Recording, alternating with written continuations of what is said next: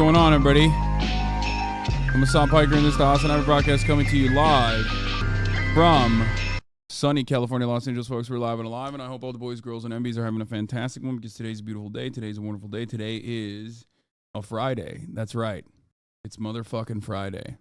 Folks, it's Friday, November 10th. You know we finally here, right? Well, It's Friday then. That's right. It's Saturday, Sunday. Hold on one second. I got to grab my coffee real quick. I forgot. It's Saturday, Sunday, what?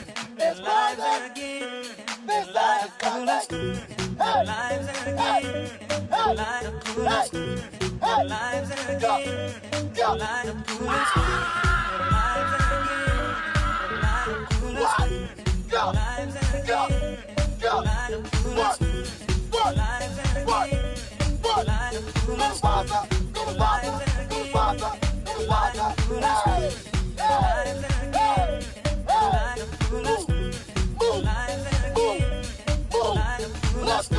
That's right, it's Fucked Up Friday. It's Fuck a Fan's Mom Friday. It's Flat Fuck Friday. And we're live and we're alive, folks. Now, obviously, I'm not really feeling the Immaculate Friday vibes personally, but I'm going to try my very best to make it. Let me put my fucking sodies in the cooler. All right. Shame on you. Why shame on me? Shame on me. Fool me twice. You can't fool me again. All right. But yeah, it's Kaya Friday. My Friday's personally been hell, but as always has a chance to get a lot better. Hell yeah. That's what we're here for. We're going to make the Friday vibes stick. The vibes on Friday will be immaculate, as always. For what it's worth, I'm an Arab person living in the diaspora, and your coverage of Palestine has really been helpful staying connected. We appreciate you, Hassan, for real, for real. You know, I'm trying my best. Are you going to cover the videos that we didn't watch yesterday? Of course we are. Yes, Amy Schumer, Israel is an apartheid state, and also, of course, how the war is spreading from Jonald Harris, friend of the show. Jonathan Harris. Anyway, I did see the Steam Deck OLED is going to drop soon, which I'm very excited for. But yeah, this is part of the broadcast where I tell you a little bit about my personal news about what's going on in my life, and honestly, not really much. Not really much at all. We'll touch on yesterday's disaster, potentially in a little bit. We'll talk about that as well. But I ended the broadcast. And then I didn't do shit. Have you played the new Yakuza? Wait, the new Yakuza came out already? Wait, what the fuck? Am I buying the new Steam Deck OLED? Probably. I'm a big sucker. But yeah, tomorrow we got Name Your Price. So that will be fun. Valve hardware survey. Please take a moment to complete the short survey. Each more Steam Deck collects data about what kind of computer hardware or software customers are using. The data we collect is anonymous. No thanks. Oh my god, like a Dragon Gaiden. The man who has erased his name. Wait, this is the last one, right? This is like the actual one. This is the actual new Yakuza, isn't it? Oh my god, that's so fucking fun. Oh, Jesus. Now I have something. Or no, it's not there's another one coming out. Norman Finkelstein tweeted a Hasan Reacts video. I saw that. Anyway, listen to me. There's a lot to talk about, dude. There's a lot that's happening in the world, obviously. This morning I woke up, I worked out. My brother dropped Fifi off, so Fiona is here as well. And do you need a computer to play the Steam Deck? No, the Steam Deck is a computer, not a streamable game. People Haas, I'm playing it on the Steam Deck. People Haas, yeah. Is Kai the bullier? No, she's a lot better now. Now the strikes are over. Would you do another stream with Matt Owens? Fuck yeah, absolutely. Do the girls have drama because Kai is in heat? No, she hasn't really been like weird. I looked at like the heat cycle and how it works. Wait, did I just get raided by Majority Report? What's happening? Hey, Majority Report, thank you for the stream. Thank you for the raid. Hope you had a good stream. Have you seen the idea of using Palestinians as a human shield? Yes, I have. Time and time again. We'll get to all that. Michigan conservatives trying to overthrow the election results because they don't like the people that agreed with the medics regarding abortion rights being protected. Yes, Majority Report raid. Thank you for that. Am I going to play WoW Hardcore? Absolutely not. And as far as personal news goes, there's not really much going on in my life. I worked out this morning. I feel kind of good, even though before that I was feeling kind of bad. I've been really tired lately. I've been really like depressed lately for obvious reasons. kind of hard not to be, right? I mean, the news is not great. It's pretty awful, as a matter of fact. It's not, I don't know. I try my very best to not be, you know. We need a dog park stream or something for a timeline cleanser. We can't do it yet. We can't do the dog park stream yet because Kaya is on her cycle. She's in heat. Yeah, she's cycling steroids, so I can't do that yet because I'm worried that like an intact dog is gonna like fuck her or something. You know what I mean? Looking forward to Name Your Price tomorrow. You're gonna do a meet and greet? I don't know. Whatever Austin wants me to do, I'll do, you know? But on that front, there's not really much else going on in my life, so let's get started. There's other car companies to unionize. Joe Manchin quits politics and more. Okay, buddy. Meme review later. We're bringing Okay Buddy back. We're bringing Okay Buddy meme review back. I got to do some fun shit. But anyway, here's the blast off. Thoughts on the Jewish Chronicle that whitewashed the SS? Wait, wasn't that Douglas Murray? Isn't that guy like a gigantic piece of shit racist fucking asshole animal? Literally. Yeah, it's so funny that like on the one hand you have like here let's blast off right now. Obviously that doesn't really narrow it for anybody in particular because like there's a lot of fucking racism going around. But on the one hand you have actual genuine anti-Semites that present themselves as like pro-Palestinian, right? For sure. Like actual neo-Nazi anti-Semites that present themselves as pro-Palestinian cynically to like just fucking say shit about like Jews controlling the media or whatever, right? Which is ridiculous. It's stupid. Fuck those guys. Then there's also like anti-Semitic people who are just anti-Semitic in general and not like neo-Nazis or whatever in the pro-Palestinian movement. This is something that I absolutely agree with, something that I've talked about a lot. And then also on the other hand, on the other side, you have anti-Semitic pro-Zionists, ultra-Zionists, right? You have anti-Semitic ultra-Zionists.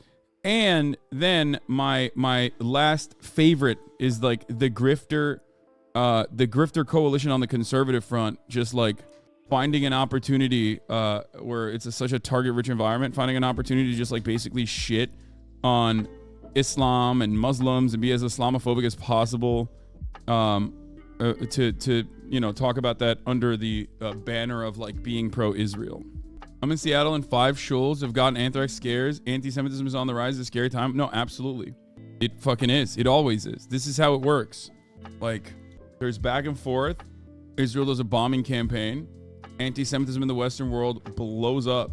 Always. Please explain to me why this fucking ghoul is more understanding on the subject than most Americans. Yeah, I don't know how Elon Musk arrived at this conclusion, but like he also said the other side where it's like you gotta fucking kill everybody. You gotta kill everybody in Hamas or whatever the fuck as well. So I saw both of the things that Elon said. Anyway, Hasan is versatile like that.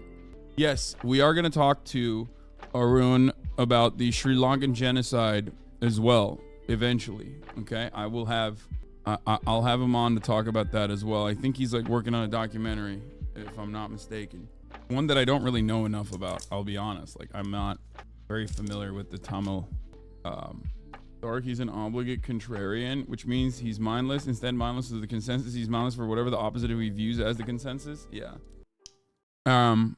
Anyway, you see Gavin Newsom fall over a child while playing basketball in China? Yeah, that happened like last week. You think I missed that?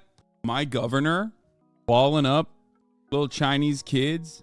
You think I fucking missed that shit, bro? You out of your mind? Of course. So, I found something really funny the other day, and I'm trying to find it again. I saw it on Twitter. I don't know if I can find it again, but I want to start off by going to Hassan Nasrallah, okay? Now, obviously, Hassan to Hassan, a controversial guy, but I found something that he talked about with respect to where is it? Let me see if I can find it real quick. Hassan Nasrallah was talking about Zionism. Oh, here it is. And like, I've actually never heard him say this before. I've never heard these words come out of his mouth before, but it is pretty funny. Because like Yeah, as this tweet posts, funny seeing a memory translation of Nasrallah explicitly refuting anti-Semitic explanation for the U.S.-Israeli alliance in favor of a materialist one, which is so like, I mean, straight up. I want to get started off by giving a shout out to Hezbollah's very own Hassan Nasrallah. You know, we might not see eye to eye on a lot of stuff, but this is one instance where he's like actually correct. Here, let's take a look. This guy goes, so if Israel targets Iran, even by itself, America will be held accountable for this. He goes, there's a misconception prevalent in the Arab world regarding Israel-U.S. relations. We keep repeating this lie about the Zionist lobby. That the Jews rule America and are the real decision makers and so on.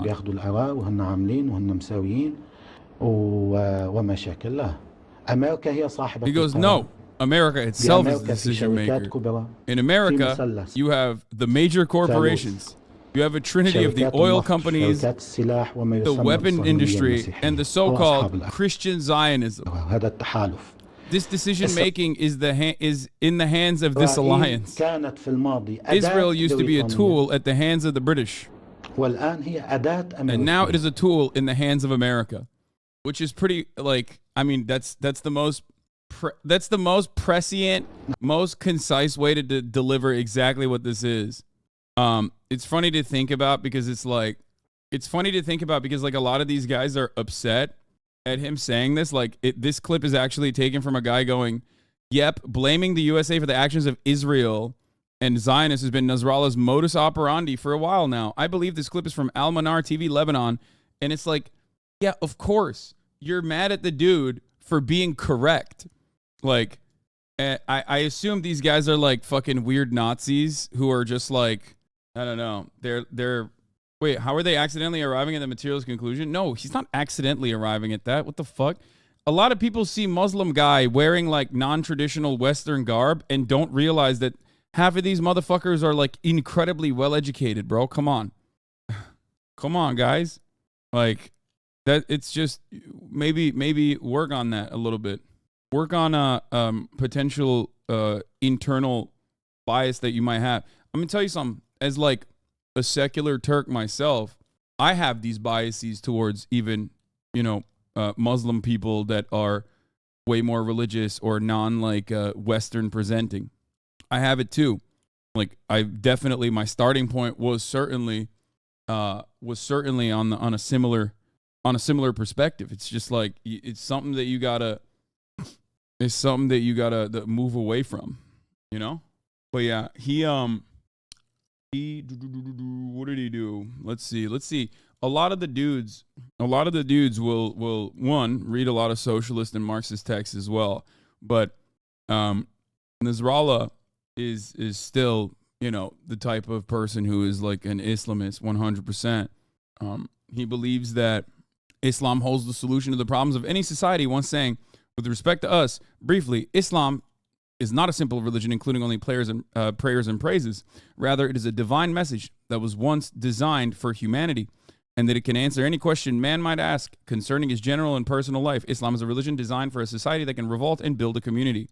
But yeah, he's a theological guy. He attended the Al-Najah school and later a public school in a predominantly Christian neighborhood of Sin al-Fil in Beirut.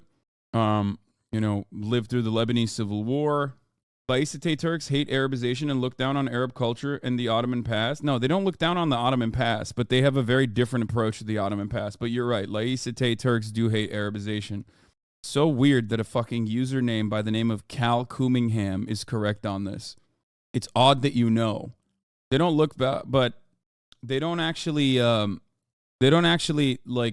back at the Ottoman past in a different way. It's kind of like the way, for example, it's kind of like the way that Putin views the USSR in a positive light, of course, as do many Russians, despite being ideologically on the exact opposite side. Why do they view it that way? Because they think about it as like a dominant world power. Okay, And a lot of Turks, while simultaneously hating Arabization, which you are correct on, will still look back at the Ottoman Empire and think about it fondly because it was a dominant power in the world, a superpower, right? That's how it works. It's a little bit different. It's like it's a sense of national pride and a national myth making that people, I think, cope with when their current status in the world is nowhere. It does not resemble what it once was, right? My family's from Syria. I still think of terrorism when I hear Allahu Akbar. I grew up in Europe. It just shows how much the Islamophobia is massaged into us. Yeah. As a mid-community member, I'm so disappointed in the fact that you constantly talk about your supposed continued support was morally right. But if you actually did, you would what? Oh, fuck you, dude. Ay. Okay, dude. At the top of the hour, there's a 3-minute ad break. If you no longer want to see those fucking ads, all you need to do is subscribe. Many Arabs around me also feel the same way about the Ottoman Empire because they feel like it was much more inclusive than what we have now. Yeah.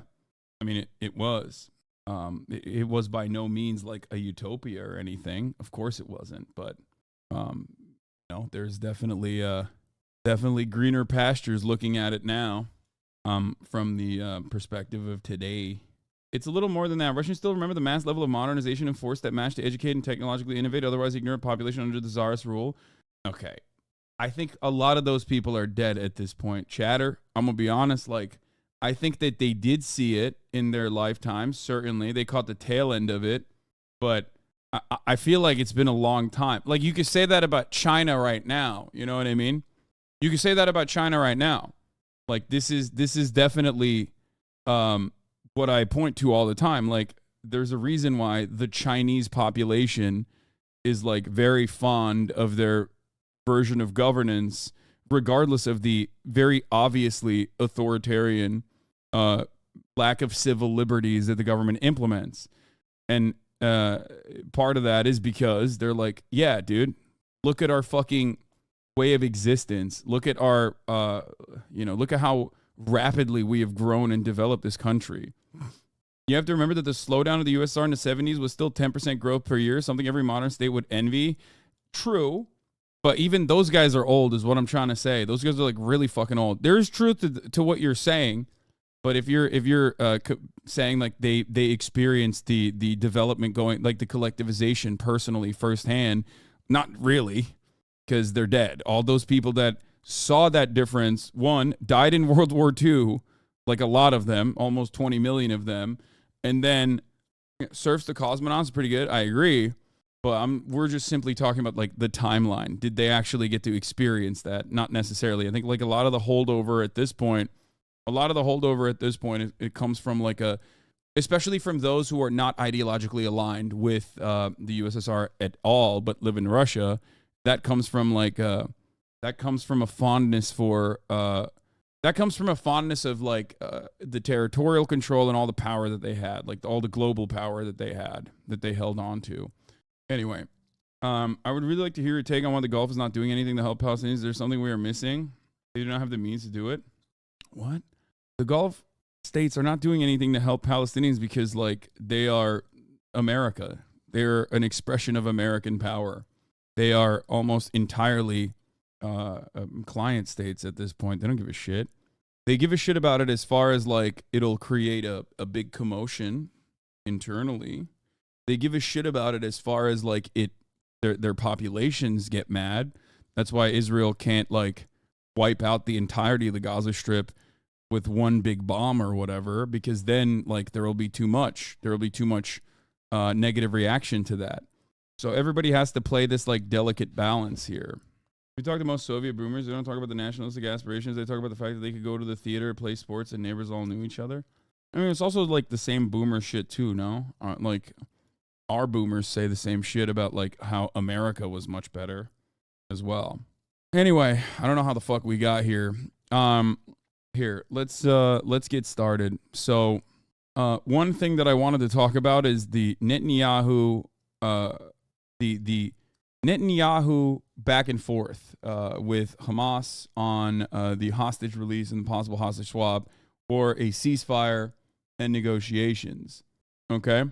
I didn't know anything, but it would not surprise me if Russians could look at the infrastructure that's deteriorating and the low population in old, large, thriving industrial towns, etc., and think about how good it could have been and was. Yes.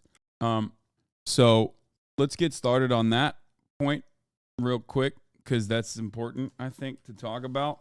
You think Hamas had the foresight of the relentless and indiscriminate bombings and aimed to use it as a tool to help dismantle the current apartheid state of Israel? I think it's more so a suicide pact. I don't fucking know. I don't know what their aspirations are. I can only speculate on their actions, and if you think that they didn't realize that this would be the reaction, they probably did. Right? They most likely did. Maybe they didn't think it would be this violent, right? But overall, I think it's more so like anytime Hamas is like lobbing rockets into Israel, they're not doing that because they think like, oh yeah, we're going to kill all the Jewish people in Israel by fucking lobbing rockets indiscriminately into Israel. It's more so a way to say that at the top of the hour, there's a 3-minute ad break. If you no longer want to see those ads, all you need to do is subscribe for $5 or for free with a Twitch Prime by connecting your Amazon Prime account to your Twitch account. Here's the 3-minute ad break now. Okay.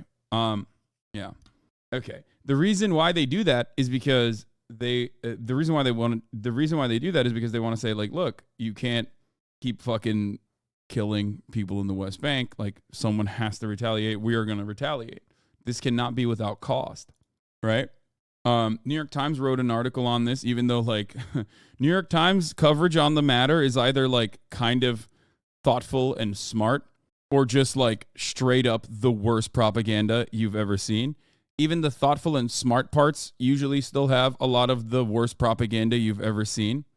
Okay? But this article is called Behind Hamas's Bloody Gambit to Create a Permanent State of War. Hamas leaders say they waged October 7 attacks on Israel because they believe the Palestinian cause was slipping away and that only violence could revive it. I agree with this. I do think that was the calculation. Okay? That was the calculation. I assume that was the calculation. I mean, but usually the reason why they fucking lob rockets into Israel is because it is a way to try and say you cannot maintain an apartheid without cost. Like there has to be a cost for you, right? That cost could be diminishing your munitions, your Tamir interceptors, or that cost could literally be if they are successful, if they get lucky, and it's like one of the 10% that is not intercepted will be like people dying in Israel and then Israel retaliating. This, in my opinion, is yet again an absolute disastrous policy on behalf of Israel. It is a policy of arrogance and racism. That's quite barbaric. It is. I agree. You're not wrong. It is an incredibly barbaric retaliation. Except that's what people do when you fucking put them in an apartheid regime and you know, have an open air prison on the one side for 2 million people that you control the literal caloric density of each individual Palestinian, that you've put them under mass surveillance. And then on the other side, you have the West Bank, where you're also still ruthlessly brutalizing them and forcing them to live under an apartheid structure. So, yes, the retaliation to that is, of course, barbaric. No one would disagree with you on that, I don't think. It's just that that retaliation or the standard of violence is set by the occupying force. Does that make sense? So, but the bloody arithmetic of Hamas's leaders, the carnage is not regrettable outcome from a big miscalculation. Quite the opposite. They say it is necessary cost for a great accomplishment, the shattering of the status quo and opening of a new, more volatile chapter in their fight against Israel. It was necessary to change the entire equation and not just have a clash. Khalil al-Hayya, a member of Hamas's top leadership body, told the New York Times in Doha, Qatar, we succeeded in putting the Palestinian issue back on the table, and now no one in the region is experiencing calm. Since the shocking, and for those who don't understand, like, you might think this is like an incredibly selfish move, right? And an incredibly violent one. And it is an incredibly violent one. I would never disagree with you on that. Except from their lens, if you are to put yourself for a brief moment in the shoes of the broader Palestinian movement, or directly in the violent expression, the singular militant retaliatory expression of Palestinian emancipation, from their perspective, they think, oh, these guys are just pushing us in the West Bank, slowly but surely. As I showed you the numbers The settlements expanded rapidly, now sitting at 540,000, right? From their perspective, it's like, Netanyahu is going. The Abraham Accords are set in motion. Netanyahu is going to the UN and showing maps where, like, there is no Palestine at all. From the river to the sea, it's all Israel, right? So from their approach to the matter, they're like, well, we got to do something, because there is no calm when you are living under an apartheid regime. There is no calm. There's no moment of clarity. There's no moment of peace. So since the shocking Hamas attack on October 7th, which Israel says about 1,400 people were killed, most of them civilians, and more than 240 others dragged back to Gaza as captives, which, by the way, I want to clarify something on this front too. I know a lot of you are like running the gamut. Many of you see these like accounts popping up, super viral everywhere, left and right. I do not believe, as far as all of the journalists I've checked in with on this, and all the people, even Os and Andes, that I've checked in with on this, no, I do not believe that the helicopters were blowing up like Israelis who were running away in their cars. Please stop repeating this. That is not my perspective. That is not my opinion. No, helicopters that were actually blowing up cars, which they did, were blowing up cars that were going in and out of the Gaza border that had opened up. Helicopters did operate in one area, specifically in one of the kibbutz, out of all of the operations that the IDF conducted. Okay, so one thing to consider is that don't do this thing where you're like, no, it's actually only Israel killed their own civilians and like Hamas didn't kill civilians. Like, if you watch the footage, you will see there were definitely Palestinian militants, and I have to repeat this over and over again, I think, because I don't want you fucking running around and spreading misinformation. Yes, Palestinian militants absolutely killed civilians indiscriminately. Please. The only information we have is on one of the kibbutzim that was attacked, where some of the Israelis held hostage, some of the Israeli civilians held hostage, might have been killed in the crossfire. That's the only real valid information that you have, and that's still unreliable firsthand testimony, because it's still a person who was like literally in severe distress. Okay, Yasmin Palat is the only person that talked about this. The only thing that we have is on that front is the tank shelling, potentially from the Hebrew Haaretz article that we read, and also Yasmin Palat's personal testimony. That's not from the concert goers escaping the concert. That's not from that at all. As a matter of fact, one thing that I will point to is the fact that even Hamas members, like Hamas spokespersons, even violent, like the more militant Hamas spokespersons, have openly talked about how it was a tactical miscalculation and that it was actually a mistake for them to kill civilians. So there's no reason on your end to fucking defend something that even Hamas is not defending, especially because it's not true. Okay? Anyway, recently seen video of an Israeli aircraft blowing up cars and shooting 20 millimeter cars driving away from the concert. Those were not cars driving away from the concert. A lot of those cars they had Palestinian militants in them. They might have actually ended up killing some of the hostages that the Palestinian militants had most likely put in those cars as they were trying to bring those people back into Gaza. But beyond that, these were not like civilians. Anyway, obviously, I cover Hasbara propaganda and the lies that Israeli officials say on a regular basis. That is not because like I am on the side of Palestinians, although I do believe in the emancipation of Palestinians, and it is moral, it is just, and it will happen one day. However, I also will always clarify. I will always clarify if there is misinformation happening.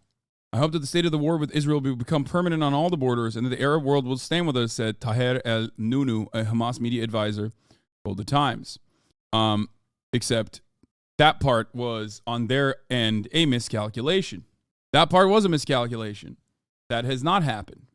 And it most likely will not happen. Right now, Israel is basically stress testing the boundaries. How far can they get with ethnic cleansing and ethnic displacement without the Western media making a big stink and like actually changing the narrative and finally saying enough is enough? And also how far they can get away with without repercussions from regional actors that are positioned against Israel, whether it be from the Syrian side or, more importantly, from Lebanon with Hezbollah. I'm just a little confused on why you cede ground completely on the narrative of the October 7th attack. Mike from Pierre shows the list of people who were killed, and most of them were IDF soldiers. No, I've looked at that list. That list is the only reason why it looks like more than half of the people that were killed on that list, which is incomplete. That list that you're talking about with the highlighted is consistent with Haaretz's reporting. You're wrong. The reason why you think that list is like half, the reason why you think that list is half IDF is because they put their fucking, like, their names are longer. Their names are longer because they have sergeant and you know, that's why it looks visually as though it's like more than half. It's not more than half. It's still a third.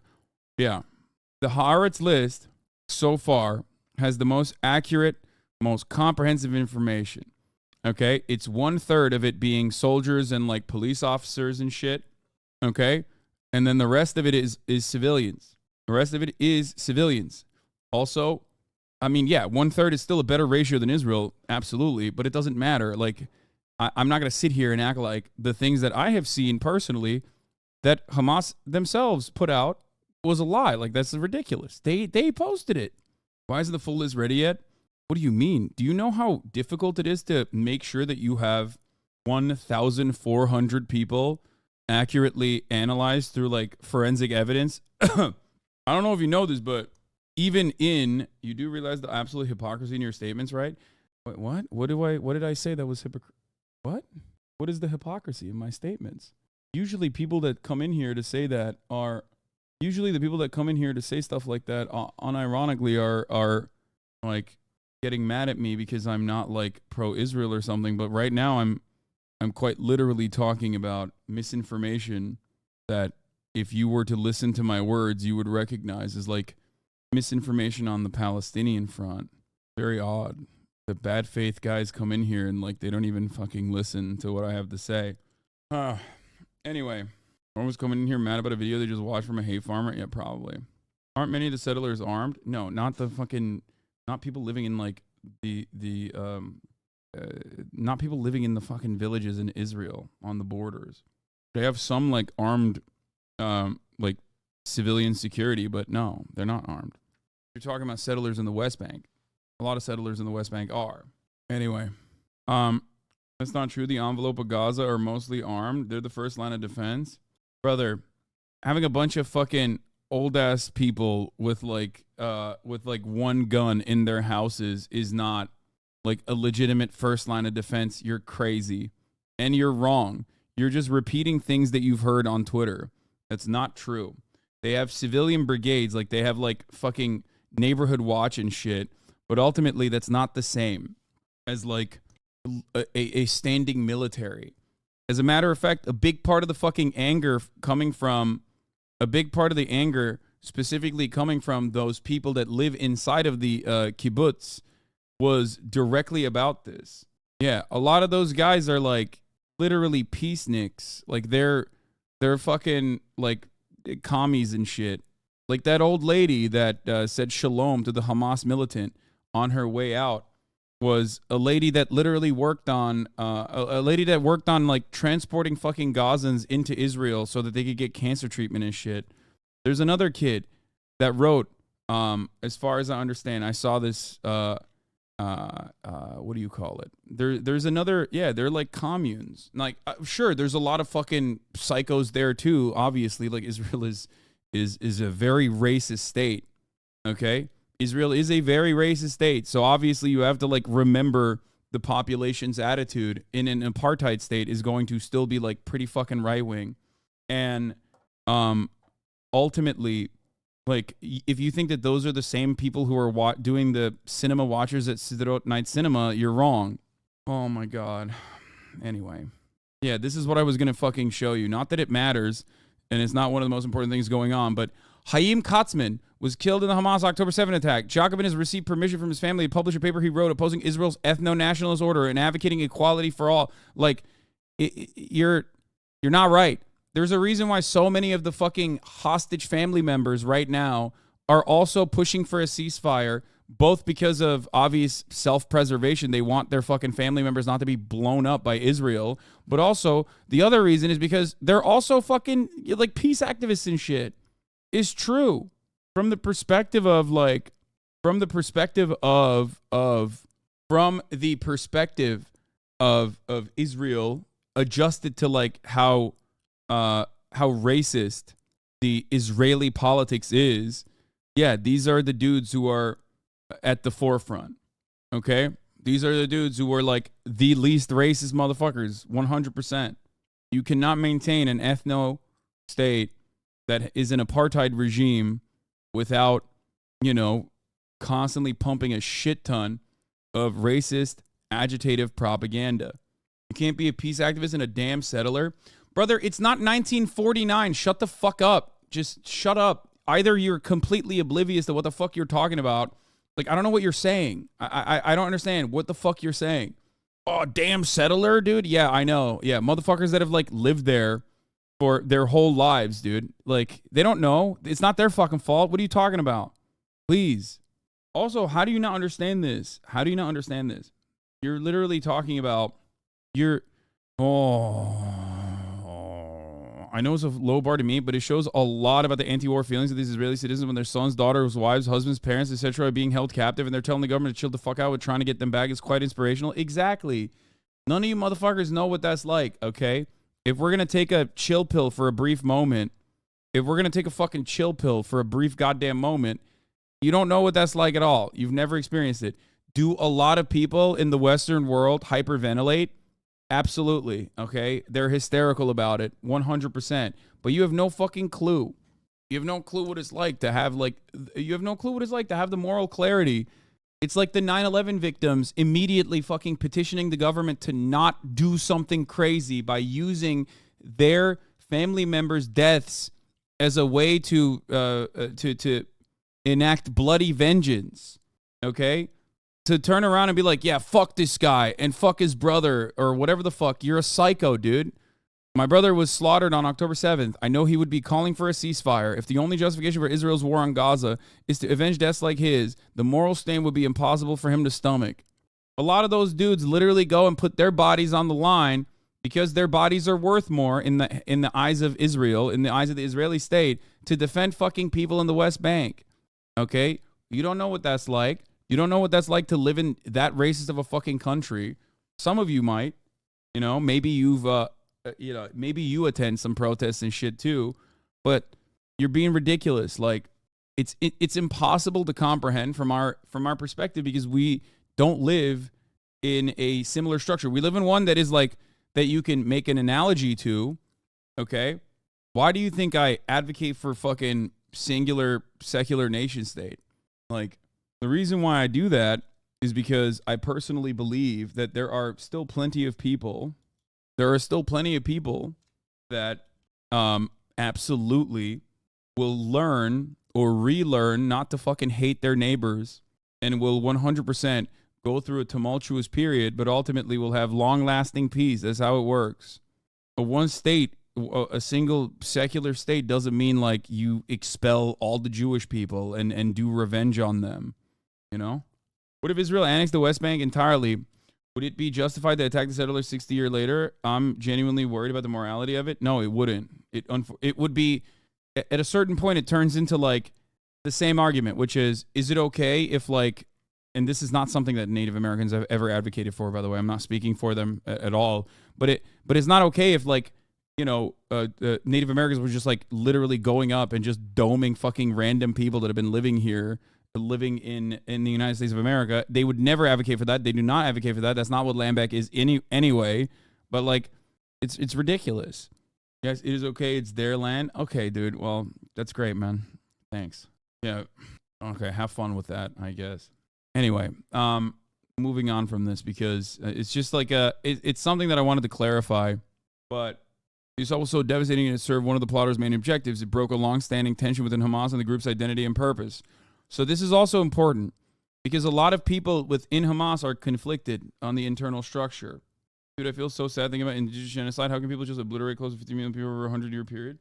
Can you speak about Arabs in Israel proper being jailed for liking anything? Yes, we're going to talk about that in a second. It's incredibly fucking racist, and it's completely unacceptable. Also, heavy clashes are currently occurring as the Israeli Air Force is striking, reported outside Shifa Hospital right now as the IDF force is moving further into Gaza City. They're going to overtake the hospitals soon. Their goal is to overtake the hospitals and completely maintain it themselves. And these are basically the last remaining areas that are heavily populated with like a shit ton of civilians. It's really dangerous.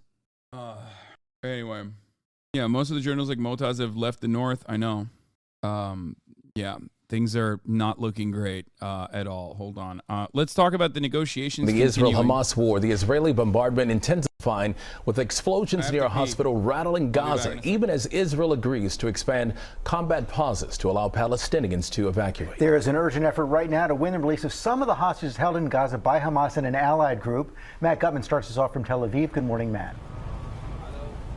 Hey, good morning, George. The U.S. is starting to express increasing concern about that death toll in Gaza. This morning, Secretary of State Blinken saying much more needs to be done to protect Palestinian civilians. But he is acknowledging the two things that Israel is doing right now, opening up those humanitarian corridors for several hours. We've seen thousands of people trudging on foot to safer areas, but also creating those 4-hour combat pauses. But it's unclear when the two overlap. Overnight, thundering explosions rattling at least 2 Gaza hospitals. Fireballs shooting skyward, people scrambling for cover.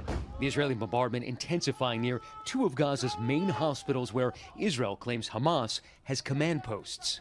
With the death toll in Gaza soaring, Hamas-run authorities put it at over 10,000. The White House saying Israel has agreed to 4-hour combat pauses in northern Gaza to allow civilians to evacuate. Israel releasing this video today of thousands fleeing on foot, a tank in the foreground, saying more than 120,000 have made it through to safer areas in southern Gaza.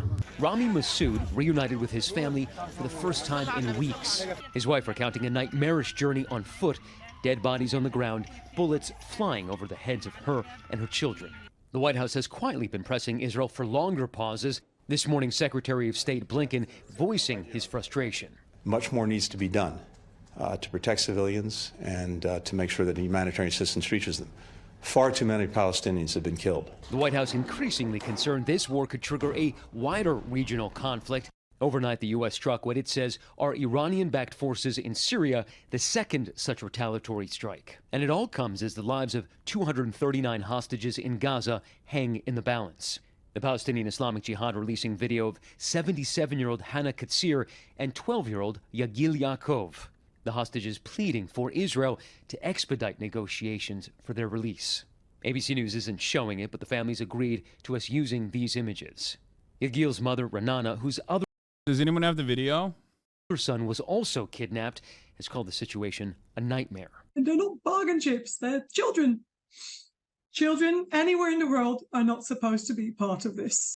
Why won't the U.S. just turn off the money supply to put pressure on Israel? Because they don't want to, because they don't care.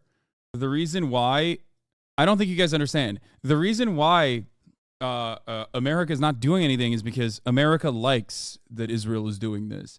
They just want to maybe dial it back a little bit so that everybody else shuts the fuck up and then they can continue doing it. If tomorrow every single Palestinian was expelled from the lands that they've lived on for hundreds of years, as they have been time and time again expelled already, this would benefit America greatly. That's it. They don't personally give a shit. Yeah. Here's another fun fact, I guess, that's not so fun. After Biden accused the Gazan Health Ministry of overstating the death toll from Israel's bombardment, a State Department official concedes that the real number is likely higher than that given by the ministry, e.g., bodies buried in the rubble. I think another part of the reason why the death toll is also higher is because the Gazan Health Ministry is most likely not counting the militants either.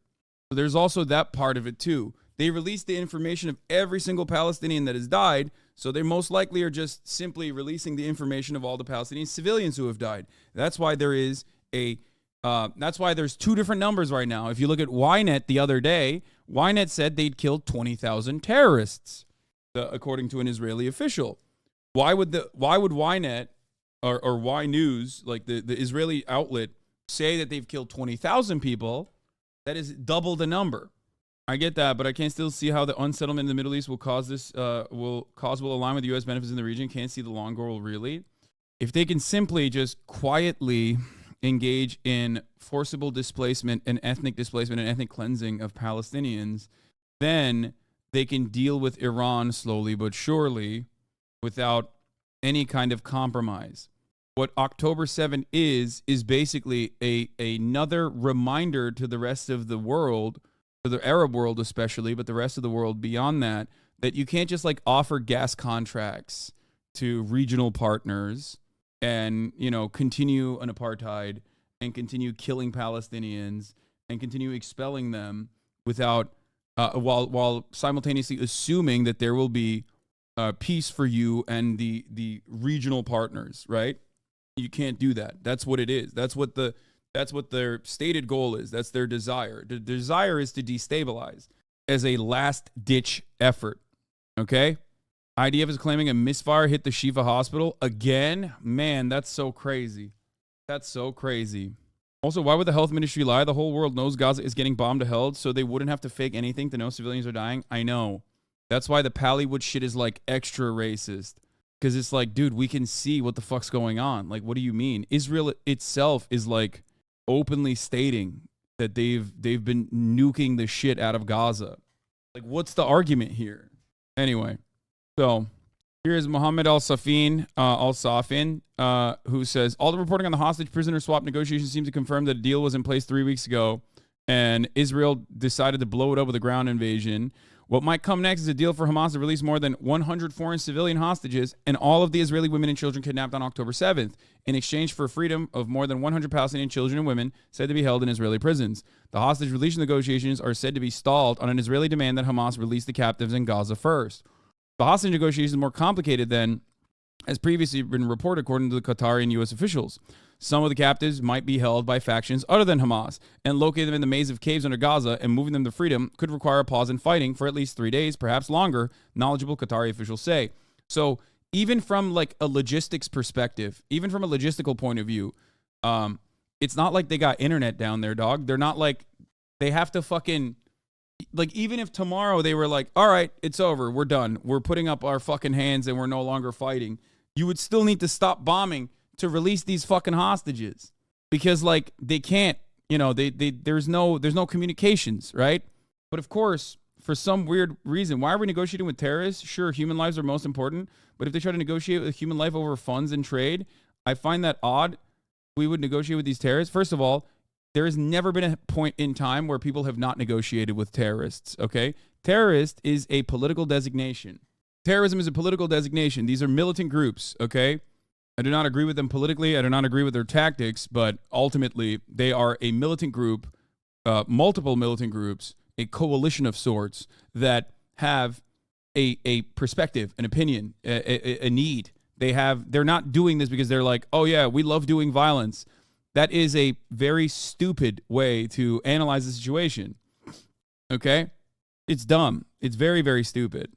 And unfortunately, no, I'm not just going to say it's racist. It's like, it's a way that America has been able to silence any kind of fucking opposition to like the war on terror, which we now at least look back at and realize was an abject failure. So why are you repeating the same exact fucking thing that they said back then? We don't negotiate with terrorists was unironically one of the first things that George W. Bush said, specifically in regards to the Taliban releasing Osama bin Laden. Okay? That's where that comes from. It was a way to justify bombing the shit out of Afghanistan and going into Afghanistan. So what the fuck do you mean? It's like literally the first strike. I don't understand what happened. Like, All those documentaries came out 20 years after 9/11, and everyone was like, oh, shit, we really fucked this up, huh? Maybe we shouldn't have done all this death and destruction that killed a lot of our citizens, too, even if we don't give a fuck about the millions of Iraqis that died, right? And now all of a sudden we're like, actually, never mind. I forgot all about that. I literally think 9/11 was awesome. Like, what we did after 9/11 was the best. Like, so sick. So good. Anyway. A test of whether the Qatar-Hamas channel could deliver results came on October 20th with the release of 2 Americans, Judith Renan and her daughter Natalie. A 6-hour ceasefire was agreed to, allowing them to travel to the International Committee of the Red Cross. But a Hamas demand that Israel not monitor the transfer led to delays when Israel spotted surveillance drones and insisted on their removal. Okay? The stage seemed set for a larger release of hostages on October 25th, but 2 days later, Israel began its ground invasion of Gaza, and Hamas withdrew the deal. The increasing death and destruction caused by Israeli bombing also hardened Hamas's position. The mass destruction that's happening every day is a changing factor on the ground. The demands of yesterday might not be applicable today, Mohammed said. Communications have become increasingly difficult. On the outset, the Qatari prime minister could contact Hamas political leaders in Doha, who would then call military leaders in Gaza on cell phones. But Hamas claimed that Israeli bombing has destroyed the 2 cell communication nodes, making regular calls impossible. The situation worsened when Israel briefly cut all communications channels. One of the first things that the leader of the Al-Qassam Brigade said after October 7th, I think on October 8th, said was that we took these hostages because we are democratizing the violence that Israel delivers against us. So what you do to us, you will be doing to them. That was their original, that was what they said that their goal was, okay? And we quickly found out that Israel has more of an interest in not getting back the Israeli hostages at all, but more so an interest in just ethnically displacing millions of Palestinians in the northern Gaza, the northern piece of Gaza that they want to occupy and maybe permanently occupy, as a matter of fact. Who knows what the fuck they're going to end up doing with it, okay? We found out that it was more about vengeance rather than a real, legitimate military reason. Of course, if you followed everything that the Israeli Air Force and the Israeli government has done thus far in multiple other campaigns that they consider mowing the lawn, that they call mowing the lawn, you would have already recognized that, yes, there is no real reason. There is no real major military goal here.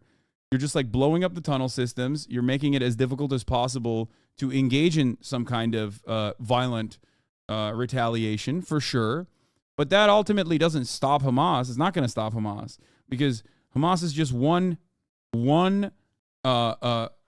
expression, okay, of the radicalization that occurs when you live under a apartheid regime.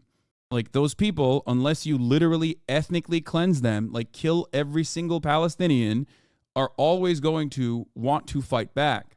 They're always going to swear revenge. They're always going to try and fight back and do everything in their power to you know, try to maintain their territories that are getting smaller and smaller, and their violence is going to get worse and worse as a consequence of the violence that they are meeting. Everybody knows this. Everybody knows this. And yet, for some reason, everybody lies about it because they want to make it seem like there is a different reason. It's not just like super bloodthirsty. It's not just Israel being, it's not just Israel trying to do collective punishment for all Gazans and all Palestinians as a whole, and that there is like a real military purpose for this. Okay? Elant News, quite concerning regarding Shifa, if this is the view of the Israeli officials. Battles reported around Gaza Shifa Hospital. Unconfirmed reports say IDF forces entered a hospital compound. Israel estimates at least hundreds of Hamas terrorists hiding at site.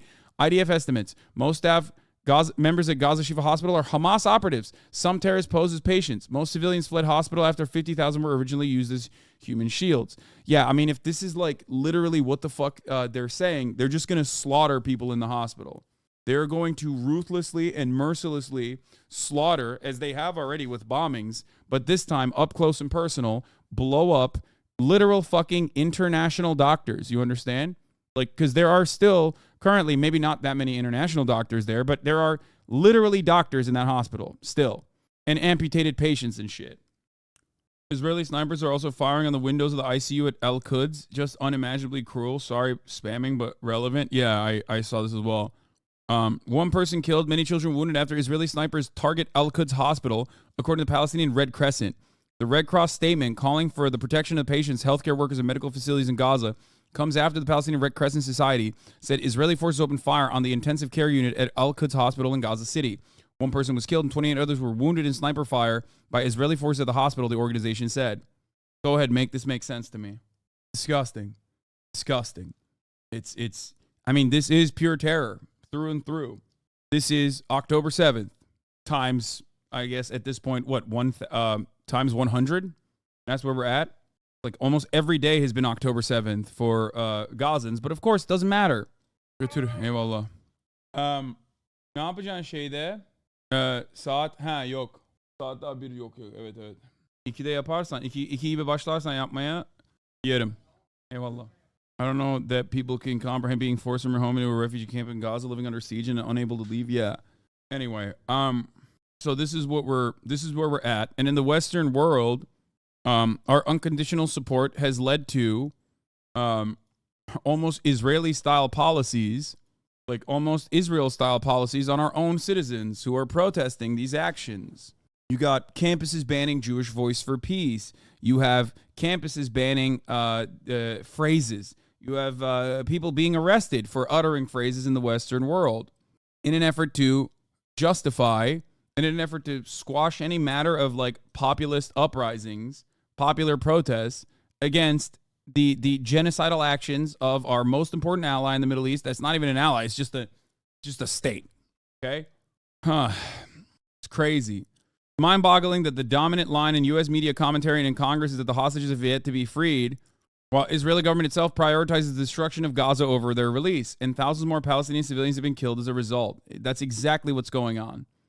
A prisoner swap, even a partial one, will probably need a temporary ceasefire, and the Israeli government knows that would create huge momentum to end the war that its leaders want to maintain. The more destruction Israel wreaks on Gaza, the more determined Hamas will be to secure a prisoner swap. The tough guy posturing won't work. And the horrifying tragedy of this is that it will probably only end with a prisoner swap that could have happened weeks ago. That's what's going on. The judiciary, according to plans put forward by Netanyahu, will be neutered. Public debate will wither. Civil society and the rule of law will cease to exist. Those branded as disloyal will be deported.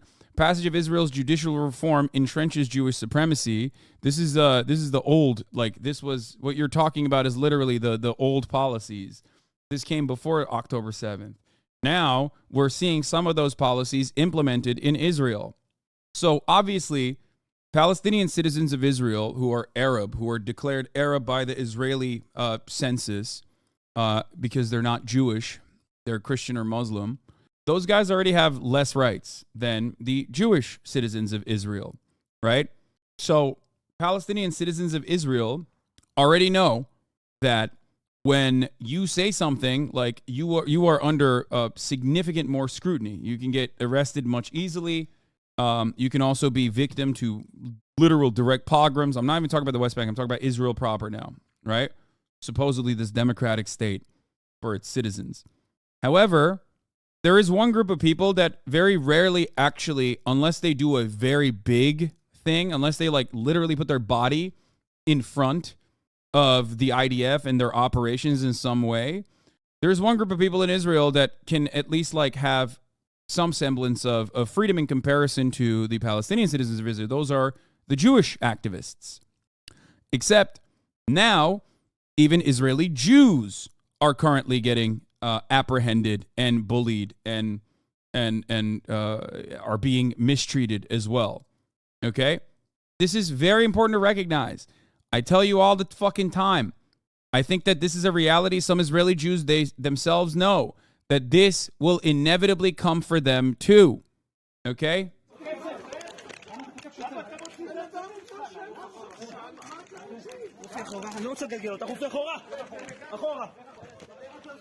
The Palestinian citizens of Israel are already getting arrested, even though they are citizens of Israel. But like everybody knows that they're not full citizens of Israel, right? They're Palestinian citizens of Israel. So they have a double standard and less protection under the law.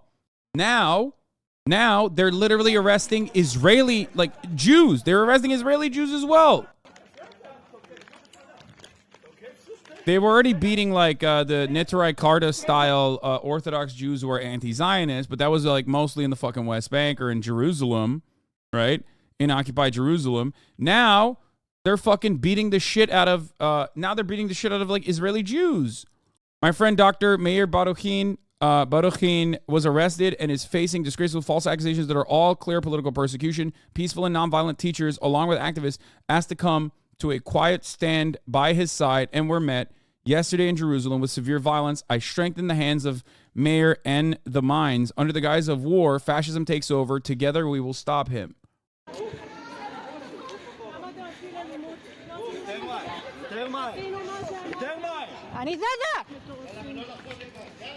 I'm telling you, man, I know what this looks like. I fucking know what this looks like, okay?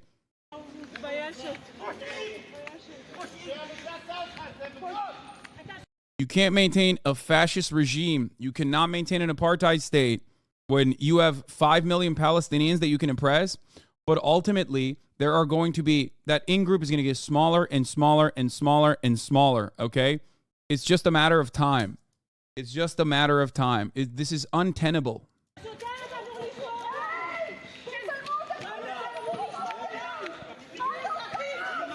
Jews know this better than anybody else, dude. This is literally the basis of how, this is literally the foundation of the Holocaust. Like, this is the worst expression of fascism, the most successful expression of fascism that has ever occurred. And the major victims there were Jews. Like, they were deliberately targeted. But it didn't start with just Jewish people. It first started with Jewish socialists, trade unionists, and Jewish communists, okay? And it was a matter of political differences, right? And then it moved on to just Jews. This is how this works. First, you don't just magically overnight turn around and go, yeah, no, we're killing all the Jews. And then everybody goes, yeah, that's right. That's actually a great idea. It doesn't work that way, okay? It's a baby step process, step by step. And every step of the way, they lied. They justified it. They weren't like, oh yeah, we love anti-Semitism and and that's why we're doing this. They made up reasons for it. Okay? They made up reasons for it. Those reasons were, of course, ridiculous, and everybody knows that with hindsight, but that was also part of the reason why people, and this is a really shitty smear, like this is like a cultural thing that I've talked about before, the notion that like Jews didn't resist the Holocaust is one, ahistorical. There were plenty of Jews that resisted, okay? And two, the ones that did not, the civilian population, weren't aware that they were getting on fucking, like, they were going to death camps, okay? They didn't pick up their fucking bags thinking like, oh yeah, we're going to death camps. Anyway, I do think that the pressure is working, though. The phone doesn't stop. Overwhelming demands for a ceasefire catch Democrats off guard, and we're going to talk about that in a second. Have you ever seen the movie called Come and See? It's about the invasion of Belarus by the Nazis. No, I have not. Most Jews weren't killed until the very end either, when Nazi Germany realized they were going to lose, and they ramped up the violence. I mean, there was systemic execution and death camps already happening, but they severely leveled up the violence, severely and deliberately leveled up the violence. As, what is this? It's a good movie. Do not watch that movie. Okay, I don't know. I mean, I probably won't watch it, but I don't know. I don't have time.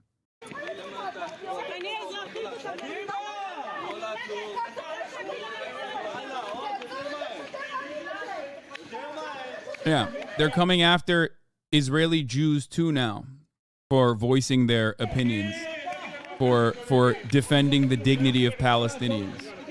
Scumbags, dude. Fucking Gestapo scumbags, okay? The jackbooted thugs of a fascist militant state. Bullshit, dude. Fucking bullshit. Disgusting. Just a quick question. Before Gaza situation started, what were the topics of your streams? Whatever the top news stories of the day are. I've always covered whatever the top news stories of the day are. Fuck.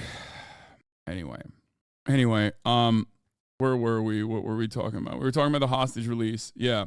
So that's the situation. That's the latest with the hostage release. Even logistically speaking, if Hamas was like, all right, we're putting up our arms, like, let's go ahead, like, please take the hostages away from us. even then, it doesn't fucking matter. They would still have to stop. They would still have to stop bombing. They should stop bombing regardless. They should stop bombing because it's immoral. They should stop bombing because it serves no real purpose. It will only radicalize people further. They should stop bombing because, you know, Palestinians deserve to live. And they should also stop bombing because the Israeli hostages and the many other hostages from all these other nationalities are also currently under the bombing campaign, dying in the hands of the Israeli Air Force. I don't understand how people can't see this. I don't know. What is this? Good friends, Lamau? What does that mean? Have you seen the footage of the IDF using a blindfolded Palestinian? Yes, I have. I have seen it. Do you think boycotting and demonstrations works? Because I start to think nothing is going to change and we all watch these people get killed every day until they're dead. Yes, it absolutely works. Here, let's talk about that. Great question. Okay, I'm going to segue into this that I wanted to talk about already. We will talk about this, okay? Great question. One, the real segue is at the top of the hour when there is a 3-minute ad break. So I'm going to run that ad break real quick. Here's a 3-minute ad break now. But also, let's talk about it. The phone doesn't stop. Overwhelming demands for a ceasefire catch Democrats off guard. Congressional staff say the mood inside the Capitol is tense, stifling, and bewildering as members brush off their constituents' outrage. Stop sending me the same fucking video that we've watched over and over again. I've watched the video 10,000 times at this point. Please, I know you think you're being helpful. Yes. The police brutalizing the Orthodox Jews who are anti-Zionist in Jerusalem. Yes, we've watched it 1,000 million gorillion times, okay? Please, I'm moving on from that point. I love you guys, but sometimes you're just like really, really fucking caught up in making me see one thing over and over again. An end to the bloodshed in the Israeli-Hamas conflict seemed more remote than ever on Thursday when President Joe Biden answered a question about the chances of a ceasefire by saying none, no possibility. But as Biden refused to use his leverage over the U.S.'s Israeli allies, voters and constituents across the country are overwhelming members of his party with demands to stop the violence. I think at this point it's like 70% on the Democrat side. Like there's a tremendous number of people. There's a shit ton of Democratic Party voters that are demanding a ceasefire, which is, I don't know, just crazy. All right, let's continue. Yeah, check out the graph here, reps versus constituents. We're going to talk about that in a second. Staffers from more than 24 Democratic offices say they're receiving an unprecedented number of calls and emails demanding from members to support a ceasefire, an onslaught for which their caucus was wholly unprepared. Following the October 7th terror attacks by Israel, on Israel by Hamas militants, up to 3 weeks passed, and the death toll from Israel's retaliatory strikes have reached thousands before many offices even formulated an official response. Let it go to voicemail was the prevailing guidance in several offices, one staffer said. Let it go to voicemail! The yawning mismatch between voters and members' sentiments on this issue strikes many staffers as outrageous. The building is not listening, said one Democratic aide. I've never seen such a disconnect between where voters and constituents are and where Congress is. And that is saying something because there's always a disconnect. Okay? The deluge of calls is producing mixed results. Some members have called for a humanitarian pause as a direct result of the pressure, several staffers said. The Biden administration, which is also feeling the pressure, announced Thursday that Israel had agreed to limited daily pauses in the fighting to allow civilians to leave, with few further details available. It's cold comfort, but even if members are not speaking up for a ceasefire, the calls and the letters are making a difference, said one staffer. They're changing the calculations of how far some members are willing to go to support Israel, but many more members remain unmoved. Only 18 House Democrats have signed the ceasefire resolution introduced by Representative Cori Bush. Another handful have called for a ceasefire independently. On Monday, roughly 50 Democrats issued a less defined call for a humanitarian pause of limited time and space, but that demand was buried deep in a letter aimed at condemning the use of the phrase from the river to the sea. 22 House Democrats joined Republicans in censuring Representative Rashida Tlaib. Like, think about that. Think about where the fuck we're at right now. Like, the most that the American government, which by the way does not need Congress, okay? Joe Biden can make one fucking phone call and end it, okay? Joe Biden does not need Congress. The State Department does not need Congress to tell Israel to fucking cut it out. It's one phone call. It's one fucking phone call. And it's a phone call that they're not willing to fucking make. That's the reason why they keep saying, let's do a humanitarian pause. Let's use smaller bombs, please. Why are they saying this? Because they don't care about the death and destruction and the ethnic displacement of Palestinians. They care about the outlook. They care about how much political pressure is mounting against them. Okay? That is precisely the reason why they're just like, dude, please dial it back a little bit. Dial it back a little bit.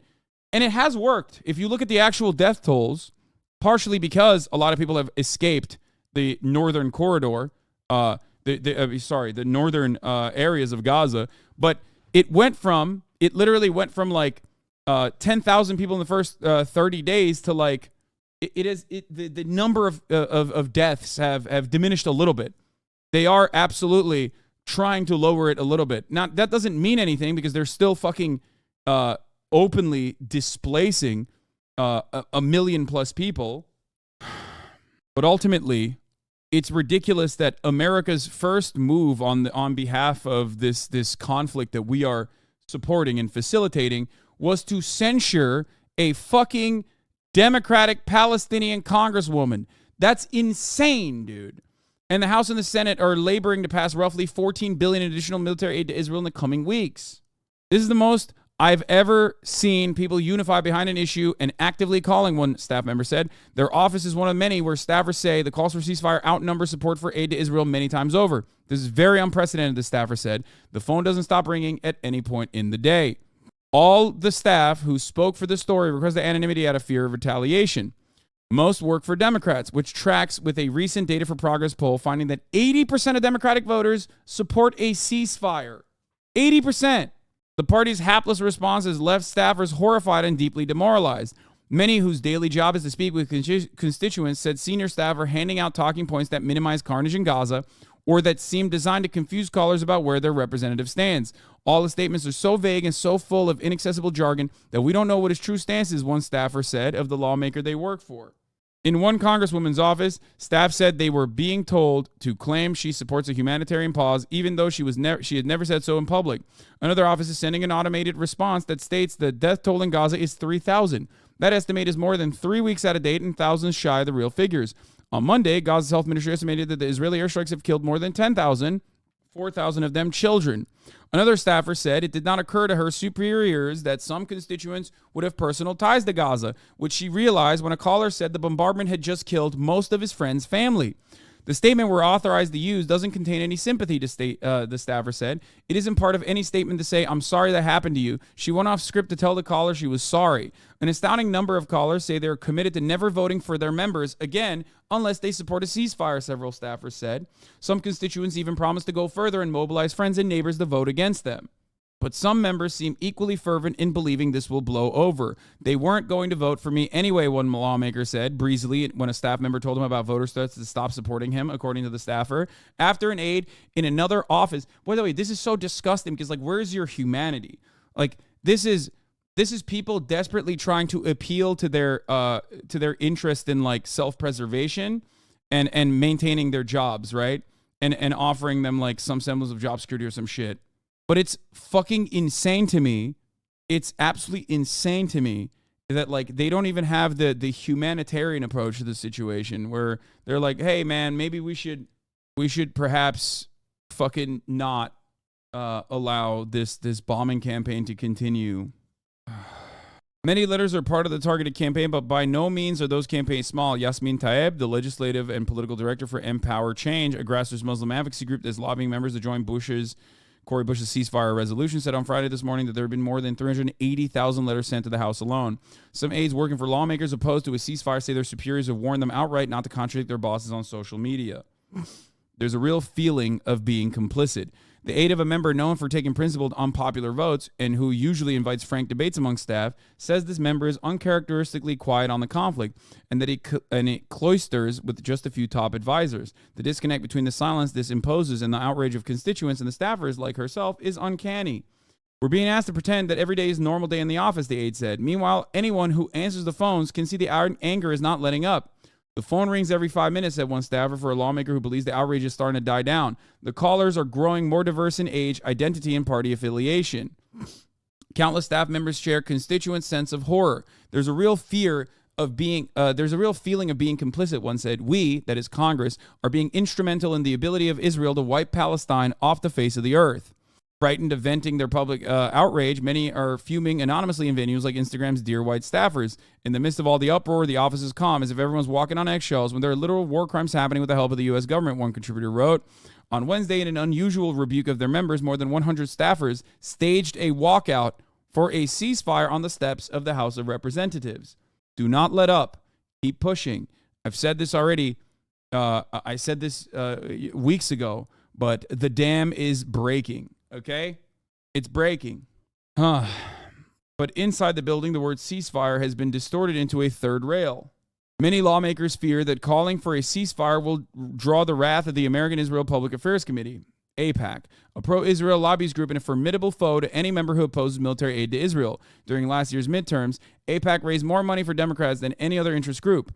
At that same time, it poured $4 million into an effort to unseat Representative Andy Lewin, a Democrat from Michigan, a self-declared Zionist, because he opposed the demolition of Palestinian homes in the West Bank. It worked. Levin lost his primary. Members see members who step out of line lose their elections, the Democratic aide said. They sense safety in the herd. If only what 24 members are for a ceasefire, and even Vermont Senator Bernie Sanders won't say the word, maybe they should go with the pack, another staff member said. That's the calculation. That's why I'm so shocked at Bernie Sanders's statements, or rather lack thereof, so far. And this goes beyond, I need you to understand, this goes beyond him refusing to call for a ceasefire. That's one additional expression of Bernie Sanders' ineptitude and lack of interest. Here's the tweet that went viral in 2021. No, he didn't say it today. This is an old tweet that I posted.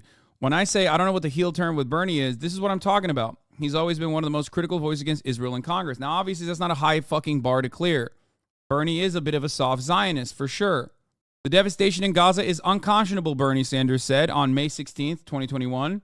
We must urge an immediate ceasefire. The killing of Palestinians and Israelis must end. We must also take a hard look at the nearly $4 billion a year in military aid to Israel. It is illegal for the U.S. to aid support to human rights violations. It's pretty clear that AIPAC is going to war with anyone that calls for a ceasefire. Israel is going for a genocide, and they're putting pedal to the metal. Bernie Sanders has not used this level of aggressive sentiment this time around. I don't know what it is. It's like he's 800 years old. Why the fuck wouldn't he be as aggressive this time around? It's not like he's going to, I don't know. It's not like he's going to turn around and fucking run again, I don't think. Like, what is he doing at the tail end of his career? At the tail end of his political career. It is so shocking. Like, his sentiment, his statements on the matter have been used by AIPAC. Like, that's how bad it is. A few other so-called critics have taken the same turn. Essentially, he prefers Palestinians as downtrodden, exposed victims in need of saving, knowing the U.S. never will, and never wanted our people to have agency materially by way of armed resistance. Yeah, I mean, look, in 2014, when the genocidal Israeli occupation was doing another one of its massacres in Gaza, Bernie had a town hall where he furiously raged at pro-Palestine activists about Hamas tunnels. He's vile Zionist scum, says Zay Squirrel. I think that there is a political calculation there for Bernie Sanders. I think there's a political calculation there. I don't think he's a vile Zionist scum. I think he's a soft Zionist. He's like a J Street guy, okay? Like a soft liberal Zionist, which, again, is still a tremendous amount of moral courage in the American Congress, okay? If you adjust it to, like, the attitude that people have, if you adjust it to the attitude that people have broadly, you know, it's still fucking nuts. Here, this guy says, I didn't expect him to come out on October 7th and start railing against Israel, but I'm genuinely surprised he hasn't taken a harder line at this point. I expected the standard pro-Palestine politician. I condemn Hamas, but Israel's actions have caused a cycle of violence, but we've barely even gotten there. Yeah. Why do we got to grade on a curve? Because we're talking about election. We're talking about electoral politics. When I talk about the morality of a situation, I'm covering it from an entirely different angle than when I talk about election worries and concerns. Okay, electoral politics is a very different game and the political calculations that people make with their statements is a very different game than what your genuine opinions might be on an issue. You can have unflinching support many different revolutionary movements around the world and not be able to say a single fucking thing about it. As a Jew with older relatives that sound like Bernie, I think something a lot of people don't get is Zionism was a labor movement. His socialist policy and the socialist policies of a lot of first-gen Jewish Americans were likely influenced by Zionism and his time in the kibbutzim. Yeah, I don't know. I think that, what is this? The expression Scotch liberal and fascist bleeds has never been more applicable. Some of the most ignorant, bloodthirsty people I've ever seen, and that's saying something. A whole lot of young people are realizing liberals are no less dangerous than conservatives. It's also a different game than just talking opinion on Facebook and Twitter. 99% of people have no skin in the game for voicing their opinions. Yeah, but Bernie Sanders has done that. This is, I'm sorry, a brave thing to fucking say in the United States of America. So if he has demonstrated that courage before, okay, then I don't know why he's not saying it this time around. Don't say, no, it's not. You're fucking delusional. There's a reason why he's pretty much the only congressperson who's ever said this. Okay? 1 month late, so brave. No, dog, he hasn't said this. This is from 2021. Hello? He hasn't even said this yet. You mean 2 years early, maybe? Meanwhile, this is what the fuck's going on. Alex Kane, senior reporter at Jewish Currents, writes, Columbia University is suspending Students for Justice in Palestine and Jewish Voice for Peace as official student groups through the end of the fall term. Brandeis was the first university to take action since October 7th, citing SJP's alleged support for Hamas. Columbia is citing violations of schools' policies. Meanwhile, Ron DeSantis is trying to do the same, but has run into difficulties due to a little thing called the First Amendment. Private schools can, however, take such actions. Fordham banned its SJP chapter. On Thursday, Columbia SJP and JVP participated in a peaceful action on campus as a part of a nationwide campus day of action for Palestine. This is what the student paper had reported. Hundreds of pro-Palestinian students walk out as a part of a national call to action, gather for peaceful protest art installation. The demonstration's a flyer, which was posted on Columbia Chapter's Jewish Voice for Peace and Students for Justice in Palestine Instagram accounts and distributed at the walkout. By the way, I want to point something here, okay? This is why I fucking defend certain aspects of, like, criticisms that are launched towards sentiments that are being expressed by Palestinians and those who defend Palestinians here. This is why I think it's like, even if I'm talking to someone who is not like cynically weaponizing, and I don't think Ethan was like cynically weaponizing the sentiment. I think he was truly trying to tell me why like some Jewish people are afraid of this term and how they foresee it. But the reason why I defend this kind of thing unconditionally is because of this. Is because at a time when there is unprecedented resistance against Israel's actions and America's complicit behavior towards Israel's war crimes, immediately people are using anything and everything they can to just stop this momentum. I am quoted in this article about my university, and now I have Zionists coming at me in my DMs. I'm proud to be an anti-Zionist Jew today. Clashes over Israel-Hamas war shatters students' sense of safety on U.S. college campuses. I think that the shift of experience with Jews on campus has been extremely shocking, said Roth, who was in Israel last summer for a study abroad program. A lot of students came to Tulane because of the Jewish population, feeling like they supported like a majority rather than a minority. And I think that's definitely shifted. Tulane isn't alone. On other college campuses, yeah, here's what it is, okay? One, there's two different points of view here, okay? I'm not going to sit here and deny that like anti-Semitism doesn't thrive in environments like this. It, of course, does, okay? It does, absolutely. Okay, but there's two different things here. One, Jewish people in general that are Zionist, okay, are still a tiny sliver of the Zionist movement, just like Jewish people who are anti-Zionist. Okay, the battle lines on this issue are drawn not around Jewish people, but instead on the broader Zionist community.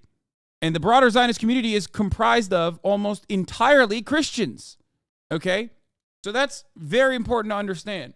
However, I think there's a couple different things that we need to consider. One, these anti-Zionist protesters, whoa, God, you scared the shit out of me, Kaya. These anti-Zionist protesters are not anti-Semitic, okay?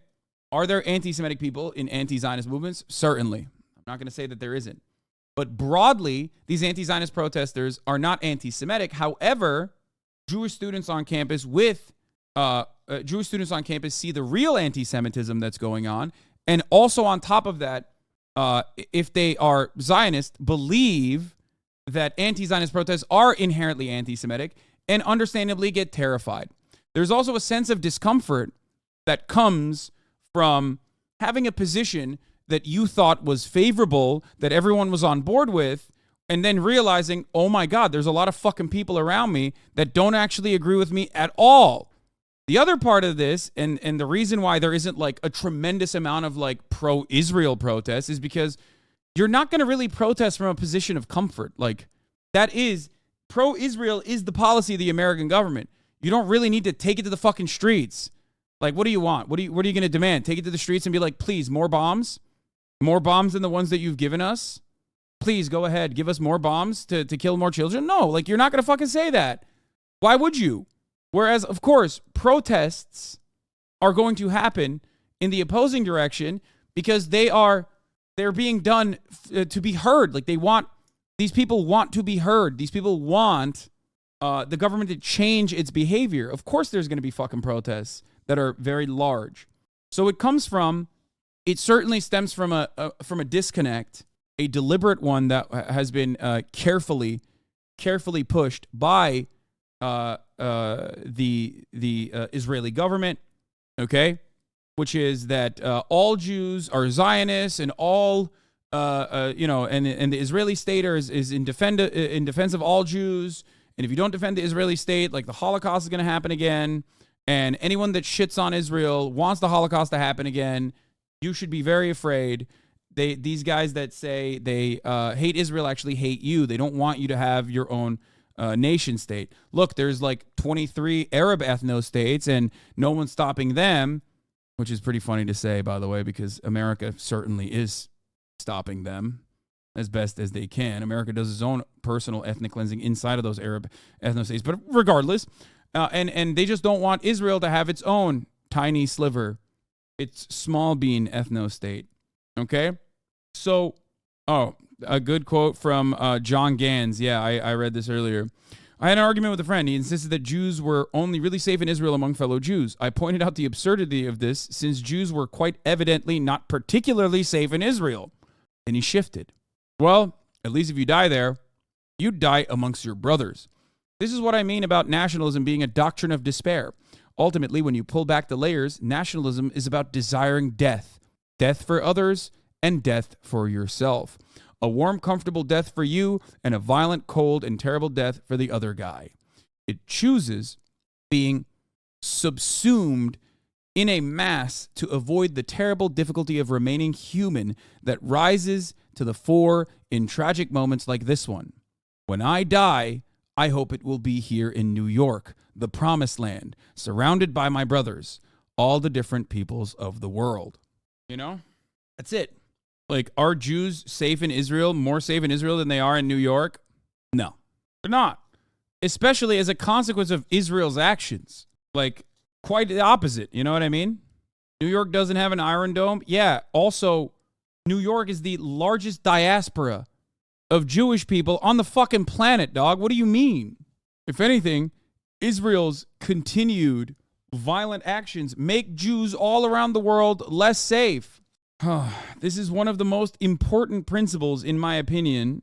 One of the most important principles of how this shit, how Zionism betrays the security notions, the security aspirations that it claims it has for Jewish peoples all around the world. Anyway. Also, the U.S. government absolutely has missile defense ready for major American cities. Lamau. Yeah, I know. Bro, what is Eric Adams' connection to Turkey? I don't fucking know, but I haven't had time to read into that at all, which is kind of sad because I love Eric Adams, and any kind of Turkish news story is like always going to be right up my alley. And Eric Adams getting money from Turkish officials is like incredibly my shit. But apparently the FBI seized his phones.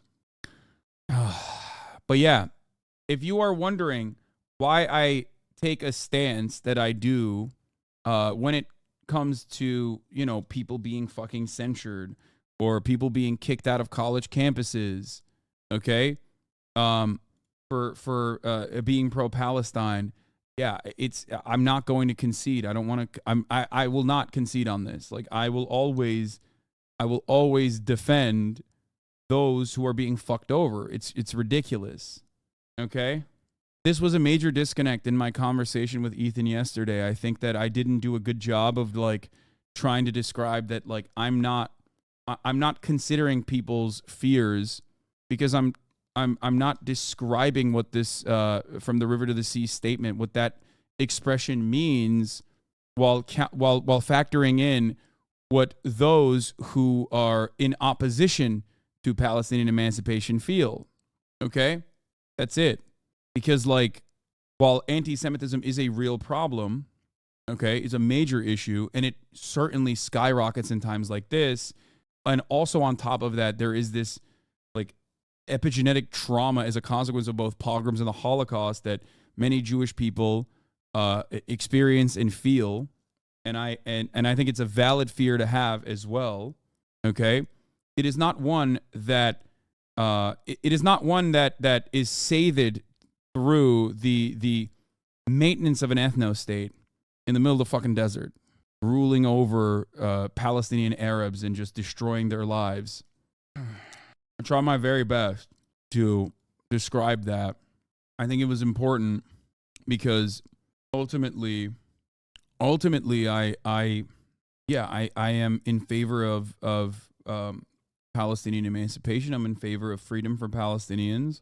And like, the counter to that is, well, you're not listening to the concerns that Jewish people have, and Jewish people are afraid of anti-Semitism, and anti-Semitism is on the rise, which I understand and I agree, and it is completely unacceptable, right? But ultimately, like, I'm not going to counter that by being like, well, that's Islamophobia is on the rise too, right? But the government has shown, and demonstrated, these organizations have demonstrated a tremendous amount of goodwill in protecting Jewish students and protecting Jews in America, which is great, and they should. But they've also shown that they will cynically use any and every kind of sentiment expressed to squash Palestinian voices and pro-Palestinian voices in general. Not that you did a bad job, it is a near impossible task when one side is propaganda to believe that freedom for Palestine means genocide for Jews. You can't discuss your way out of that. I don't know how else to cover it other than, I mean, I guess like, that's why I wanted to, I think that's part of the reason why you have to have, you have to have like an anti-Zionist a Jewish person to speak on the matter, you know? Because at the end of the day, I am Muslim.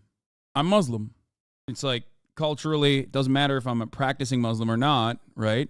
Doesn't matter if I fucking pray 5 times a day. At the end of the day, when I speak about these things, especially with a Jewish person, it's always going to go back to like, well, you don't understand the fears because you're not Jewish. And that's why I, that's part of the reason why in America, especially when I am trying to address a much larger community of Westerners, I try to do that by, invoking Jewish scholars, invoking Israeli scholars and their arguments and their work. Aren't the fears of Jewish people about the rise of anti-Semitism a distraction from the genocide? No, I don't think that all of those fears can be monolithic. That's ridiculous. No, there are real understandable concerns from Jewish people. I don't think that we should I don't think that we should discount that. Like, no. Are there some Zionists, not Jewish Zionists, by the way, Christian Zionists especially do this way more, where like they will go way beyond, like they'll go above and beyond and like shit on Jewish anti-Zionists on a regular basis, right? And tell them that they're like not real Jews or whatever. And it's like, how dare you fucking say such insane things, right? Anyway, I think the comparison you made to BLM slogan was apt. A lot of white people didn't like BLM position themselves as if BLM stood Black Lives Mean more than white ones, which is obviously what it didn't stand for. Yes. Dude, you have people non-jokingly calling you HasanAbi or shit like that to make it seem like you don't get that discrimination is wild. Yeah, I mean, I do. Anyway, I think you're spot on with this. My parents are Christian fundamentalist Zionists, and pointing them towards Israeli anti-Zionist Jews has actually changed their minds. Yeah. Chatters, American Jews have been indoctrinated, even most Reform Jews like myself, to believe that the only safe place on the planet for Jews is Israel. I didn't start to get a real understanding of the Israeli project until I was in college. Yeah. Anyway, anti-Semitism is never acceptable. Never. And I will always fight against it. But I think many people in here know that. It's mostly uncharitable fucking losers that engage in hate raids and whatnot that don't see that. or are themselves not really interested in anti-Semitism at all and are simply just pushing narratives. Weeks ago, I had a conversation about River to Sea with my dad. We're Jewish, who has the same arguments as Ethan, and I said basically what you said yesterday, and he changed his mind. Oh, the other thing I wanted to mention is I think that, like, college campuses especially are hotbeds of, I guess, different opinions because of the demographics. Like, people don't fucking realize that if you live in the real world and grow up in the fucking real world when you're not almost entirely surrounded by, like, other 18-year-olds and 19-year-olds, yeah, you're going to see a broad variety of different opinions, but on Israel, they're mostly united. So for the first time ever, you're removed from your home, removed from your family, and you're in an environment with like-minded individuals or, you know, age-appropriate individuals, and all of a sudden, you look at the demographics, and it's entirely shifted in the other direction because there is a major demographic shift on the on age, okay? Under the age of 44, and all Ethan could say was "fuck you" at the end, friend. No, I don't want to hear this. Okay, Ethan is very passionate about this issue. I don't care about making drama. Please don't come in here and try to fucking start drama. This is all dumb motherfuckers do all day, every day. I've said this already. I don't want to fucking hear it. Okay. Also, the Frogan being anti-Semitic hate is wild, considering she had a lot of, I think she mentioned 47 relatives who died in the Holocaust and her grandfather lost land to Israel. She has a right to be as emotional as him. Yes. The only thing I will say is that, here's the thing, okay? I will mention this. This is like what went viral. Hasan says he cannot moderate his chat Discord from calling Ethan a racist, okay? Which, of course, was a major clip chimp. And lo and behold, of course, LSF immediately brigaded the absolute living shit out of this. And my statement for this is going to be once and for all very clear. What I was trying to tell Ethan in that moment is that, yes, of course, when there's 32,000 people with an open fucking chat policy, when they hear things that they've heard time and time again that are identical to those who are defending Israel, even though Ethan does not, okay, their response is going to be, there's only so much I can do to, like, temper that response. I've spoken out against people being aggressive and ruthless time and time again to both Ethan and Hila. I think it's inappropriate, and I'll say that again.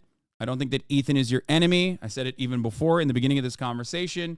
Ultimately, though, of course, when people hear that comparison, even if you don't personally believe that, like, River to the Sea is akin to the Confederate flag or anything like that, or the swastika, obviously, people are going to react in the way that they're reacting, and there's only so much I can do to moderate that discussion at that point. I can't change people's minds on how they foresee you.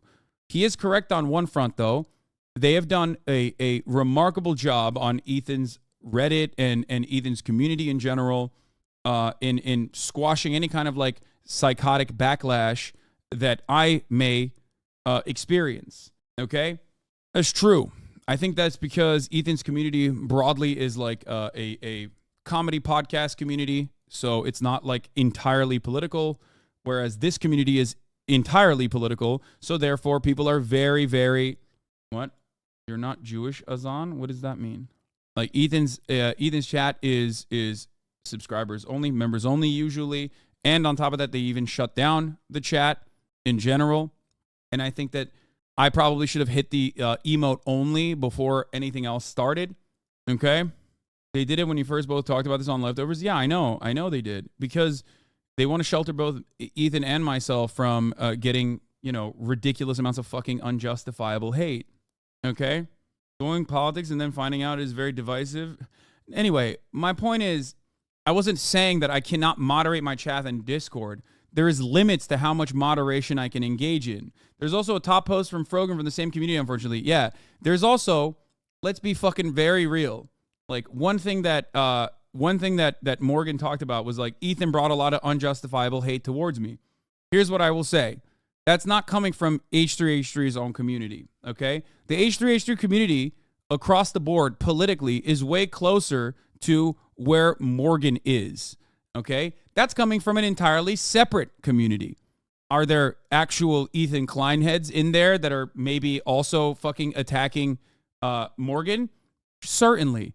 But the brigades that she's experiencing, and they've been insane, okay, and unjustifiable are not coming from Ethan Kleinheads. I'm sorry. It's ridiculous.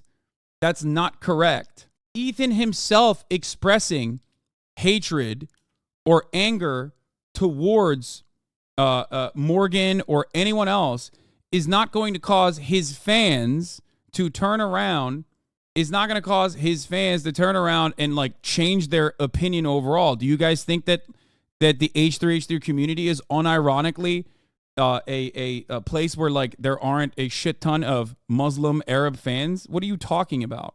You can literally see where all of this hatred is coming from. Let's be real, okay? Don't fucking come on, man, me. You're being delusional. This isn't even about protecting Ethan, okay? Come on.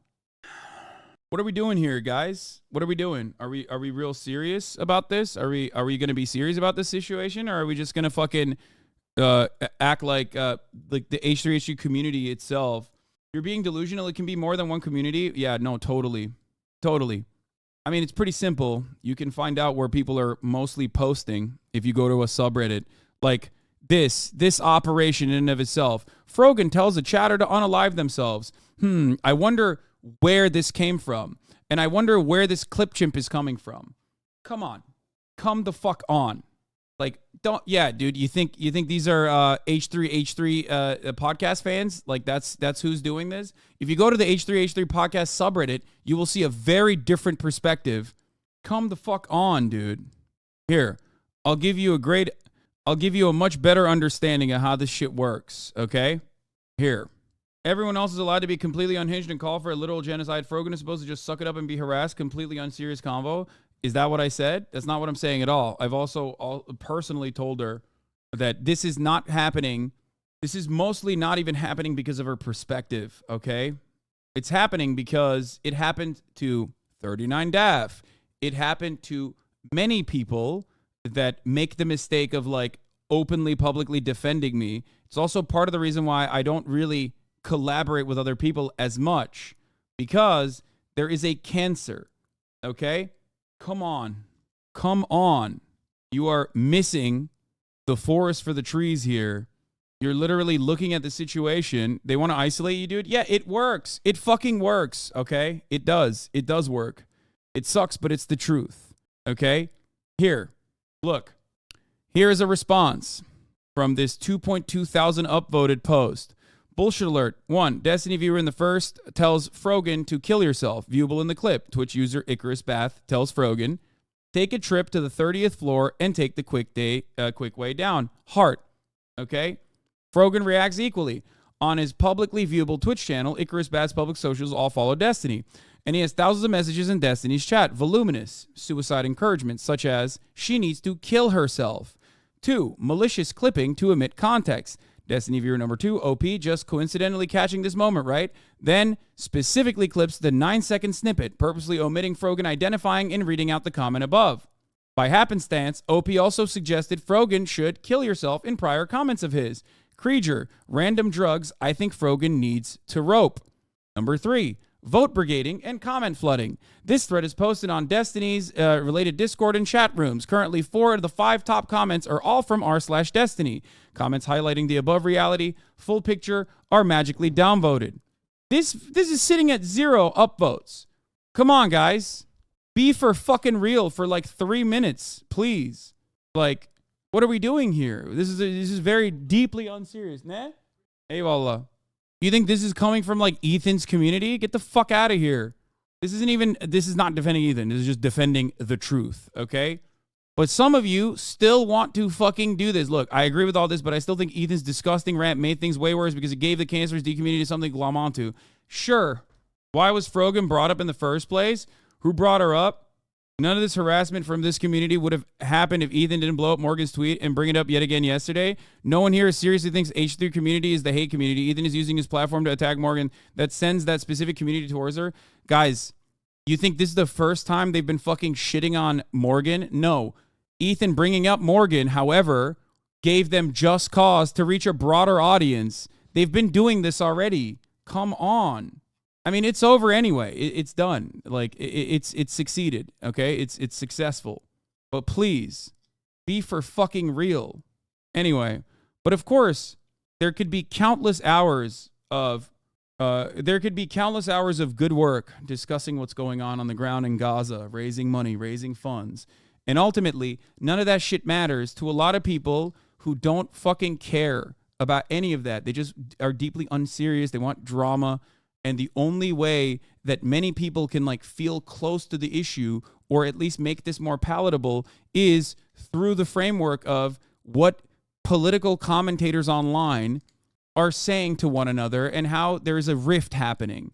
Why is Ethan allowed to throw a tantrum, but all of chat and the mods and even members of the community who stream all of that need to hold their tongues?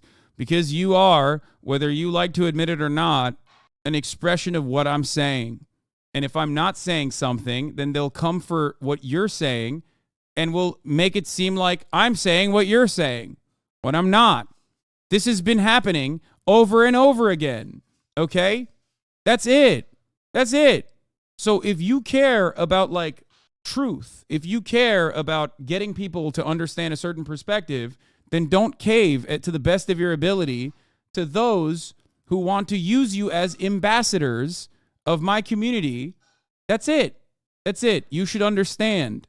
This is bad faith, especially when people know you and your content. Yes, but at a certain point, after the 7,000 bad faith criticism that gets 500,000 fucking views on YouTube, at a certain point, more people know me from the bad faith perspectives than the actual genuine charitable perspectives that I was fortunate enough to experience when I first started. I'm with you all the way on this, man. I've been defending leftovers for months now, believe me, but I've never had to moderate a hate raid in Morgan's stream and Discord until Ethan said her name. Yes, Ethan said her name, and the hate raid in Morgan's stream and Discord did not come from Ethan, though. Did not come from his fans. Ethan said her name. Immediately, who the fuck mobilized? Anyway, does Ethan know this? I don't know. I don't even know if he cares. Him putting a spotlight on her is not appropriate. Just like him saying, you'd get executed by Hamas immediately or some shit like that is not appropriate. Not. But ultimately, if you think that this is where they're coming from, if you think that these are like Ethan Klein's fans who were like mobilized because of these are Ethan Klein's fans because they were mobilized by Ethan to go and like shit on Morgan. No, I don't agree with that. Anyway, now that we are Ethan Klein's fans. Exactly. This community has more Ethan Klein fans. And of course, Ethan Klein's fans are very critical of Ethan Klein. But this has gone on for way too fucking long. And a lot of you are dumb as fuck for leaning into it and allowing this drama farming cycle to continue. I'm trying to get you to be a little bit more fucking intelligent in the way that you move when you know that there's like round the clock mass surveillance of every single thing that people say in this chat. It is taking away from what I'm trying to do. It is taking away from the issues that I want to discuss. Not just Hoscord either. We can disagree with one another every day, okay? And we often do. I disagree with many people in my chat regularly. Not just this chat. It's Hoscord. It's every other aspect. It's every expression that comes from someone who is a fan of mine, okay? These people are rabid. They're psychopathic. They are going to do whatever the fuck they can. We are keeping an eye on you. Be careful. What? Who the fuck are you? Suck my dick. Anyway, I meant supportively. Okay. D himself had to ban long-term subs the other day because he was caught photoshopping this chat to be anti-Semitic. These people are deeply unserious and unwell, and the less attention you give, the better. Yeah. I think that there's a lot of people who are just, like, insane. That sounds fucking psychotic. That there is someone in his community that unironically, this screenshot was tweeted out by their leader, then quickly deleted. The only problem, it's fake messages. Yes, L, Ethan, Zionist pig, Ethan Coping, Zionist rat, W, Hamas. That's the level we're at, okay? Ethan, I support genocide, W, Hamas, Palestinians deserve more than it'll never happen. Allies freed Auschwitz too early. That's what he fucking said. Ethan literally thought this was real, by the way. Holy fuck. He told me this. He saw this, and he literally fucking said, is this a real fucking person? He just said, Ethan looks sick. That's psychotic. That's psychotic, dude. Who fucking does this shit? This guy only said Ethan looks sick on 11/9 yesterday. That's all he said. But here, in this completely fucking made up, photoshopped. Like, who does that?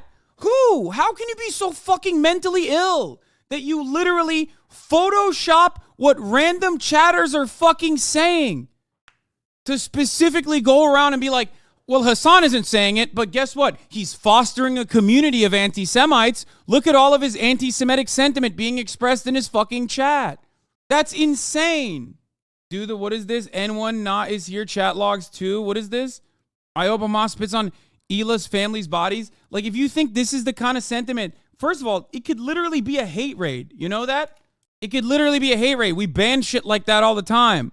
He used me, dog. I would never say that. Nina is here. What did Nina is here say?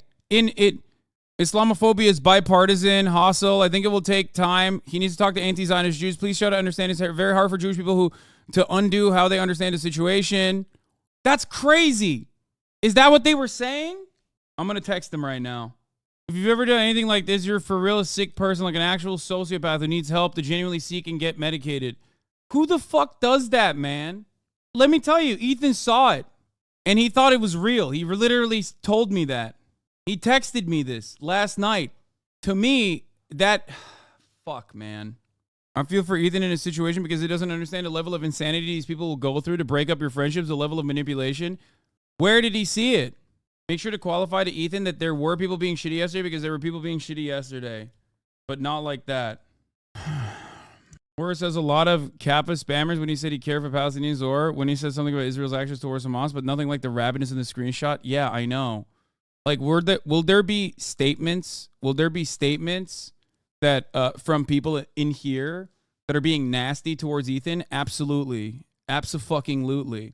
But that's crazy to just look at the issue is the D community cannot stand on their ideals, so they must resort to drama farming instead of engaging on ideas. Like, it's just so fucked up, man. It makes me very sad. Thousands of Israeli civilians die. Tens of thousands of Palestinians die over the course of the past fucking 4 weeks. And what do some of these puppet master sociopaths engage in? How can we fucking drive a rift in my Fossabot? The fuck? Is this a joke? I can't tell if this is also another thing. It's crazy. You want to know how fucking mentally ill these people are? You want to know? I'll tell you how mentally ill these people are. Some fucking freak literally made a website saying HamasAbi, that I'm a supporter of Hamas. Put me and Frogan and Hinkle Dink himself on the fucking website. They unironically made a website, dude. You want to know how fucking mentally ill this shit is? I don't talk about it because you can't deal with it. You can't really do anything about cyber stalkers. There's no way to do anything. Okay? It's insane, dude. It is so mentally ill to behave this way. Yeah, they also added donations. Isn't that illegal? Yeah, I don't know. I didn't fucking look at it, but it probably has don't go there. It probably has an IP grabber. Don't go on the website. There's no way I would fucking click that. I wouldn't touch that shit. But my point is, this is what I have to deal with on a daily basis. The reason why you don't hear about it is because I think that there's no way to deal with it. And talking about this kind of shit only ends up here's more. Okay, here. This guy. I'm watching 40 minutes before it ended, and Ethan is pretty pissed off at the lack of moderation in chat. Chat's fully anti-Jew, and the fact that Hasan won't even show he understands what Ethan is trying to say. Dude, I say this as a former Hasan defender. Ethan has got to cut him off. Hasan's fan base is full anti-Semitism, and even one of Hasan's mods fucking spewed bullshit rhetoric at him. It's gross. Hasan is doing jack shit about it. Hasan's mods won't ban it. It's abhorrent. You fucking click on who they're following, okay? But it doesn't matter. Everyone, people take advantage of the anonymity that many people have online, and no one is mentally ill enough to fucking understand all of the intricacies, the minutia, okay, of what the average hater of mine is behaving like, okay? It's just all 4chan shit. It's all lolcow shit, non-stop. And I don't know how to stop it. So I just avoid talking about it, okay? There is no way psychotic haters created a whole site called Hamas Piker accusing Hasan of anti-Semitism. Don't go to this website. It has an IP grabber on it. What do I do about this? What can I do about this? Like, you can't get like a restraining order against people like this. What do I do? Ignore the point and attack. See, look, they're not stopping. He came in and said, ignore the point and attack the racist stuff in your chat. There is no fucking racist shit in this chat. We monitor this community very aggressively, okay? Very aggressively. So fucking sad and pathetic to try to come in here and argue against it. What am I supposed to do? There's nothing I can do. This has been happening for 4 fucking years at this point, okay? Been happening for 4 fucking years. Not much I can do about it. Just because I don't talk about it doesn't mean that it's not, you know, happening. Here, look, there you go. Yeah, I wonder why Morgan got this as well. Come on. Guys, there is absolutely nothing. Bro, they were calling Ethan horrible names in here yesterday. See, this is what I mean. Look at this. Look. This guy, definitely a long-term community member. Okay, bro, they were calling Ethan horrible names in the chat. You have not been doing a good job moderating. Yeah. Problem is, motherfuckers watch and then change their minds over the course of years, and then literally will turn into fucking haters. Ethan knows better than anybody else. He has Fallen fans too. The worst part is you talking about it on stream is this guy's dreams. They're messing their pants right now. You can call them out. They love it. Ignore them, and they ramp up the disgusting shit. I don't know how you cope with this. No, I'm just going to go back to the same fucking principles. I just every now and then want to inform people of like what this looks like on the other side. Okay? I'm sure that like Destiny and his fucking dipshit cyber stalking loser community are probably watching, fucking salivating at the prospect of me finally mentioning him again. Holy shit. But it's just like at a certain point you got to give up, man. Please. You know? God, I'm trying to appeal to the better nature of people here. All I ask for is charitability, and all I ask for is to just leave me the fuck alone, please. It's nuts. Motherfuckers have a goon cave with like folders dedicated to like how can we deploy anti-Hasan sentiment at any given moment. Hasan chat was calling Ethan a Zionist Israel, and that was wrong, but nothing on the level of what was faked in the screenshot. And also mods is normal. We're doing the best they could. Exactly. Just Hasan, people were saying some fucked up shit about him yesterday. It's understandable. It's hard to completely monitor chat with 30K views. Yeah. We didn't put it on fucking emote mode. That was the problem. We should have just like I should have just immediately switched on emote mode. People have been following me for years and years. There's fucking Nazis in here too. If someone said some Nazi shit in here, which happens all the fucking time, and we didn't immediately get to it, that doesn't mean that like I allow that sentiment to continue. Here, I'll give you a great example.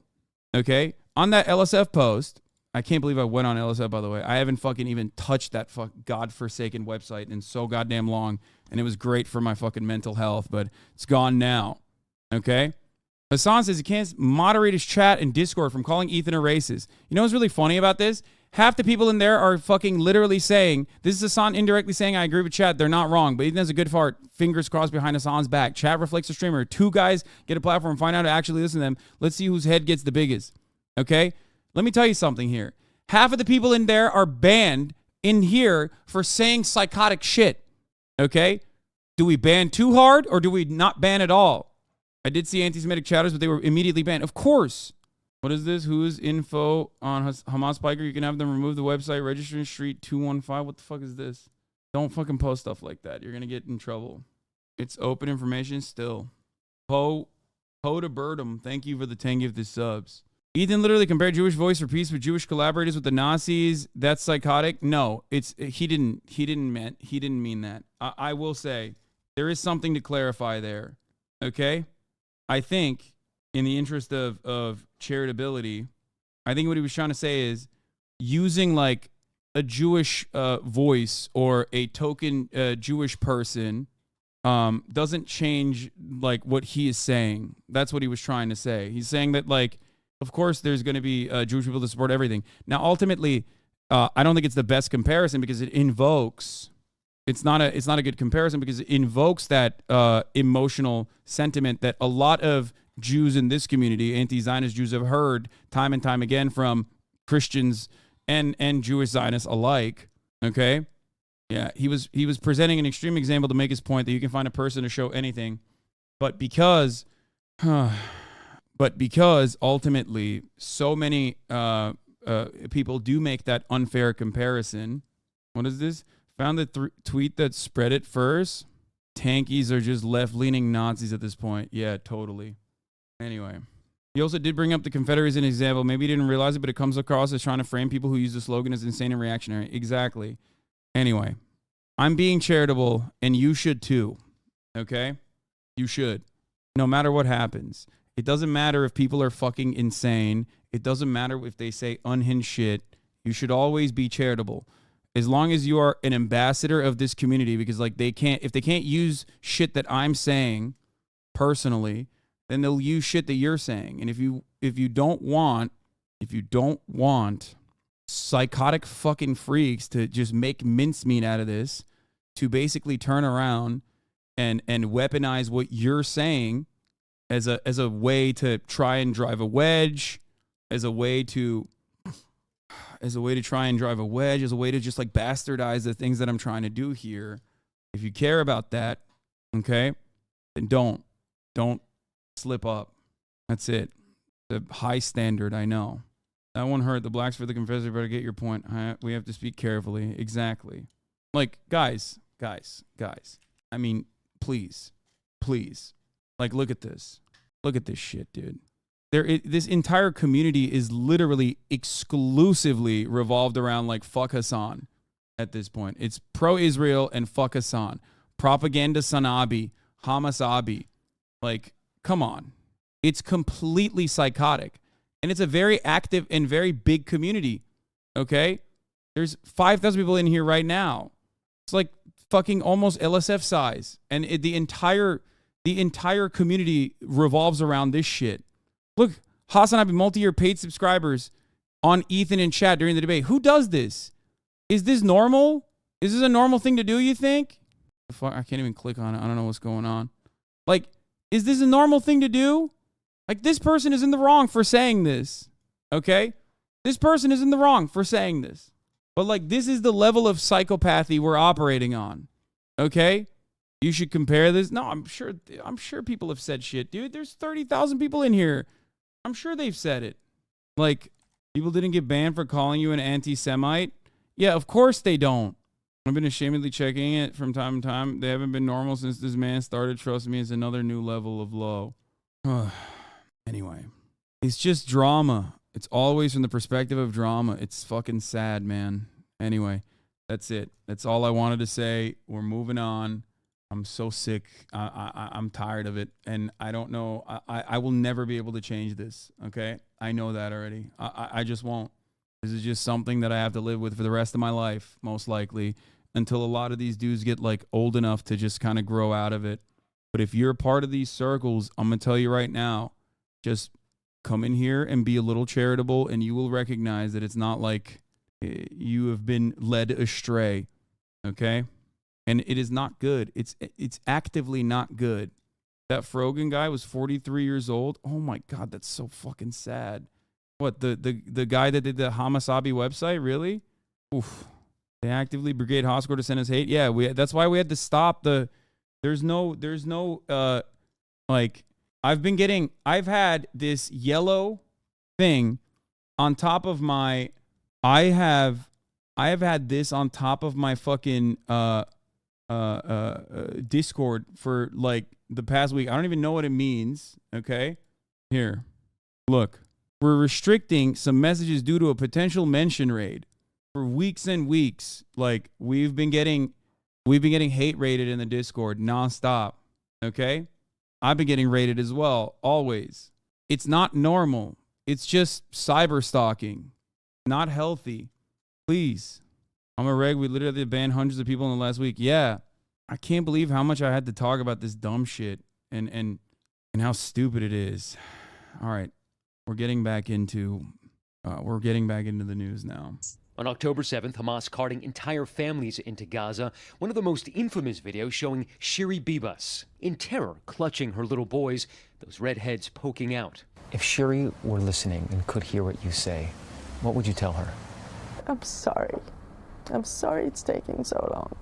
Every day probably seems like a year. And here in this poster, you can see a picture of now 10-month-old Kfir, Shiri's son. Now, we know there are intense negotiations to free the hostages. A senior U.S. official telling us that CIA Director Burns has met with the head of the Israeli Mossad and the Qatari Prime Minister to discuss this. But apparently, we're now talking about a smaller deal than was being discussed just a few weeks ago. George. Okay, Matt, thanks. Let's get more on that right now from our chief White House correspondent, Mary Bruce. Good morning, Mary.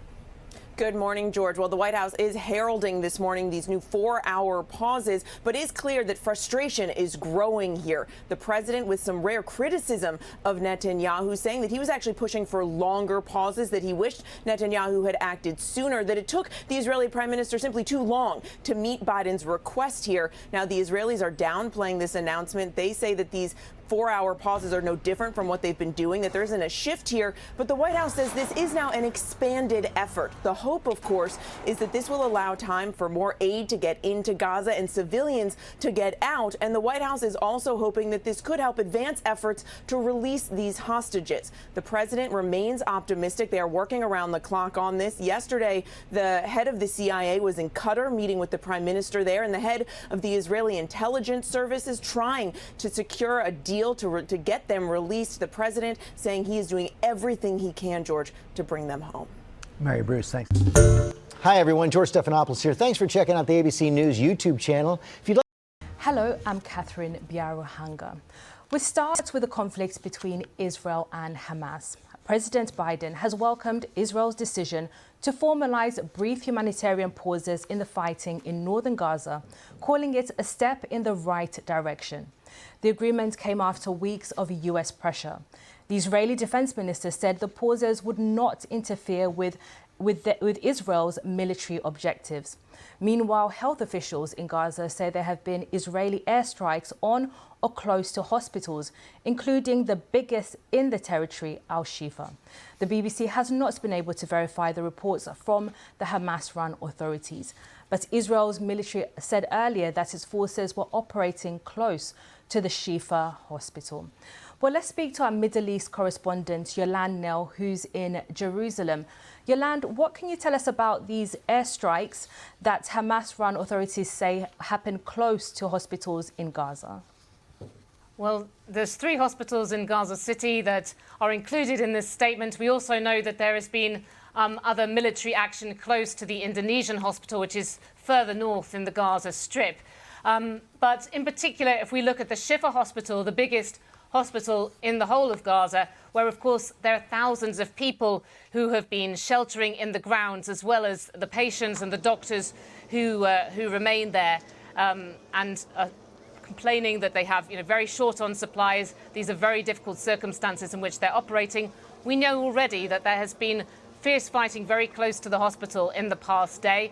The Israeli military says it has been operating with its ground forces backed up with air support in that area, saying that that is where Hamas had its military headquarters and that there were an intelligence center there that was important for the planning and the execution of those deadly 7th of October attacks.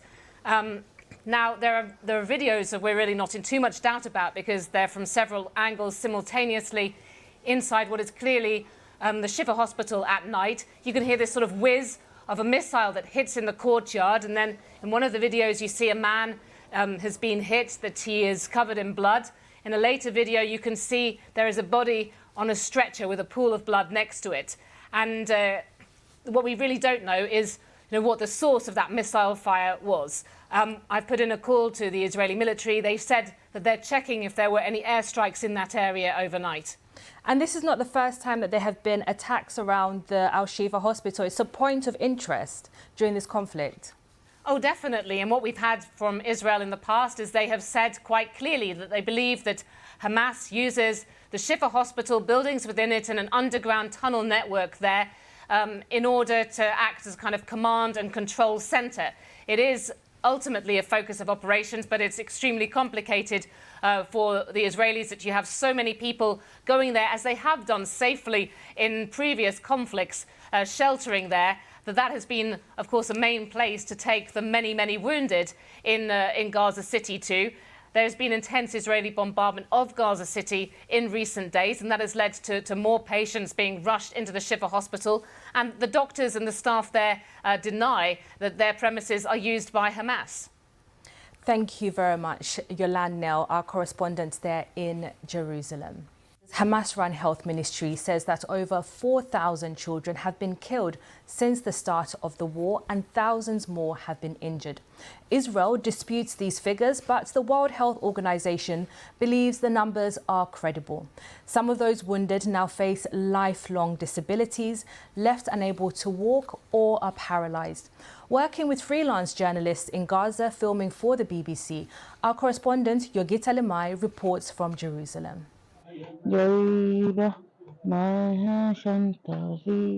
It's just, guys, they're always going to say Hamas run now. Okay, it's over. Like, just like they're always going to say Israel-Hamas war when it's not Israel-Hamas at all. These are important types of, this is important, okay? This is important for framing. It's done on purpose. It is done deliberately. 10,000 people have been murdered. The overwhelming majority of those people were not Hamas at all. Okay, they were just regular old Palestinian civilians. Everybody knows this. Everybody understands this. Israel knows this. It's just a way to shift the narrative. No, Israel doesn't target hospitals. Wait, sorry, Hamas is under the hospitals and in the ambulances. No, Israel doesn't target journalists. Wait, but Palestinian journalists are Hamas. No, Israel doesn't target UN workers. Sorry, they're Hamas too. Also, sadly, from such as Dr. Tedros, such as Mr. Lazzarini of UNRWA, such as Mr. Griffith of OCHA, from all the other libelous UN organizations, committees, and also, sadly, from the Secretary General himself. They do not reflect the situation on the ground. Yes, diplomatic niceties require us to thank them for their work, but sadly, they are relaying falsehoods that are completely detached from reality. For years, the UN has refused to establish verification mechanisms that can provide us a truthful picture of reality. WHO is it that supplies the UN with these so-called facts. Who is it that supplies the UN with these so-called facts? Is this information coming from unbiased and impartial third parties? The answer is no. Yeah, of course, no one is unbiased and impartial if they ever say anything against Israel. So that's the whole point. Human Rights Watch, not unbiased anymore because they call Israel an apartheid state. Amnesty International, not unbiased anymore because they call Israel an apartheid state. UNRWA, not unbiased because they help Palestinians. Everyone is Hamas, including every single one of the targets. They're all valid. They're all Hamas. Everyone is Hamas. Hamas is under every fucking corner. They're everywhere, all the time, nonstop. The fact that he's still wearing the Never Again Star of David on his chest is insane. Immediately, like, people looked at that and said, that's unacceptable. This is a trivialization of the Holocaust. And yet, of course, he's still fucking rocking it. I mean, it is, fuck. You can disagree with everything that, everything else that Norman Finkelstein has said throughout his career, especially in like recent years, that is not related to Israel. But god damn, he fucking nailed it. Like, it's just like you're trivializing and cynically weaponizing the absolute worst thing that has happened to Jewish people in an effort to continue justifying the endless bombing campaign on Gaza. It's sick. Meanwhile, there's another thing I want to talk about as well. Yeah, I've seen the Nazi apologia to defend Israel. That's been really starting to go crazy. The new trend now. It's so insane. It's not necessarily a new trend. Bibi Netanyahu did this before too, but right now when tensions are high, people are like kind of unironically going along with it. Anyway, I have to pee. I'll be back. Every piece of information regarding the situation on the ground that this council receives comes from Hamas, not international UN employees in Gaza. I will remind the council that Hamas, a genocidal terror organization, controls every facet of Gaza. Every number from the so-called Ministry of Health is Hamas. Many UNRWA workers in Gaza are themselves members of Hamas. The time has come to bust the myth of UN-supplied facts. This council is being spoon-fed lies by the very same terrorist organization that deliberately murdered and maimed thousands of innocent Israelis just 34 days ago. Hamas has ensured that every square meter of Gaza is under their complete reign of terror. Many ambulances drivers are Hamas members. Local contributors to international media are Hamas members. We saw this week that innocent photojournalists for Reuters and the New York Times not only documented Hamas's horrors, but crossed into Israel to film them with the terrorists themselves. Reuters was Hamas as well. Journalists, AP journalists were Hamas. Everyone's Hamas. Oh, speaking of which, update on that front, as a matter of fact. Originally, a article came out yesterday and we talked about it. And the New York Times actually did defend their photojournalists on this one, so that's good. Okay. Yesterday, an article came out that was absolutely ridiculous, preposterous. That I don't know why I'm so fucking cold. Something wrong with me. Not even that cold in here. Anyway, okay. Yesterday, an article came out saying that all of the journalists, all of the Palestinian journalists who took photos on October 7th had actually embedded with Hamas and knew about the attack prior. That was the implication. Today, that very same website, that website wrote this report. We covered it. We read it. And then like Israeli officials immediately started saying, oh, we're just going to fucking kill. We're going to, we're putting a hit out on journalists pretty much. Now, in my opinion, it was a justification for the 39 journalists that they had killed already. Justification that came after the fact, of course. Okay. HonestReporting.com. Today, the executive director of the website that accused Palestinian photojournalists of knowing about October 7 Hamas attack in Israel in advance says it has no evidence to support the claim. The report led the Israeli politicians to suggest that journalists be killed. Gil Hoffman, executive director of Honest Reporting, admitted Thursday the group had no evidence to back up this suggestion. He said he was satisfied with subsequent explanations from several of the journalists that did not know. They were legitimate questions to be asked, Hoffman said. Despite the name Honest Reporting, he said, we don't claim to be a news organization. Just think about that. Think about how fucking ridiculous this is. That at this point, it's just like someone writes a fucking blog post, which, by the way, I don't know what their connection is to the Israeli government, but I don't think it's literally out of nowhere. But that slander is weaponized as a justification for the 39 journalists that have been executed so far by Israel. And it's used as a way to demand more journalists be killed.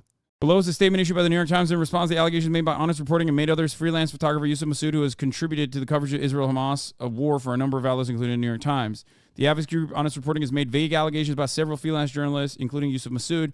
Though Masood was not working for the Times on the day of the attack, he has since done important work for us. There's no evidence for Honest Reporting's insinuations. Our review's work shows that he was doing what photojournalists always do during major news events, documenting the tragedy as it unfolded. We also want to speak in defense of freelance photojournalists working in conflict areas whose job often required them to rush into danger to provide first-hand witness accounts and to document important news. Exactly. Those photojournalists, no matter how hard you fucking claim, Honest Reporting works for the Israeli state. Oh, really? Oh, it's a 501c3 charitable organization recognized by the IRS, monitoring the media. They won't. Wait, where are you getting that they work for the Israeli state? Missions to Israel. Since 2004, Honest Reporting has been organizing trips to the Jewish state, providing you with the opportunity to observe the real facts on the ground. Okay. Social media, educational materials, events and speakers. What? You will discover the beauty and complexity of Israel. The CEO of Honest Reporting is former AIPAC. Executive director is former Jerusalem Post. I mean, that makes sense. Yeah. What is this? I mean, I don't know. I don't know who is behind this operation, but it wouldn't shock me if it has like some connection to the Israeli Foreign Ministry. Usually, a lot of these are Hasbara fronts for sure. Like, it doesn't matter if this organization is directly working hand in hand with the Israeli government. Okay. Because the Israeli government takes that information and immediately fucking uses it to justify whatever the fuck it wants to do and to justify things that it has done so far. Speaking of the new version of propaganda, okay, here's where we're at. We've now moved on to saying Nazis had a spark of humanity at their core, and because of this, they had to get creative by using the gas chambers. He's giving props to Nazis for shooting Jews in the back of the head, all to justify what's happening in Gaza. What are we doing here? Rabbi Shmuel Reichman says, this is the best interview I have ever seen. Ever, ever, ever. Nothing comes close. Douglas Murray has a heart and mind of gold. And what unfolds in the 7-minute clip is something you need to watch for yourself. When you see halfway through, you'll know exactly what I'm referring to. But he articulates something which I have been trying to share over the past month. The Nazis, as fundamentally evil as they were, believed that they were engaging in a necessary evil for an ultimate good. They still had a spark of humanity at their core. Thus, their main flaw was that they believed the ends justified the means. Even though they fully believed the result of a world without Jews, they were still fundamentally opposed to the actions that they were taking. This is what motivated the Nazis to find ways of circumventing the existential moral decay they were entering, and allow them to get creative by using gas chambers, mass shootings in the back of the head to avoid direct facial contact, and other passive forms of mass annihilation, while also having as few Nazis as possible actually involved in these acts of murder. They then encouraged those individuals who were involved in this atrocity of mass murder to get drunk every night in order to wash away the person they started seeing in the mirror. Thus, the existential decay of these individual Nazis actively involved in the mass murder of Jewish people was simply seen as another layer of the ends justify the means. They were the epitome of Western evil. Hamas is the exact opposite. This is their value system. When you're so horny to fucking shit on Arabs and Palestinians in general, you end up turning around and saying Nazis were better in comparison. You do not have to ever, under any circumstance, hand it to the fucking Nazis, dog. What the fuck are you saying?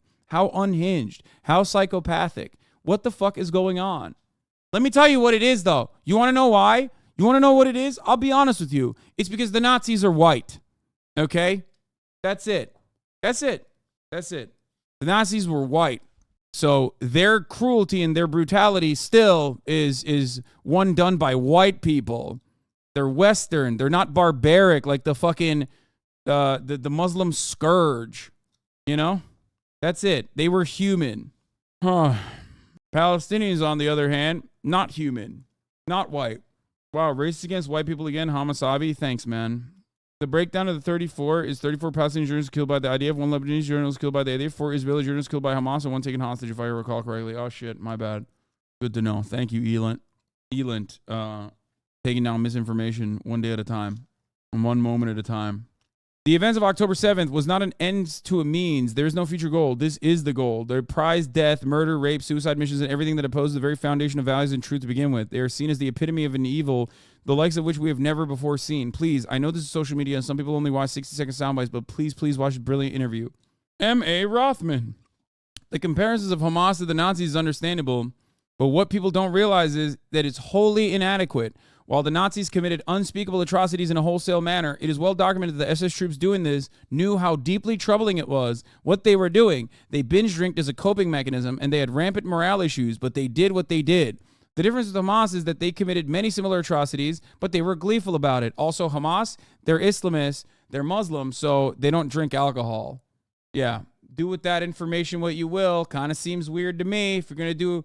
the Nazis, they drank alcohol after doing the Holocaust. So very different, folks. I am a big brain guy.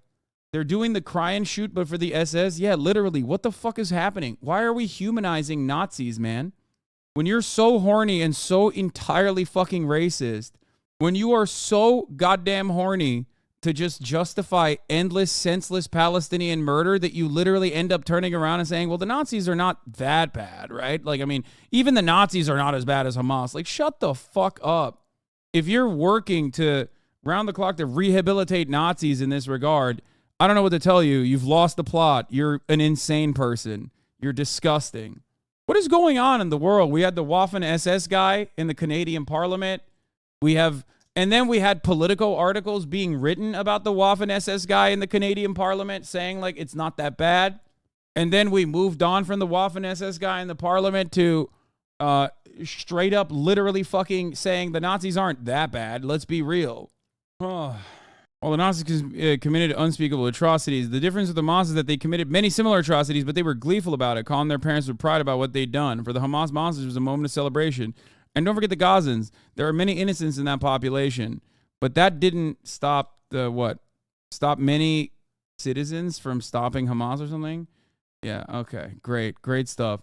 Dude, imagine buying Twitter Blue to just like defend the Nazis as a Jewish person. Okay? What a crazy situation. Like, what the fuck is going on, dude? Fuck, man. By the way, Douglas Murray wrote an article where he basically channeled those statements. That's where a lot of people are coming from when they're repeating this kind of shit. Yeah. Also here, most voters want a ceasefire, but hardly anyone in Congress supports one. Percentage in favor of a ceasefire in Gaza. Democratic voters. Listen, if I'm talking about a fucking militarized state purposely executing large swaths of a fucking population that is dominating and is like endlessly engaging in racial agitation towards to justify said domination, I'm probably not really interested in doing that comparison when I'm the state of Israel, okay? Because obviously the Holocaust is like a singular, fundamentally different act of violence that we absolutely can point at as like something entirely different than anything that has happened since, okay? But if we're going to look at genocide and genocide studies, the major reason for why we look at genocide and why we study genocides is so that we don't let it happen again, okay? It's not like there's a perfect number that we hit with the wanton, indiscriminate ethnic cleansing campaigns, and then we go, okay, now we've officially hit the genocide number. The entire goal of never again is to make sure that it never happens again. And if we're making these comparisons, we're looking at it between a militant group that is brutal in its tactics, absolutely ruthless in its tactics, versus the militarized state with a fucking nuke that has an apartheid state that has been getting worse and worse for the past 56 fucking years, that started off in its inception 75 years ago with an act of ethnic displacement to the tune of 750,000 indigenous people in that land being forcibly displaced, never to be able to return ever again, with 6 million people in diaspora. One side is significantly closer. Not the one-to-one comparison, but one side is unironically closer to that argument.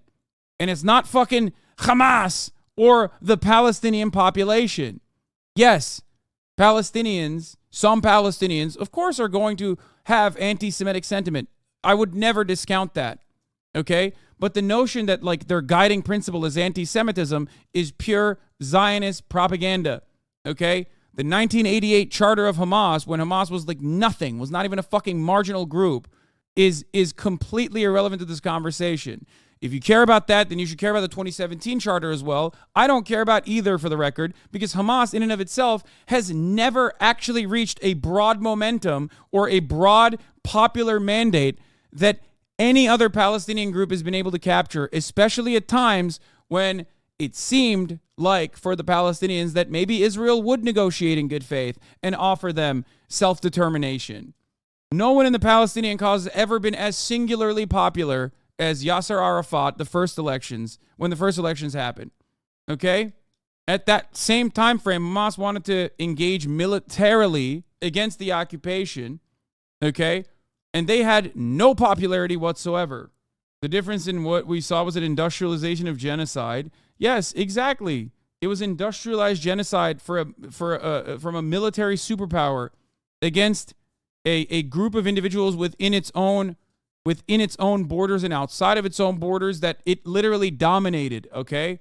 That it controlled, that it unjustifiably imprisoned. Israel fits that comparison way closer than a fucking militant group that is ruthless and barbaric, certainly, but a militant group nonetheless. A militant group that has only increased the violence and the barbarity as a consequence of the violence and barbarity the Palestinians have faced over the course of the past 75 years. And it blows my mind. It feels like it's the same exact conversation over and over again. On the one hand, yeah, Israeli here, I believe evil to be a bygone concept. The monsters who killed civilians on October 7th are indeed that, monsters, but there's reasons, an apartheid state to blame. As to why they turn out this way, monsters aren't born, they're created. Yes. And the same goes for the Israeli side too. Like, do I personally believe that dudes who fucking take up arms and join the IDF and is like excited, gleefully fucking blowing up hospitals are like evil from their inception? No, of course not. Of course not. This is carefully and methodically crafted, okay? Constantly reinforced through every fucking apparatus of information. Constantly. This hatred is learned behavior, and it must exist in a structure that is inherently fascist, okay? Which is exactly what happens in an ethno-state. When you want to do an ethno-state, look at the United States of America, guys. Look at the United States of America. United States of America turns around and says, we have an ethno-state. We got to make sure this is a white ethno-state, okay? Only whites and Christians allowed going forward. Everyone goes, no, fuck that. That's insane. We already have some semblance of that, but it's not like legal in the way that it is in Israel. What? What is this? Hello, they can use the Holocaust as a reason to do the same as another culture to the people. You can address what I said or just bemoan it. What is happening? Stop arguing with one another in the chat. Palestinians are understandably being radicalized because of oppression. What oppression are Israelis facing? I don't think you understood what I'm saying. Why do I always mention that when Israeli propaganda dictates that Palestinians are learning to hate Israel and learning to hate Jews from fucking UNRWA schools, right? Mostly Israel, though. They say Jews as well, but it's usually just Israel, okay? They say that because it's projection. Because inside of Israel, surely there is a violent reaction to the apartheid, which is very radicalizing. I myself personally understand it from my own experiences growing up in Turkey, okay? But it takes a lot to just like relearn that shit, to unlearn that, certainly. But a major point of that racial, the major point for that kind of fascist sentiment to take root is because you have to constantly brainwash your population over and over again, recycling the same fucking racist canards over and over again, nonstop. How is the U.S. an ethno-state? It's not. I'm saying if a politician in the United States of America said, we can only have white Christians coming into this country, okay? If a politician was like, we are going to actually take in refugees from other countries that have black people, but we're going to sterilize them, which, by the way, has happened in American history as well, okay? If we said things like this and then had two different standards where we were like, oh, are you black? Well, it is illegal for you to own homes in certain neighborhoods. We did this through redlining, right? But like directly writing it in not the Constitution, but like in the legal framework of how we exist, okay? If modern United States, which absolutely, by the way, what I mentioned has happened throughout the United States history, ironically, because it is a white supremacist nation, as I said, and ultimately, if unchecked, a fascist one. But if the United States had those same exact components, then yes, right now, you would say it's a fucking out and about ethno-state. Yeah, this chat could have more compassion to that if they want to bridge a gap to Israelis, literally indoctrinating in every aspect of their life, segregate a school system from Arabs, mandatory military history lessons that omit the Nakba, etc. Yeah, I mean, I think that for a lot of Western supporters of Palestine, like they don't think about that because they're like, I don't give a shit about that. Why would I care about that? I only care about stopping the bombing campaign, you know? And yes, recognizing fascist oppression requires indoctrination, doesn't absolve the average Israeli's current actions either. Like, there are plenty of people who are championing this, and when the dust settles, when all is said and done, it's just, I'm 100% sure I'm saying if you want to convince Israelis. Yeah, I know. I don't know if I'll ever be able to do that, though. My name is Hasan, after all, and I am Turkish, and I've already said so much stuff about the state of Israel being, like, incredibly violent and fascist that when Israelis say that stuff, and you know this probably from your own personal experiences, when even Israelis say that, they're like, oh, dude, shut the fuck up. You're a capo or whatever. So when it's a guy named Hasan, it's extra bad, I assume. I don't think I'll be able to, like, unless someone has already made up their mind, I doubt that I'm going to be able to convince anyone. Do Palestinians teach their kids about the fact that the Nakba wouldn't have ever happened if the Arab leaders wouldn't have attacked Israel? Did you just ask, do Palestinians teach their kids to just, like, lie and omit and bastardize the most horrific thing that happened to them?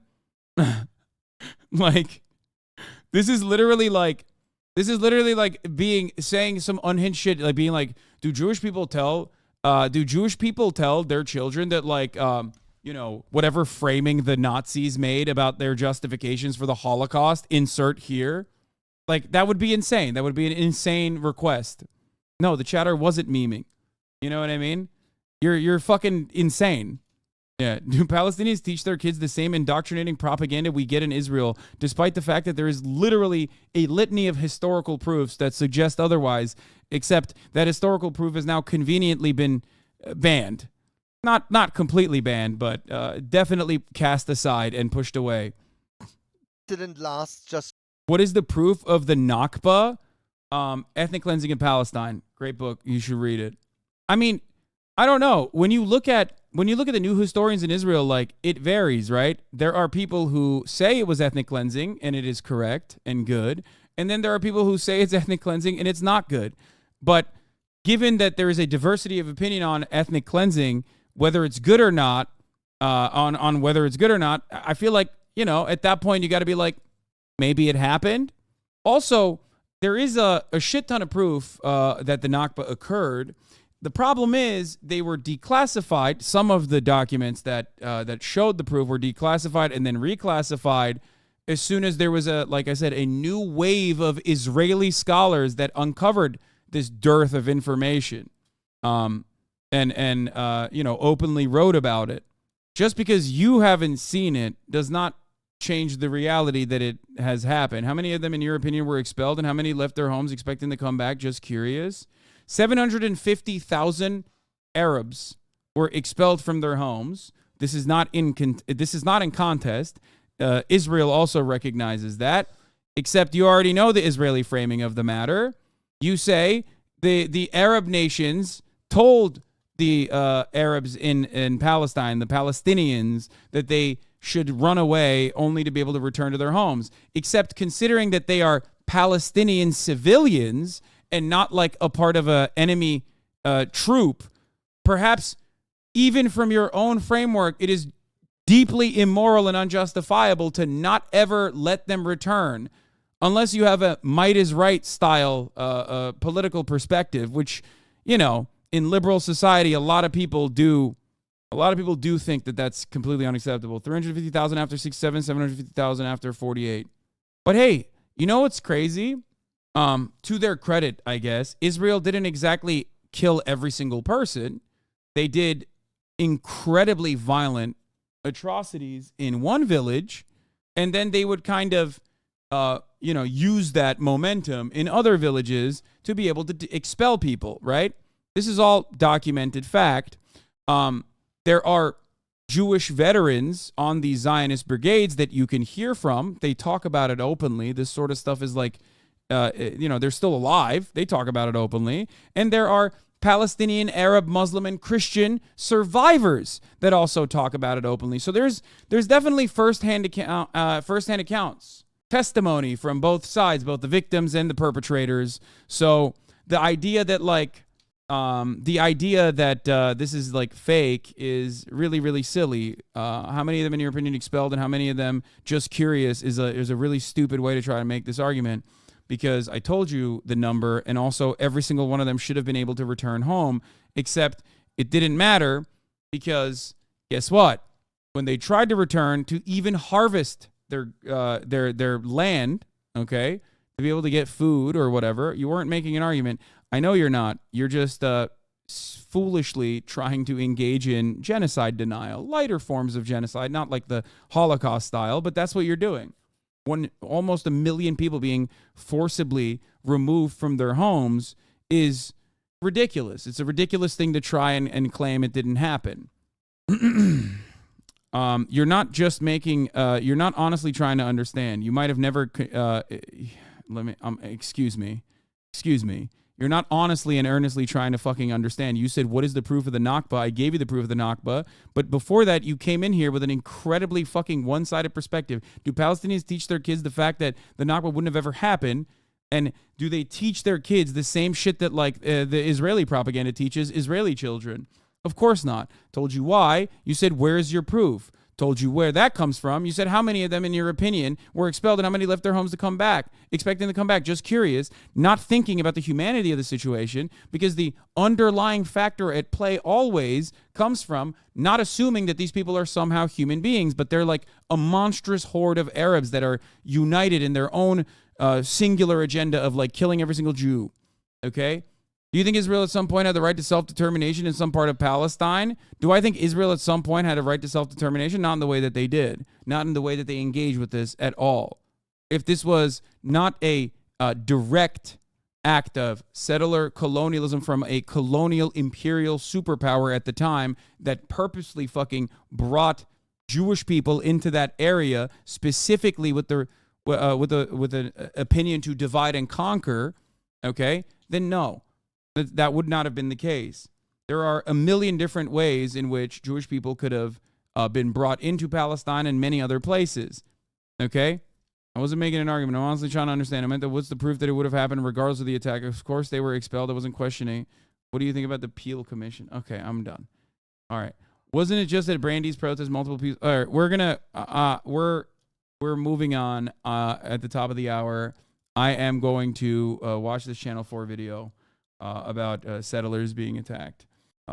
Here's the 3-minute ad break now. Let's continue. It's 20 seconds, but it tells a tragically familiar story of life and death in the West Bank. A young Palestinian man is seen throwing stones towards what appear to be Israeli soldiers. He's disabled, I think, right? Seconds later, the man falls to the ground, motionless. Yeah, they shot him. 27-year-old Fuad Abu Saba, a disabled man from the town of Yatta in Hebron, was killed by a single bullet through his neck. A man born with medical complications whose family fought desperately to keep him alive, only to lose him in an instant. Another death in a seemingly... For throwing stones, by the way. For throwing stones at a fucking checkpoint. Endless conflict. But this particular tragedy was one that we'd already stumbled across, although we didn't realize it at the time. On October the 30th, our team set out from our hotel for Hebron in the south of the occupied West Bank. We wanted to document the story of Palestinians living under the threat of violence from Israeli settlers and soldiers. How can you see this shit and not see that you're too fucking nice to Ethan? Because I'm not a psychopathic person who thinks that like Ethan agrees with this or is like defending this, because he's not. And also, I don't care. Like, that's the problem. And if you do care about these kinds of things, then why are you still clinging on to fucking drama? Like, because that's what this is. It's drama. It's the most palatable way for you to, like, feed yourself with this information, it seems. If you have righteous anger in this circumstance, why the fuck would you direct it at a dude who lived in Israel who doesn't think this is even remotely appropriate and has mentioned that it's not appropriate time and time again? The fuck? A threat which has increased significantly since the attacks on October the 7th. At 8:56 a.m. we stopped at this checkpoint. Our cameraman captures the dilapidated sign warning Israelis not to enter the Palestinian village. He also films the mosque and the Israeli watchtower looming from the hillside above. That day we see how this conflict is playing out across the West Bank in real time. We meet families under siege and others who feel forced off their ancestral lands by armed Israeli settlers. After several hours, we return to the same checkpoint. Just before we arrive at 11:42:10, security footage shows Fuad throwing a stone toward... That's what, by the way, this is what caused him to be shot in the fucking neck. What appear to be Israeli troops. The timestamp on the CCTV reads 12 because the clocks went back by an hour that weekend and had not yet been updated. 32 seconds later, he throws another stone. That's it. That's what got him killed. Then one of the men in fatigues crouches down. At 11:43 exactly, Fuad is shot. His body slumps to the ground. The uniformed man crouching then stands up. This is the spot where Fuad died. The CCTV camera filmed this checkpoint and captured the soldiers at a distance of approximately 70 meters down this road. Seconds later, by pure chance, we park up just here, approximately 140 meters from the Israeli soldiers. At 11:44:48, our cameraman captures 3 men running down towards where Fuad lay on the ground. There are 3 vehicles at the scene. One vehicle has black number plates, confirming it belongs to the Israeli military. The other 2 have yellow civilian number plates. Two of the men at the scene have no body armor.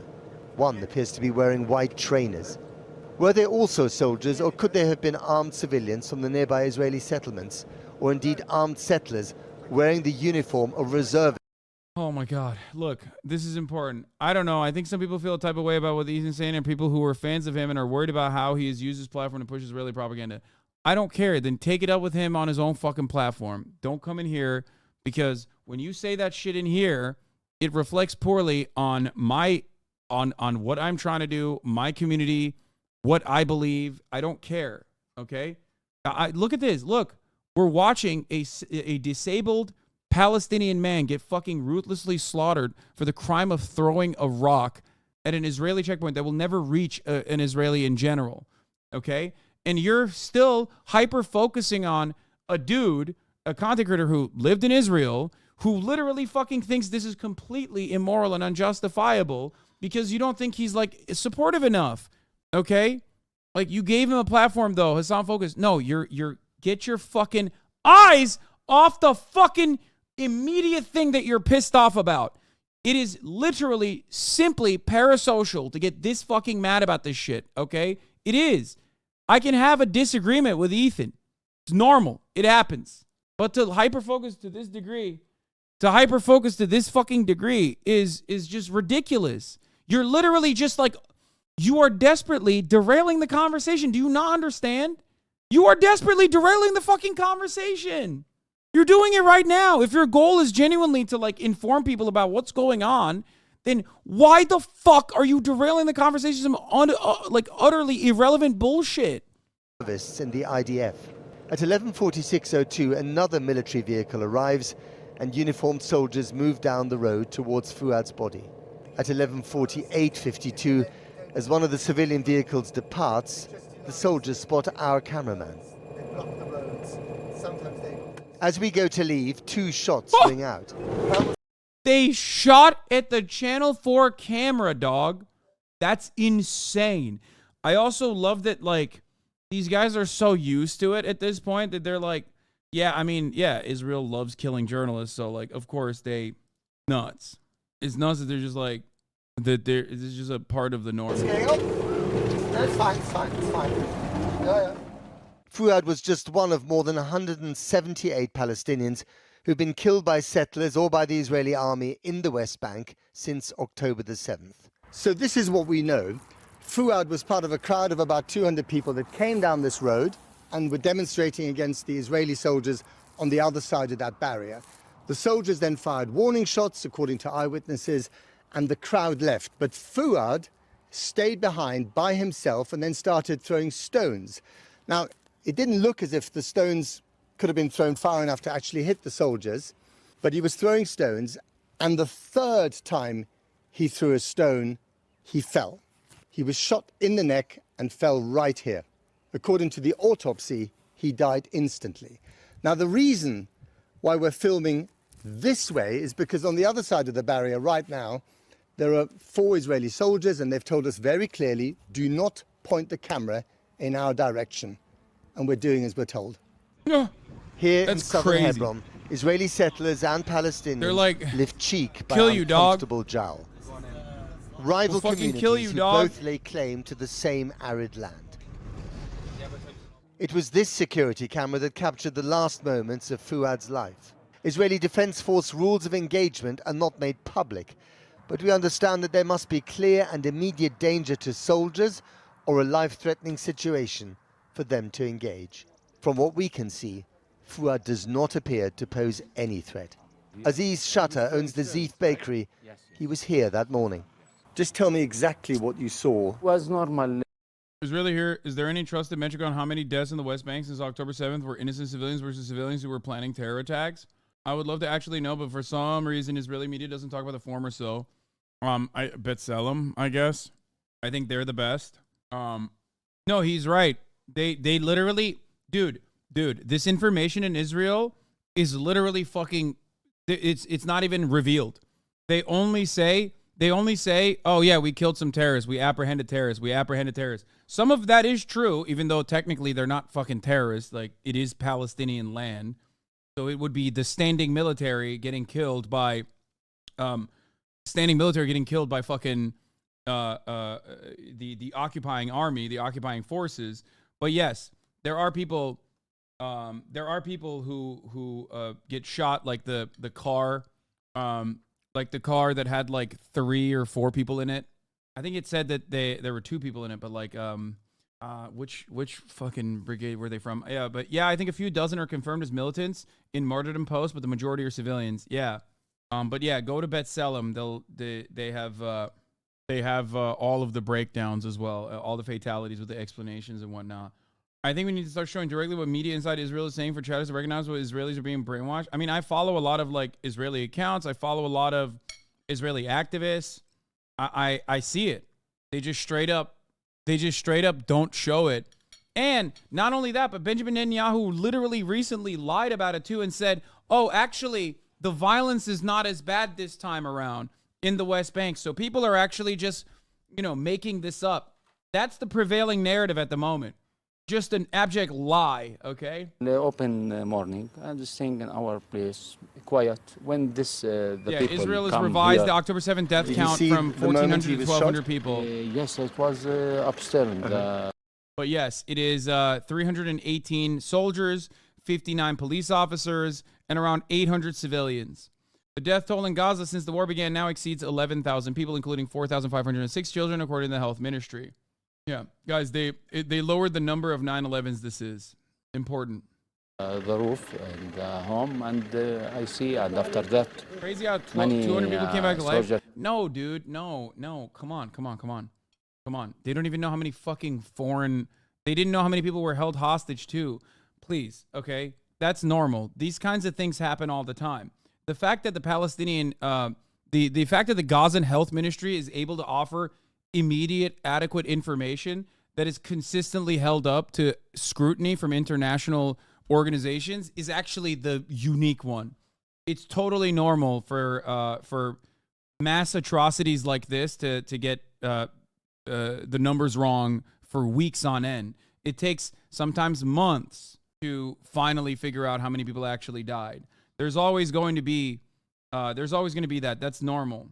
Come and it's danger also for us. So we have to be in the home. Did the soldiers fire warning shots? It was, yes. They were warning shots? Yes, it was shooting, I think 3-4 times. And the people ran. Do you feel insecure? Yeah, everything is possible? Yes, in this situation is danger. You don't know what will be. Since the attacks by Hamas on October the 7th, at least 178 Palestinians have been killed in the West Bank, according to local health authorities. More than the whole of last year, which was already the deadliest for 2 decades. And the Prime Minister Benjamin Netanyahu's settlements, illegal under international law, have increased across the occupied territories. Several of his cabinet ministers are settlers. At least 29 Palestinians have been killed by Israeli settlers this year alone. Last night, Netanyahu met with... Some context on the figures. The 1,400 figure included 140 who are not identified, 1,200 were confirmed as identified, and 28 Israelis were missing still, meaning likely 100 of that unidentified figures are likely militants. They didn't know who in the missing was killed or hostage and which bodies were the Israelis and the militants. Yeah, that too. Because like sometimes they'll like blow up a car and the car is lit on fire and it's almost impossible to fucking figure out like who is what in that situation. It's not easy. It's not easy to fucking figure out, like, to do a forensic examination of, like, how many people died by what cause. Like, this is a very difficult and long process. With leaders of Israeli settlements in the West Bank and denounced acts of... I thought the WHO recognized the Palestinian health ministry numbers to be right. What do you mean? Most organizations disagree? Sorry if I misheard. No, you misheard. I said most organizations, international organizations, all of them agree. And have said that those numbers are consistently reliable. Vigilante violence against Palestinian civilians. We asked the IDF, who is responsible for Fuad's death. They have not responded. What was Fuad doing? Did he have a job? Was he working, or was he just at home? Nothing. Nothing. He cannot work. Because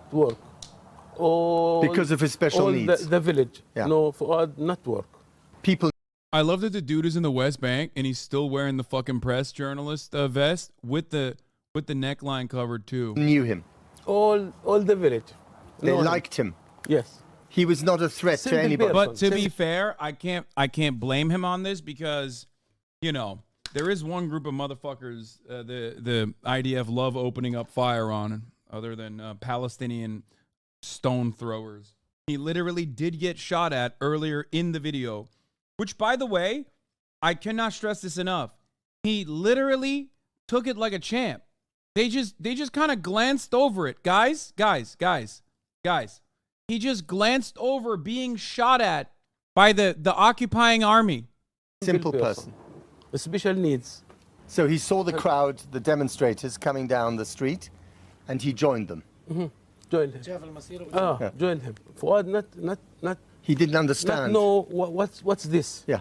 The soldiers killed Fuad in cold blood, and without any reason. They shot him in the neck. Shot here, from here to out from the shoulders. Yeah. And how does your father feel about the fact that he was shot like that?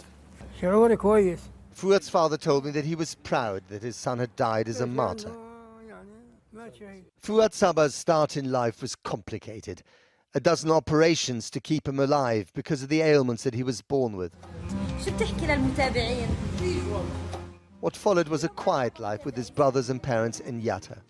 Everyone knew him in the village. He went out, you know, standing on his feet instead of begging on his knees is the mentality at that point. And that's a mentality out of desperation. Everyone seemed to like him.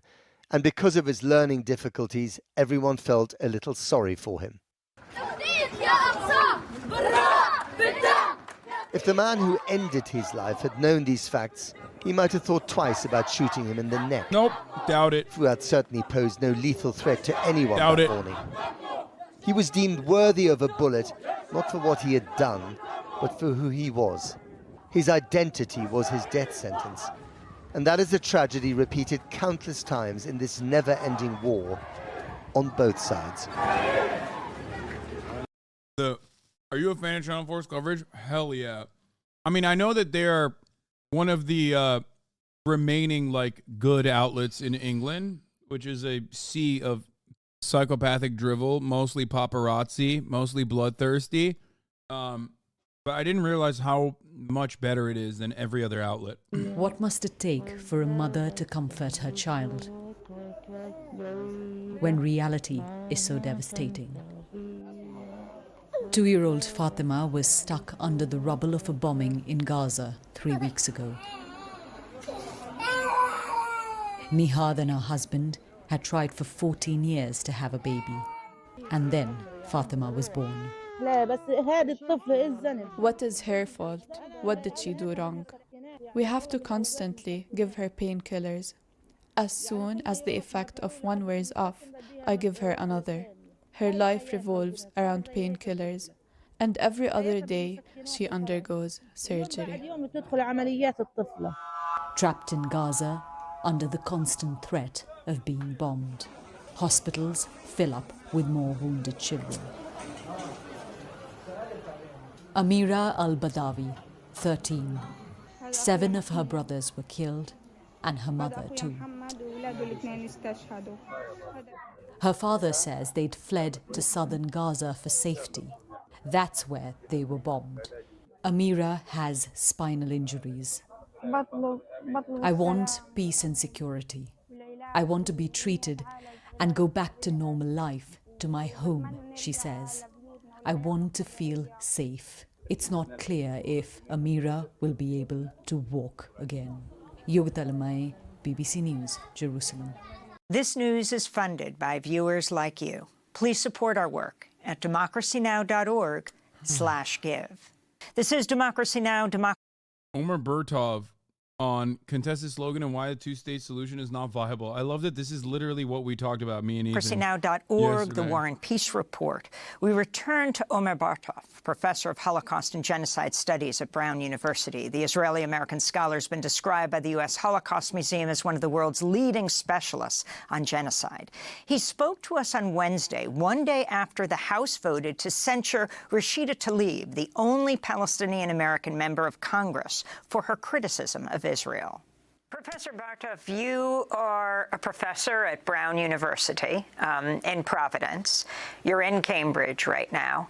And I wanted to ask you about the dissent on college campuses and how they're being... I remember when you said 4 weeks ago, wow, I still don't know about Channel 4. No, I mean, I remember talking about Channel 4 when they did the Russell Brand coverage as well. Every time we watch Channel 4, I always still assume, because it's British media, that it'll be bad. It's hard for me to ever look at British outlets that aren't Double Down News or Novara and think, oh, they're going to be good. It's just impossible for me to see it from that light. Being dealt with. In Cambridge at Harvard, you know about the students who were protesting on behalf of Palestinian rights. A truck carries around their faces, and above their faces it says anti-Semite. And on television, you'll see pieces on anti-Semitism, which is very real in the world. For example, the burning of the Austrian cemetery in Vienna. And many other situations. But they will be blended together. This is on the mainstream networks with images of people protesting holding a Palestinian flag.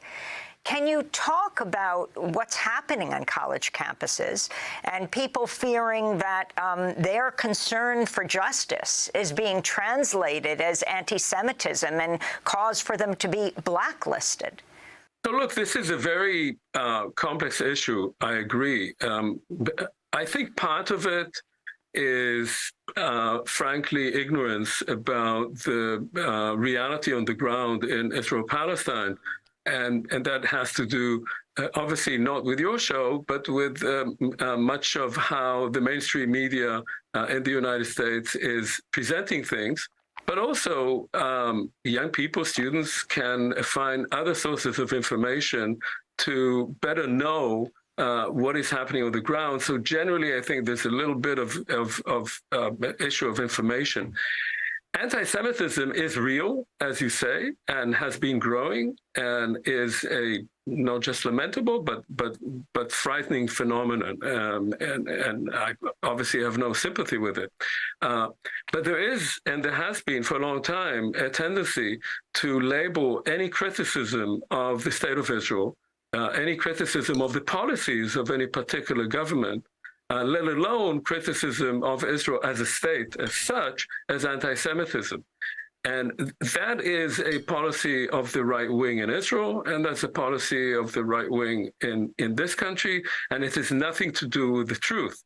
One can be a Zionist or a non-Zionist or an anti-Zionist and not be anti-Semitic. One can be... I think that straight up, a lot of older Zionists, both Christian and Jewish, do not realize what the younger generation looks like and how they, like, what kind of perspectives they've grown with, especially as it pertains to, like, Israel's actions and a diversity of platforms that they can get on the ground information from. And I think that they're, like, not able to figure this out. They can't, like, comprehend that. I think the propaganda has to be very different now for the younger audiences, and they've grown comfortable with the majority of people that actually vote and actually, I guess, go out and and do things, or are leading organizations and whatnot, being uncritically and unconditionally pro-Israel. So they've forgotten how to propagandize towards a younger audience, and that's part of the reason why they're just, like, now using whatever existing mechanisms of power that they can to just squash it. Rather than addressing the issue head on, they're literally being like, oh, we have martial law here in Israel. You should also implement some kind of form of that as well in America to the best of your ability. And while some pieces of shit will go along with that, it's still America at the end of the day. And I think that, people will respond in the exact opposite way once they are told that they can't say these sorts of things. And against Zionists, but against particular Israeli policies, I very strongly support the existence of the state of Israel, and I'm highly critical of its policies, and some people would call me a self-hating Jew. But that is nonsense. That has to do with criticism of policies that not only function as oppression of Palestinians over a very long period of time, 56 years of occupation of Palestinians, a refusal by the Israeli government to ever talk about what happened in 1948. So this kind of shutting up the entire conversation, and at the same time, a belief that Jews, like other nations, have a right of self-determination. So we have to separate the two. I think that at the moment, in the demonstrations, there is a sort of heightening of passions, and in part it is because... What would be a good strategy to change the mindset? Israeli Jews about the slogan? Wait, what? Israeli Jews? You mean just Jewish people in America? Because I don't think you'll change Israeli people's minds about this slogan, and Israeli people's minds about the slogan doesn't even matter. The slogan that is in English in the Western world for those who are defending the dignity and humanity, the dignity and humanity of Palestinians. The goal here is to basically, make any calls, whatever calls you can for the emancipation of Palestinians, right? That's it. Because of the policies of the Israeli government. I do feel that when people march in support of Palestinian lives, and I'm very much in favor of that, one does also have to remember what happened on October 7th. On October 7th, over 1,000 Jewish civilians, Israeli Jewish civilians, there were actually some Arabs there too, some Bedouin who lived there too, were butchered in the most heinous manner. And this was live streamed. This has been deeply wounding to Israeli society. Almost every person in Israel knows people who were killed there or kidnapped, including myself, members of my own family who were either killed or are now in Gaza. And one has to recall that there are 240 people now held as hostages. And so I think that when one protests the policies of Israel, for the sake of, and this has to do also with what Representative Talib said, which I completely agree with. I thought it was a very moving speech, but I think it's important to also stress that other side. There has been a dehumanization of both sides. Occupation dehumanizes people. It dehumanizes the occupier and it dehumanizes the occupied. And the way to deal with this is to talk about the political future. Listen, many of you will look to this and go, wow, I don't give a fuck what the Israelis think. Discounting the notion that the guy who's saying it is literally an Israeli Jew, was directly related to who has been directly victimized by October 7th. And he still demonstrates the moral clarity that you've never had to face in your entire life. Sorry, that's just the truth. Okay? Many of you have never had to deal with such a thing. Okay? There are some Palestinians in the chat, of course, who have, and they are often some of the most charitable people I've ever met in my entire life. So, just behave with your anger. Tensions might rise in this moment, but you need allies from every walks of life, because it is true. Wait, people are shitting on even this guy? No, they're not at all. No, they're not. I'm simply stating that he's openly stating the pain that he has experienced and the dehumanization happening on both sides, which I think it's a valid fucking thing to say, especially considering who he is, what his background is, what he's done, as far as what his work looks like. This for a lot longer than many chatters have even known what fucking Palestine even is. Do we move forward? A ceasefire would be wonderful, and I'm very much in support of it, but it won't put an end to the violence. The end to the violence will come only as a result of a peaceful resolution of this 100-year-old conflict, which has caused so much blood. That is, I think, what we should try to push the American administration to do, to change its policies, to put pressure on the Israeli government to finally relent and to begin again negotiations with the Palestinians. And let me ask you about the term from the river to the sea, which the Israeli government takes, and those who charge others with anti-Semitism say it means the annihilation of the Jewish population of Israel. I'm looking at the Likud party platform of March 1977, the right of the Jewish people to the land of Israel, Eretz Yisrael, which is the land of Israel. And it says the right of the Jewish people to the land of Israel is eternal and indisputable, and is linked with the right to security and peace. Therefore, Judea and Samaria will not be handed to any foreign administration between the sea and the Jordan. There will only be Israeli sovereignty. That's between the sea and the Jordan River, between the river and the sea. Can you talk about that term? Yes, you know, the originators of the Likud party, the revisionist part of Zionism, under the great leader Jabotinsky, had a song that they used to sing, and the song was, "The Jordan has two banks. This one belongs to us, and the other one too." That is, they were not only talking actually about so-called historical Palestine, which is mandatory Palestine of the interwar period. They were actually talking also about parts of the Jordan, of what is now the Kingdom of Jordan. As Transjordan is what he's talking about. The original formation came from, I think, the Irgun brigades, which their original like the logo literally features Israel proper, Gaza, the West Bank, and even part of Jordan, Transjordan. Yes. Belonging to the future Jewish state. So when we talk about from the Jordan to the sea, we are talking about the territory that is now controlled by Israel. And that territory, there are now 7 million Jews and 7 million Palestinians.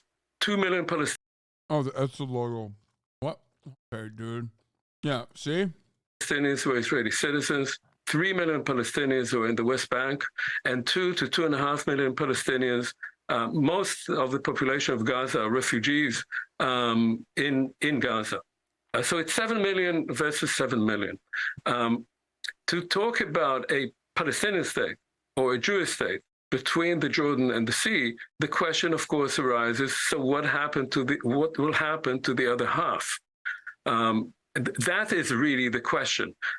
If one talks about a Palestinian state that refuses to recognize the Jewish right of self-determination, that is, of the right of Jews to have a state of their own, the question is, what would happen to the Jews there? Would they go back to Europe, as some people say, whatever that actually means? And if you have a state the way the Israeli right, the Likud party, and now the much more radical, really Jewish supremacist elements in Netanyahu's government, the Smotrich and Ben Gvir, these people who sort of trace their roots back to Rabbi Kahana, who are really Nazis.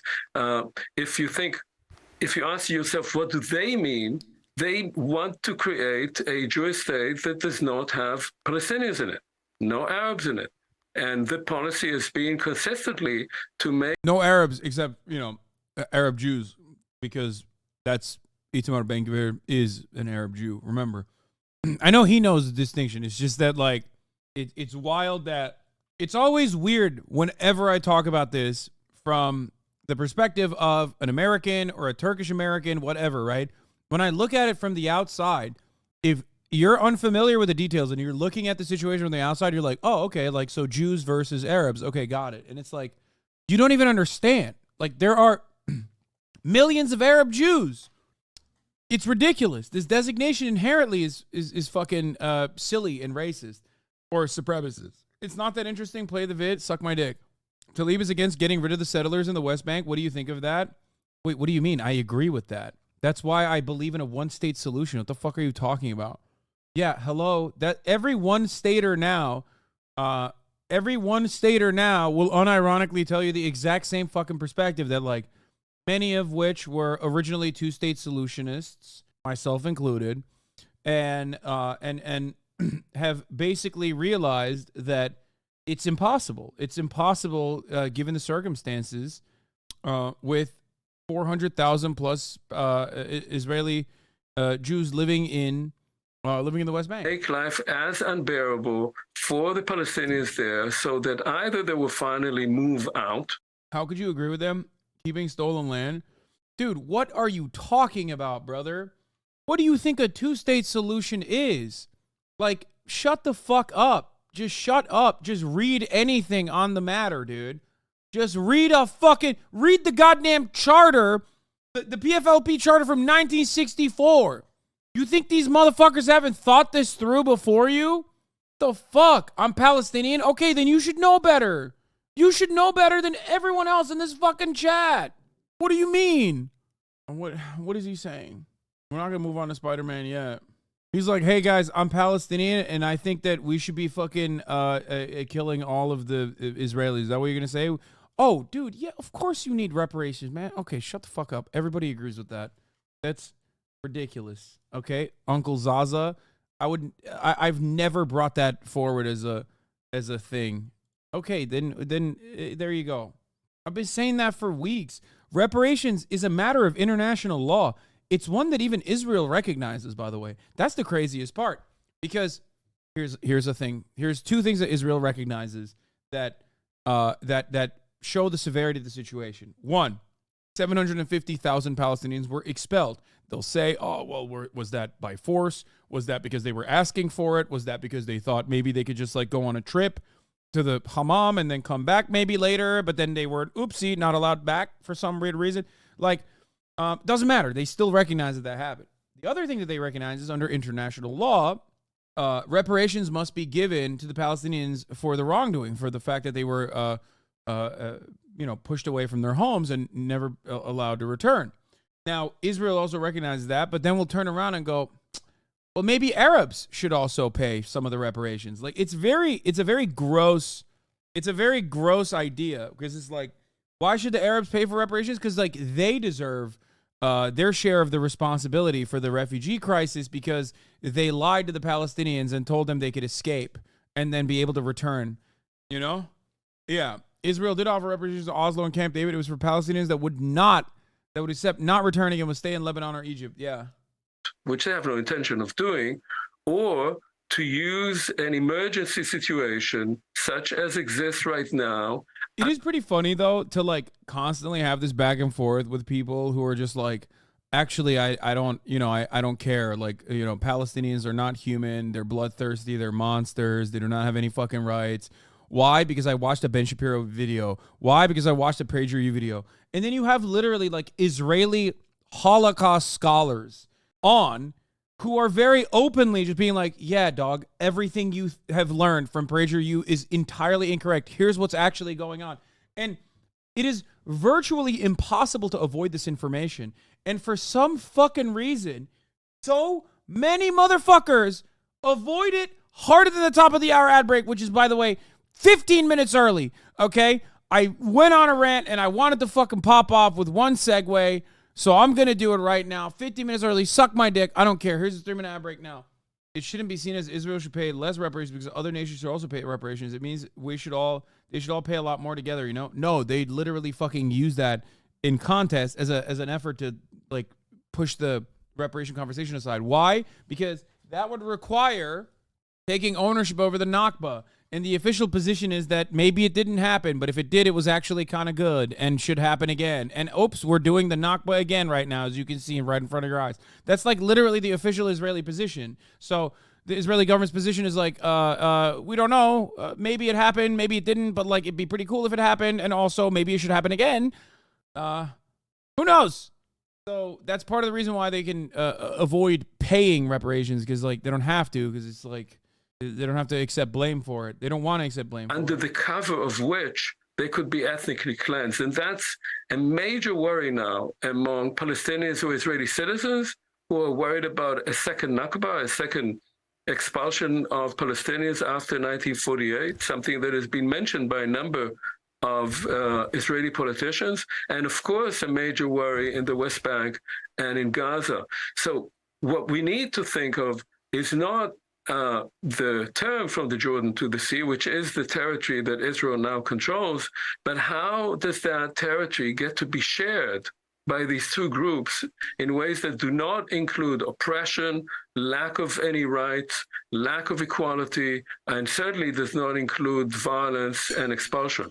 And finally, Professor Omer Bartov, the issue of a two-state solution or one. Do you think anything needs to be said about the Arab countries which Mizrahi Jews came from? Bro, straight up, I think that the Arab countries that expelled their own Jews, okay, and sent them to Israel, unless the Jews went on their own volition, because many did. Like, that's the other difference. Like, people say it's like a Trail of Tears type situation. Like, some of them did fucking leave because they were worried about pogroms. Some of them were harmed and harassed.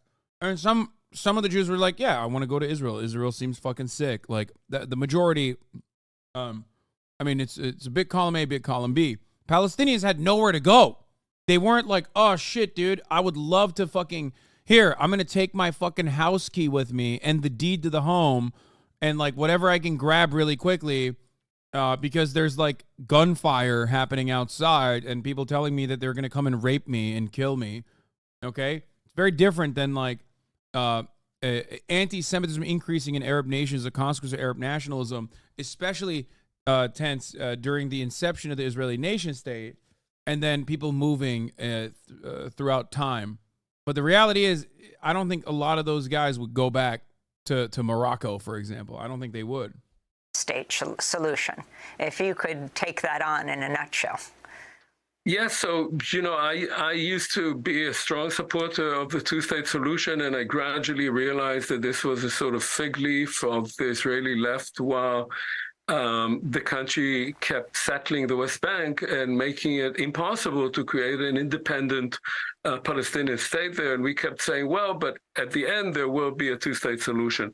So the traditional two-state solution, to my mind, is no longer viable. So what is viable?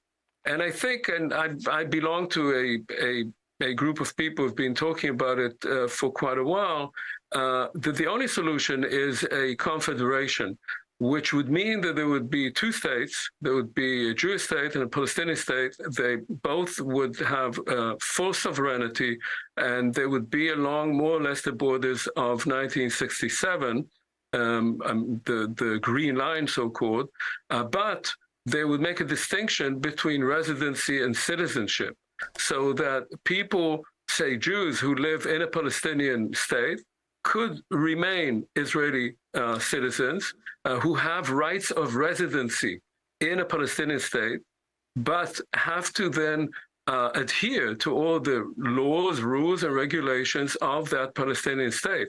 And Palestinians who live, say, in Nablus and would like to live in Haifa, like a Frenchman from Paris who would like to live in Berlin, could move to Haifa, and they could have rights of residency, but they'd have to conform to all the rules and regulations of the Israeli state, but they would vote for to a Palestinian parliament.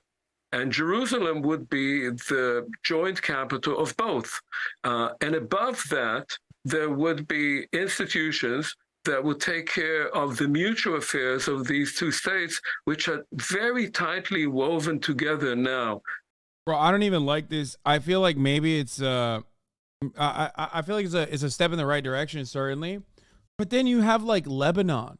You know what I mean? It's certainly, it just turns into like a worse version of Lebanon. By the infrastructure, electricity, water, and so forth, it's really impossible to cut them apart. That is right now, of course, sounds like a pipe dream, but I think that in the long run, that is probably the only viable solution. And I'll add one last thing to that, which is very important both to Jews and Palestinians, which is that both states would have the right of return. The Jews could say, as they say now, that Jews who want to become Israeli citizens wherever they live can come. And Palestinians in the Palestinian state could say all Palestinian refugees. Who would rule the one state? Israelis or Palestinians or neither?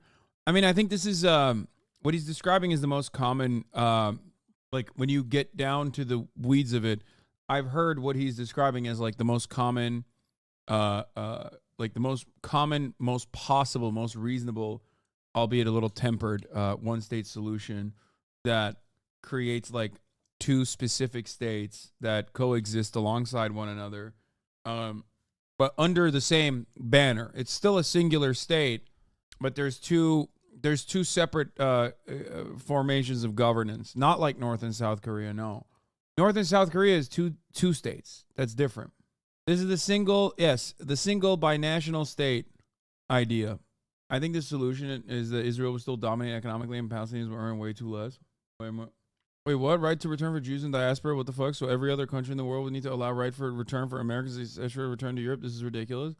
That's the funniest thing to get mad at. Brother, that already exists. What are you talking about?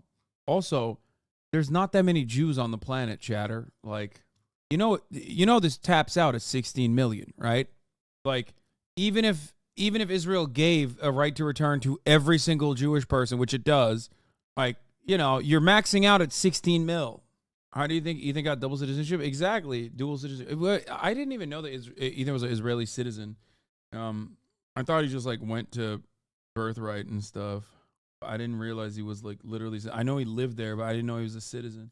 I did. You're a fake friend. Yeah, 60 mil. Do you mean like people from Russia and Poland returning to Palestine? No, 16. The total number of Jewish people on the planet is 16 million. The same number of Jewish people that existed on the planet before the Holocaust, okay? Only recently did the Jewish population recover, the global international Jewish population recover back to the number it was at before the Holocaust, okay? This is important to understand because it also helps, I think, a lot of people understand the fears that Jewish people have, okay? Like that, it's not an unreasonable fear to have. I know a lot about Jewish history because I'm an anti-fascist. So you kind of have to learn a lot about Jewish history. One, because some of my favorite revolutionary figures are Jews. Jews have been at the forefront of revolution and at the forefront of social causes, like championing social advocacy for a very long time. But one thing that you do learn when you learn at least a little bit about Jewish history is that, yeah, there's a reason why a lot of Jewish people are afraid. And I feel like maybe I should stress this a little bit more for people who sometimes cast aside anti-Semitism, because like Jews in America are foreseen as white. And they are. Ashkenazi Jews are white, and in America, they have been whiteified. Does that make sense? Like until they're not, if that makes sense. But because they're white, like because they are considered under the banner of white, anglicizes the term. Thank you. They still have conditional whiteness. Yes, exactly. But because they've been anglicized in a weird way, one, they're not seen as like a marginalized. They're not seen as a marginalized community by some.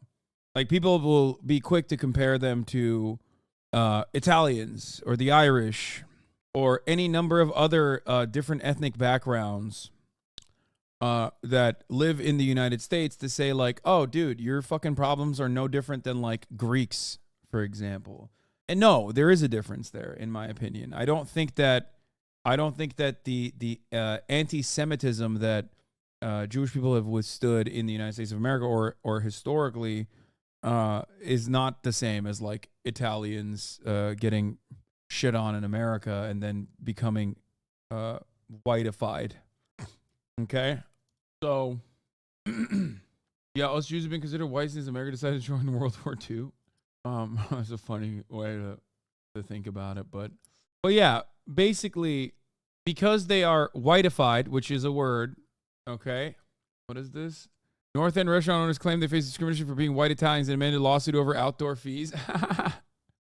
HasanAbi is Jewish. Okay, before you guys think that he's actually advocating for Italian rights in here, he's making a joke. Okay, he said Jews have never had to face anything like this. True. This level of discrimination is. You're right. I take it back. Anti-Semitism is a real problem, but nobody recognizes Italiophobia. Anyway, the point I was trying to make originally is that because Jewish people in America are seen as like white, that a lot of people don't listen when they say like anti-Semitism is a problem, and people cast that fear aside and go, whatever, dude, fuck off. But it is. Anti-Semitism is not a problem simply for Jews either. That's why I, always talk about anti-Semitism regularly and will continue to talk about it, not because it's just like another form of bigotry, but it's also a form of bigotry that shows that someone is very likely, teetering on the edges of fascism. Okay? There's never been 30K Americans marching in Madison Square Garden against people of Carbonara, Lamau. Yeah. And birthright isn't available to all Jews either, by the way. Wait, really?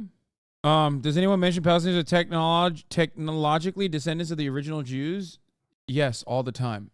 What do you mean technology? I think you meant technically, but yes, literally everyone all the time in perpetuity, literally nonstop. It's very common. It is a very common sentiment that yes, the Palestinians technically are the original Jews. They just are no longer Jewish. Many of which have just like converted. They just kind of stayed there a lot. Yeah, no, literally. I mean, but that's how it works. Yes. Refugees who would like to come back to Palestine could come and become Palestinian citizens, and under certain rules could also move to the Israeli part of so-called.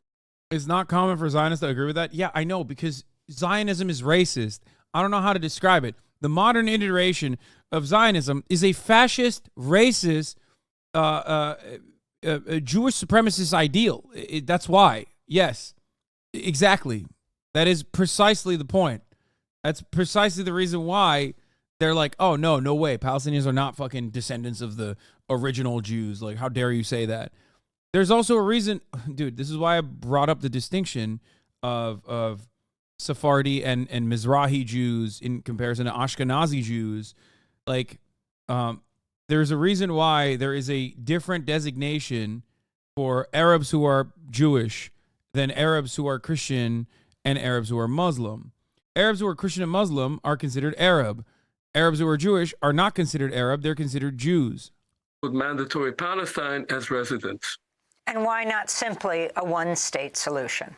I think a one-state solution is something that neither one side nor the other wants, because the Palestinians quite rightly want the right of self-determination, want to have their own state, as do the Jews. And both sides are afraid that the other side would be more powerful. Obviously, right now, under current conditions, the state of Israel is much more powerful militarily, economically, than the Palestinian part of the land. And so in that sense, a one-state solution would actually perpetuate Jewish supremacy in the whole country. Democracy Now! Is funded by viewers like... Palestinian here, this is pure projection. Yeah, I mean, I don't agree with them. I don't think that. What is this? Okay. Oh my God, Ben Shapiro did these journalists work for Hamas shit. I want to talk about 3 different videos. 1, PFLP, Ghassan Kanafani. Beirut is the most westernized of all Arab capitals. The evidence of the French colonial period here is as stark as it is in Quebec. In the days of the French, Beirut was a Mediterranean tourist paradise. Still, there are traces of this slowly disappearing past splendor.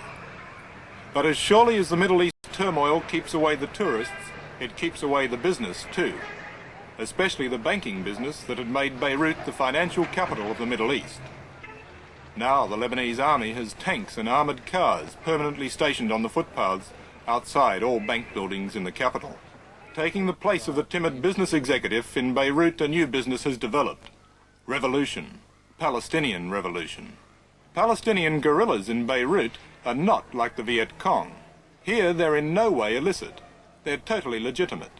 In Beirut's main street, the biggest guerrilla movement has a 3-story office building complete with all amenities. It's as modern as any in Sydney. But the machine gun-toting guerrillas standing guard outside told me no photos, and there was no arguing. Of the 11 Palestinian guerrilla movements, the most radical of all is the Popular Front for the Liberation of Palestine, the PFLP. The Popular Front is now so well organised that it even has its own daily newspaper, with a claimed daily circulation of 23,000. It was the Popular Front that hijacked and blew up 3 jet aircraft at Revolution Airport in the Jordanian desert. And it was the Popular Front that dynamited the Pan American Jumbo at Cairo. The Beirut leader of the Popular Front is Ghassan Kanafani. He was born in Palestine but fled in 1948, as he puts it, from Zionist terror. Since then, he's been plotting the destruction of both the Zionists and the reactionary Arabs. I know what I know he has really, a fucking that, voodoo doll for Moshe Dayan. That's hilarious. Yo, hold up. Oh, Jesus Christ. That's a fucking, okay. He has a Moshe Dayan figurine.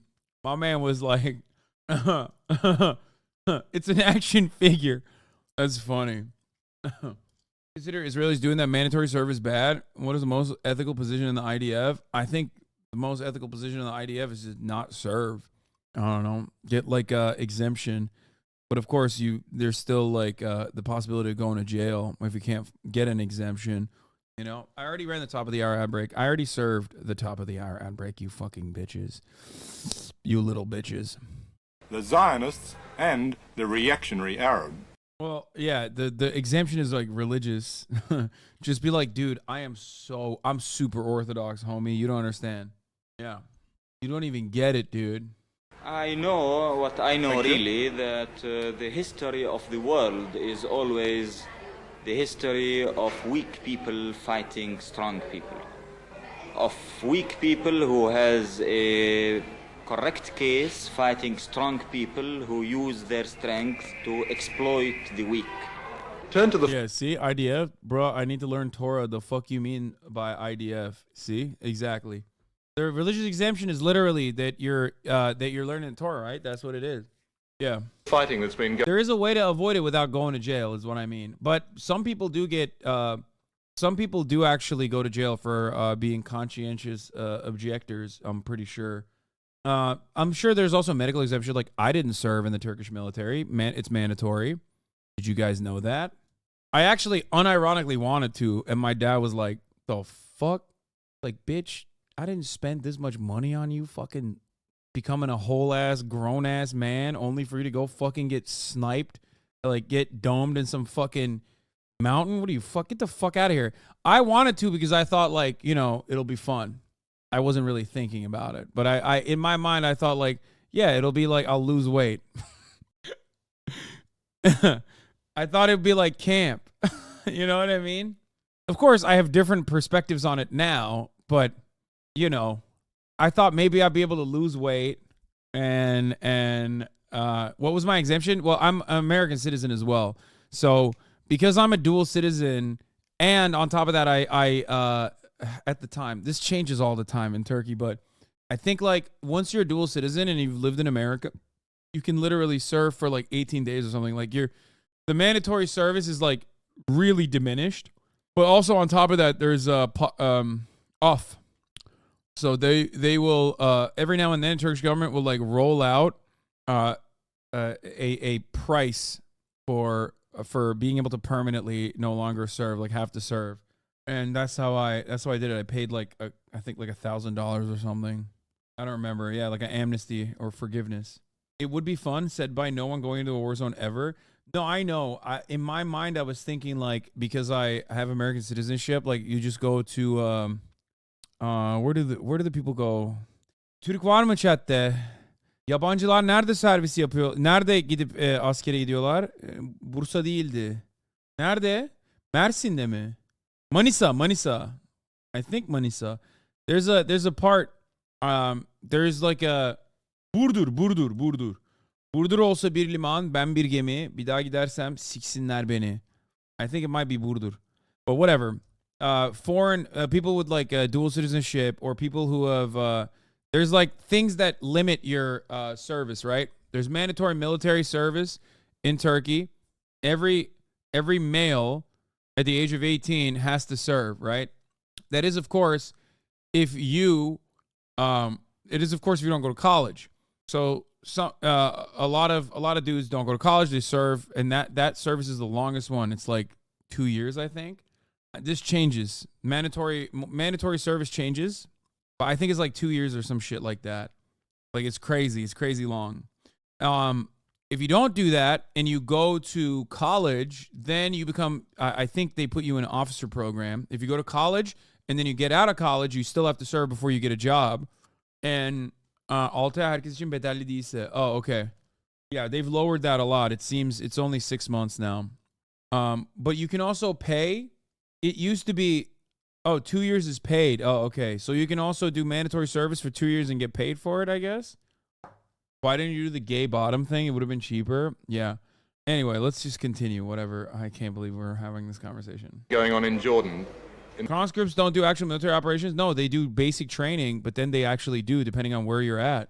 If you're positioned in the South, for example, like, yeah, you might have to like literally do beyond just like basic training. You can actually end up seeing combat. Anyway, let's continue. In the recent weeks.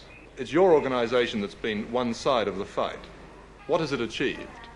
One thing, that we have a case to fight for. That's very much.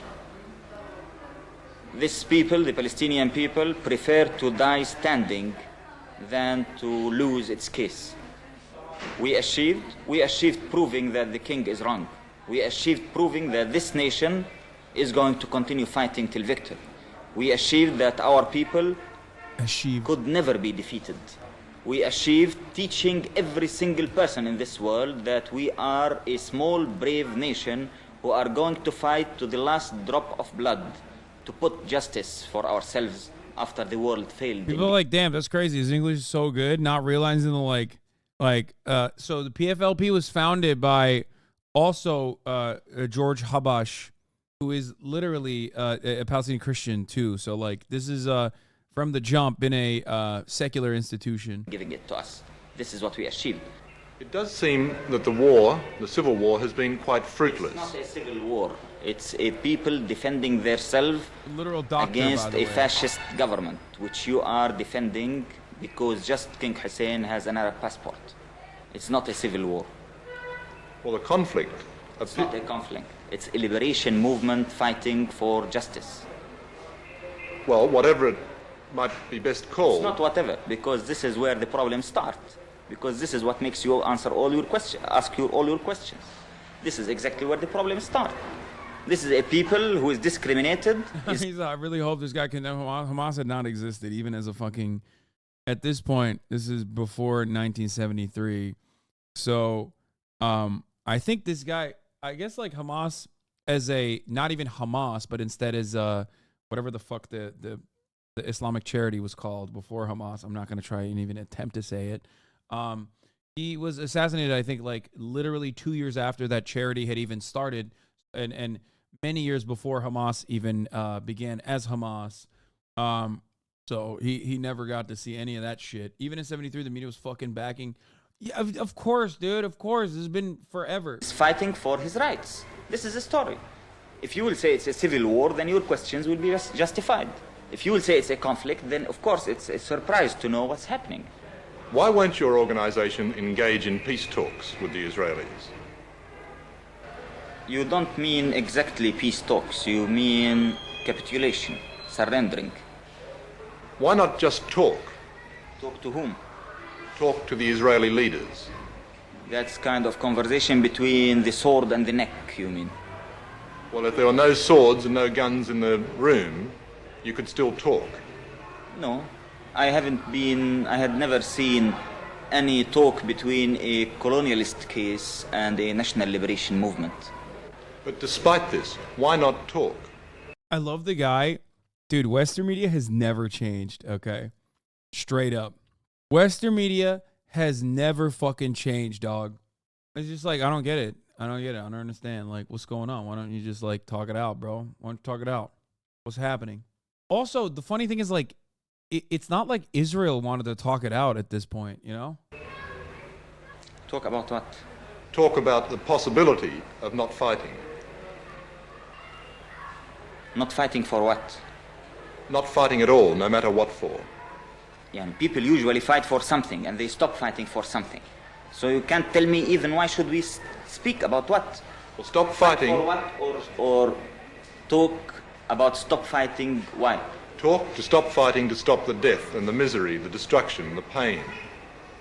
The misery and the destruction and the pain and the death of whom? Of Palestinians, of Israelis, of Arabs. Of the Palestinian people who are uprooted, thrown in the camps, living in starvation, killed for 20 years, and forbidden to use even the name Palestinians. They're better that way than dead, though. Yeah, I mean, at this point, you also have to remember, like, this is, 20 years in. Like, so the memory of the Nakba is still fresh in their hearts. These are people who, like, experienced it and then also experienced the secondary, I guess I wouldn't want to call it humiliation, but the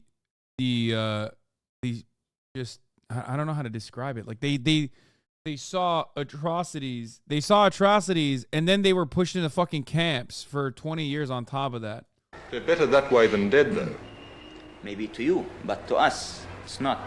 To us, to liberate our country, to have dignity, to have respect, to have our mere human rights, is something as essential as life itself. You called King Hussein a fascist. Who else amongst the Arab leaders are you totally opposed to?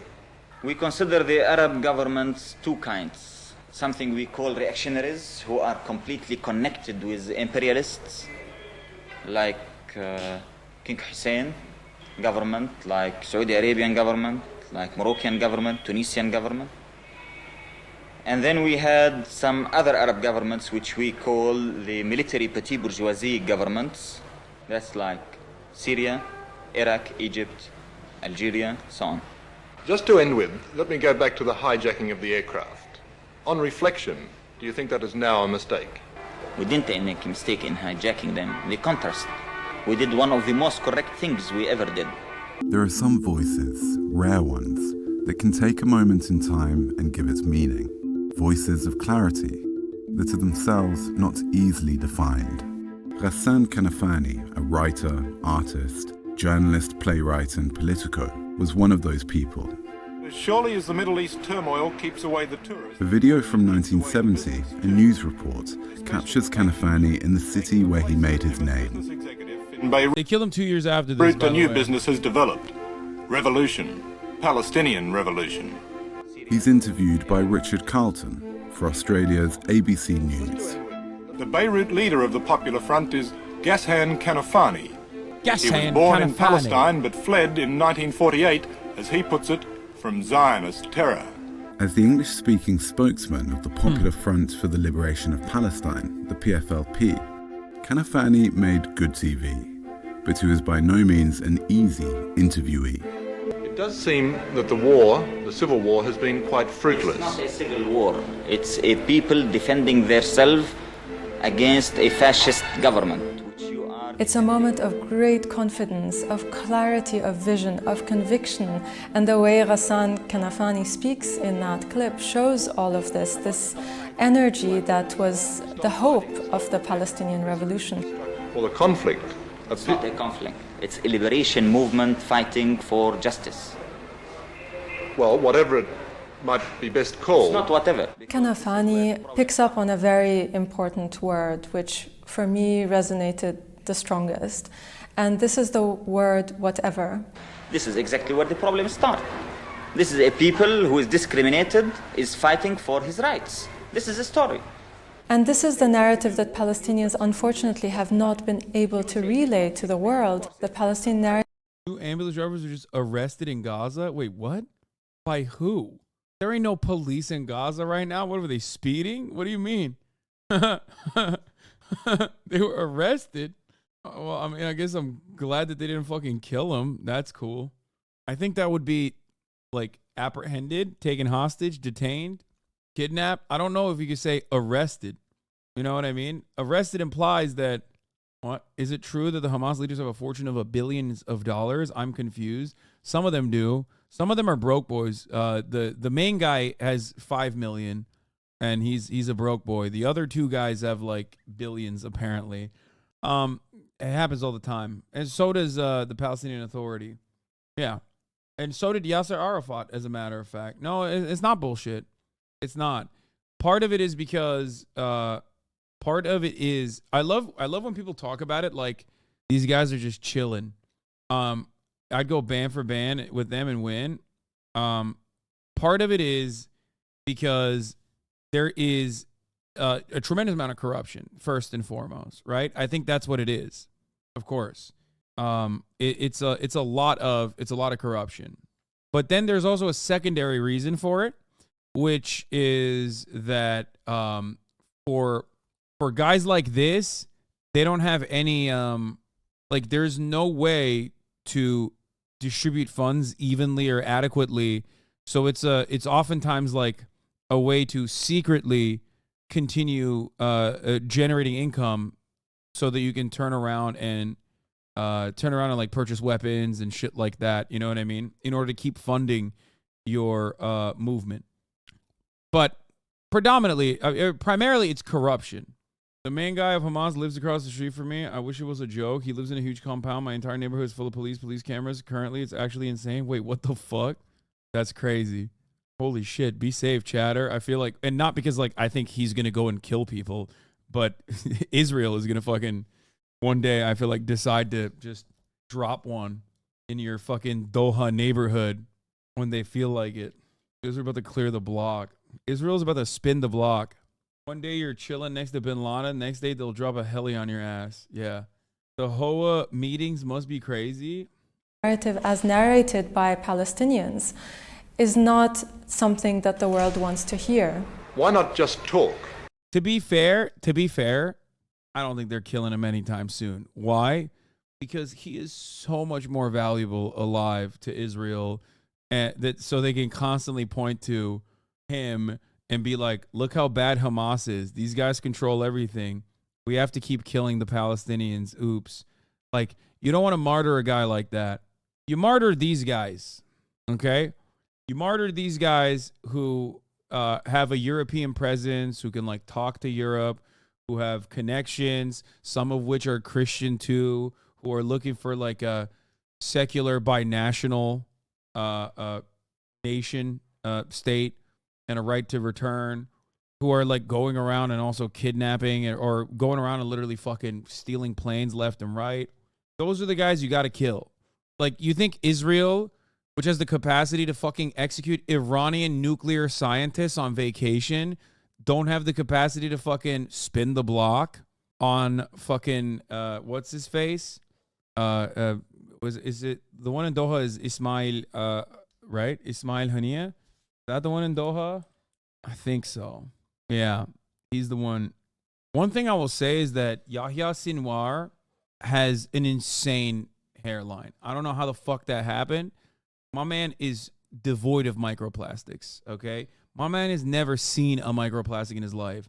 I don't know how the fuck this guy has like a 2 head, okay? Kind of fucked up, if you ask me. I mean, he thinks you know a little too much. Wait, what? It's suspicious to you that I'm familiar with where leadership of Hamas, a subject matter that I've been covering for the past 4 weeks relentlessly. One of the 2 belligerents in this circumstance, like one of the 2 major parties in this situation where the leadership lives. Yeah. They taught you well at Langley, Ibn Saddam. Yeah. Yeah. Famously, Langley guys love making an argument that is entirely against American foreign policy. Talk to whom? Talk to the Israeli leaders. That's kind of conversation between the sword and the neck, you mean? لما غسان كان عم يسأله Ghassan said it in simple and clear language. How are we supposed to have dialogue? You're coming to slaughter me. Put aside the sword so we can have a conversation. They're better that way than dead, though. Maybe to you, but to us, it's not. To us, to liberate our country, to have dignity, to have respect, to have our mere human rights is something as essential as life itself. In the Arab imagination, Kanafani is remembered for his storytelling, which explored the Palestinian experience, statelessness, separation, and exile. In the West, he was the public face of the leftist PFLP, seen as one of the more radical Palestinian factions. Kanafani was not involved in the armed wing of the PFLP or in the planning of high-profile airplane hijackings that the group became synonymous with. But he was an advocate of armed struggle and understood its mediatic value. If it went quiet, he wrote, no TV network would willingly give any Palestinian a minute of coverage to express themselves. Yeah. Above all, though, Kanafani was a journalist, an accomplished one. Yeah, Ismail Hania's granddaughter was just killed today by an airstrike. Yeah, exactly. So just to put that into a framework that people can understand, like they talk about how like out of they talk about like how these guys are corrupt, which they are, and how devoid of the conflict they are. But that part is not true. Like their families still are in Gaza. You know what I mean? Yeah. My friend Hassan will be the next target for the IDF. You did so much damage to their PR. No, man, I didn't do damage to their fucking PR. I love the IDF. I love Israel. Please shut the fuck up. Also, I'm in America. Ghassan Kanafani was a multifaceted, multi-talented human being. He was very significant in the Kuwaiti and Lebanese press in their heyday. We're talking about the 1950s and 60s. And Mossad. Ghassan Kanafani was a central figure. I mean, he was associated with the founding of many magazines and newspapers throughout the region. Beirut in the 1960s and 70s was an extremely vibrant city. It was a truly Arab city, and the Palestinian Revolution was kind of the last hope for people. And so that's why Arabs from all over went to Beirut to be part of that last front for revolution and creativity and activity and literature and journalism. After the defeat of Arab regimes in the War of 1967 and the disillusionment that came with it, Palestinians took matters into their own hands. A national struggle for liberation took form, and for Kanafani, it marked a shift in thinking. One of the former Al-Qaeda members lives exactly next to me, so there's 2 police outposts next to my house. My neighborhood is insane. Jesus Christ, The revolutionary politics of the PFLP. In 1969, he was made editor-in-chief. Bro, Chatter's dad literally is like, also, my dad is... What the fuck? I don't even understand what's going on in your block, dude. What the fuck's happening on the block? Doha is like, to be fair, Doha is like Argentina for the for the different Arabs. You know what I mean? They're like they're finding new homes. You know how like you got Argentine people in Argentina with like suspiciously German names and shit? Kind of like that. Of Al-Hadaf, the group's newly formed weekly magazine. Al-Hadaf was revolutionary in spirit and substance. It combined the PFLP's political messaging with analysis, humor, art and calligraphy in a chronicle of the Palestinian resistance that linked it to anti-colonial struggles in Africa, Asia and Latin America. He made left-wing media accessible well beyond the narrow confines of the already converted. He went after arguments by fellow Arab journalists as much as he went after arguments by Western journalists. His articles were an typical leftist unusual combination of satire, sharp witticism, as well as information. The PFLP and DFLP have an arm wing in Gaza. No, their arm wing in Gaza is like minor.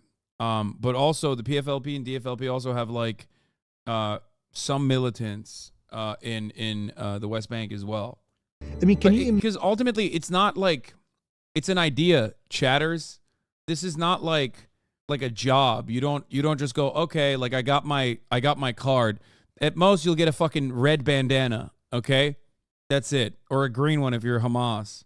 Like, there is not like a, I mean, that's it. It's just an idea, basically.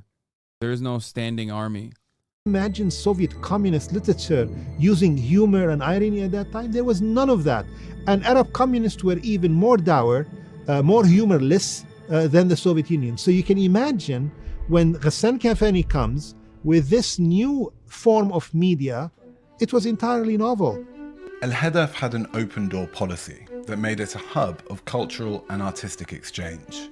It was there that Kanafani and his associates produced some of the most iconic posters of the Palestinian Revolution. It was a progressive magazine with an engaged international readership, but it was the official party organ, some would say the mouthpiece, of the PFLP.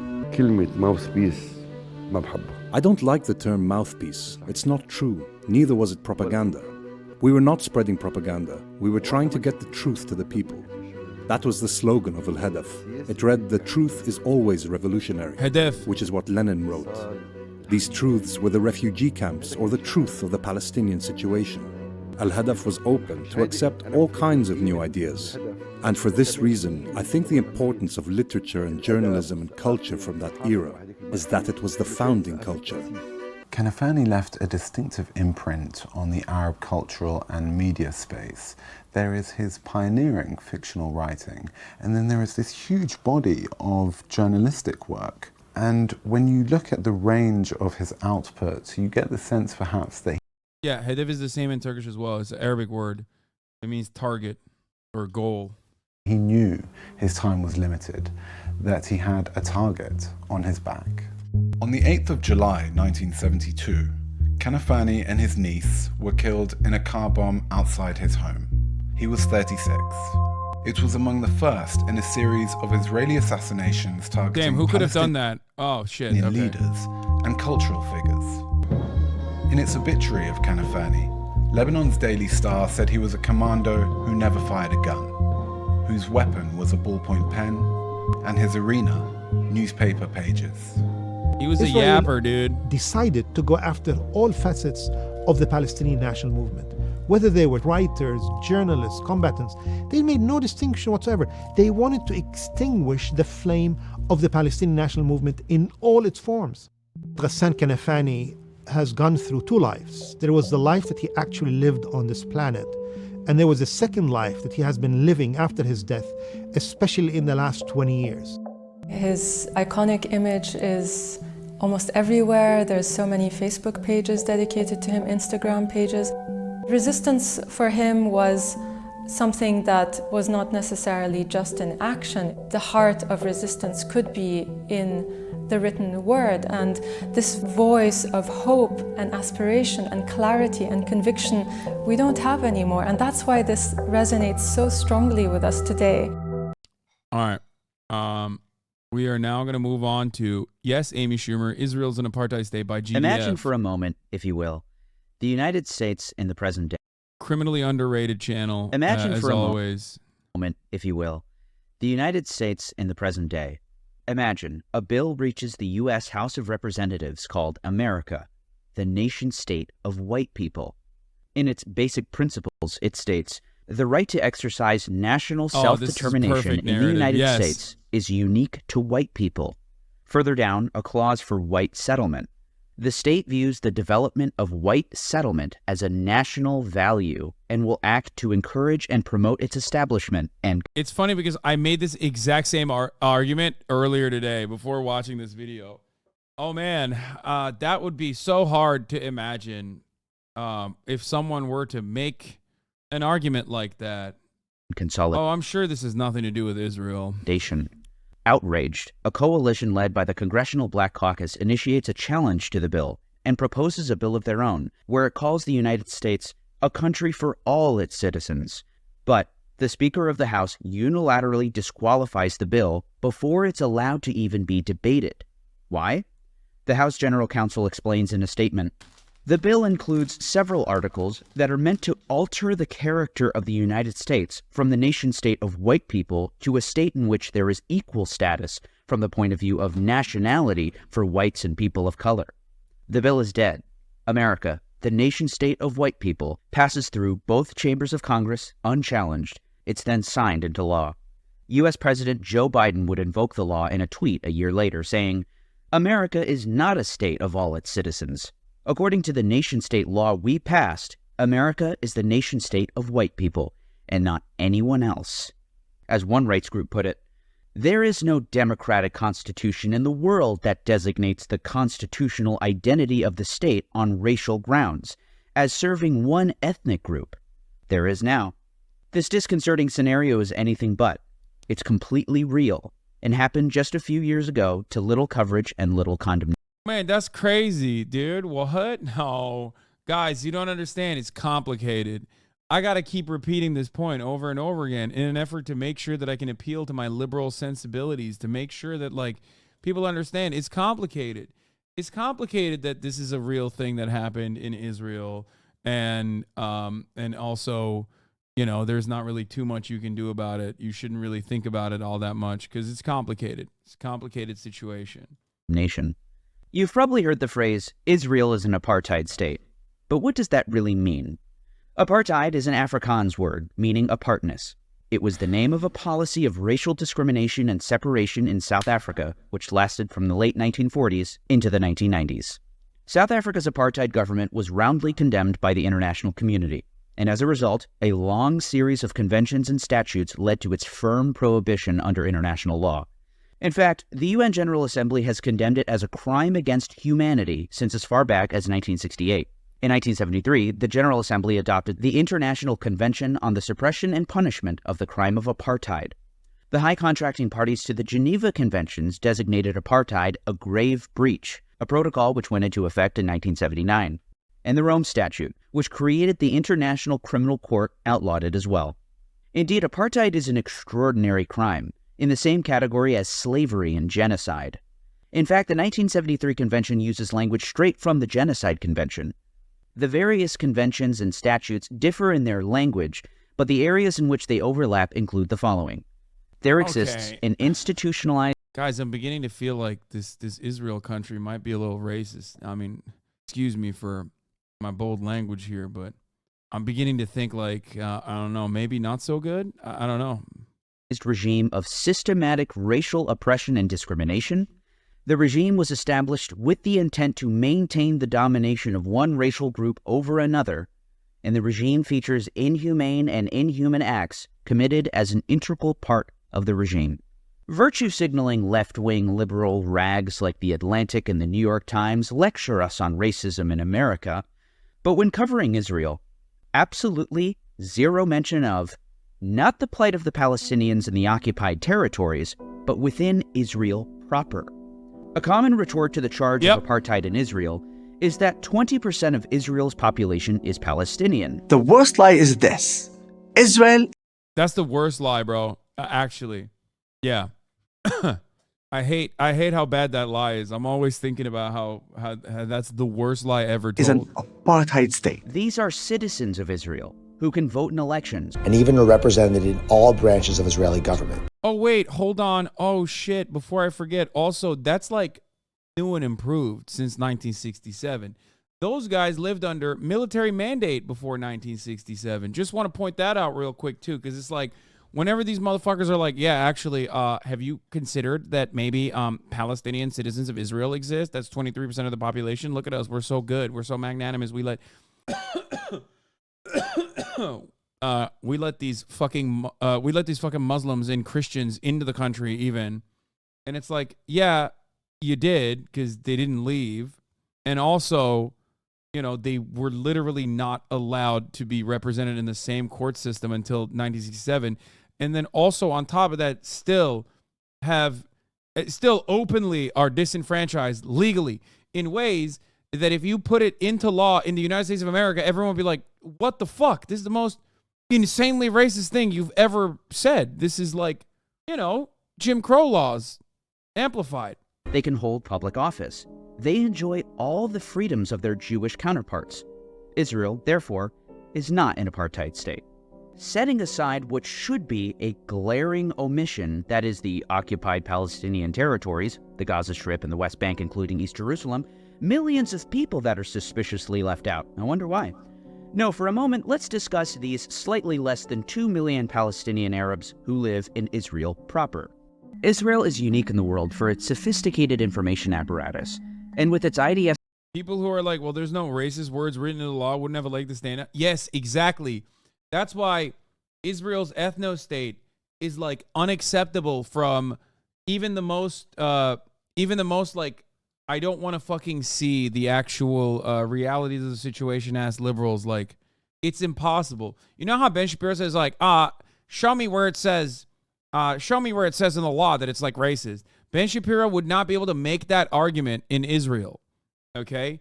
Which is why he rarely ever talks about it, because he doesn't want to talk about it, because, you know, there's no way to just be like, I'm a liberal and I think Israel is Pog. You can't do that.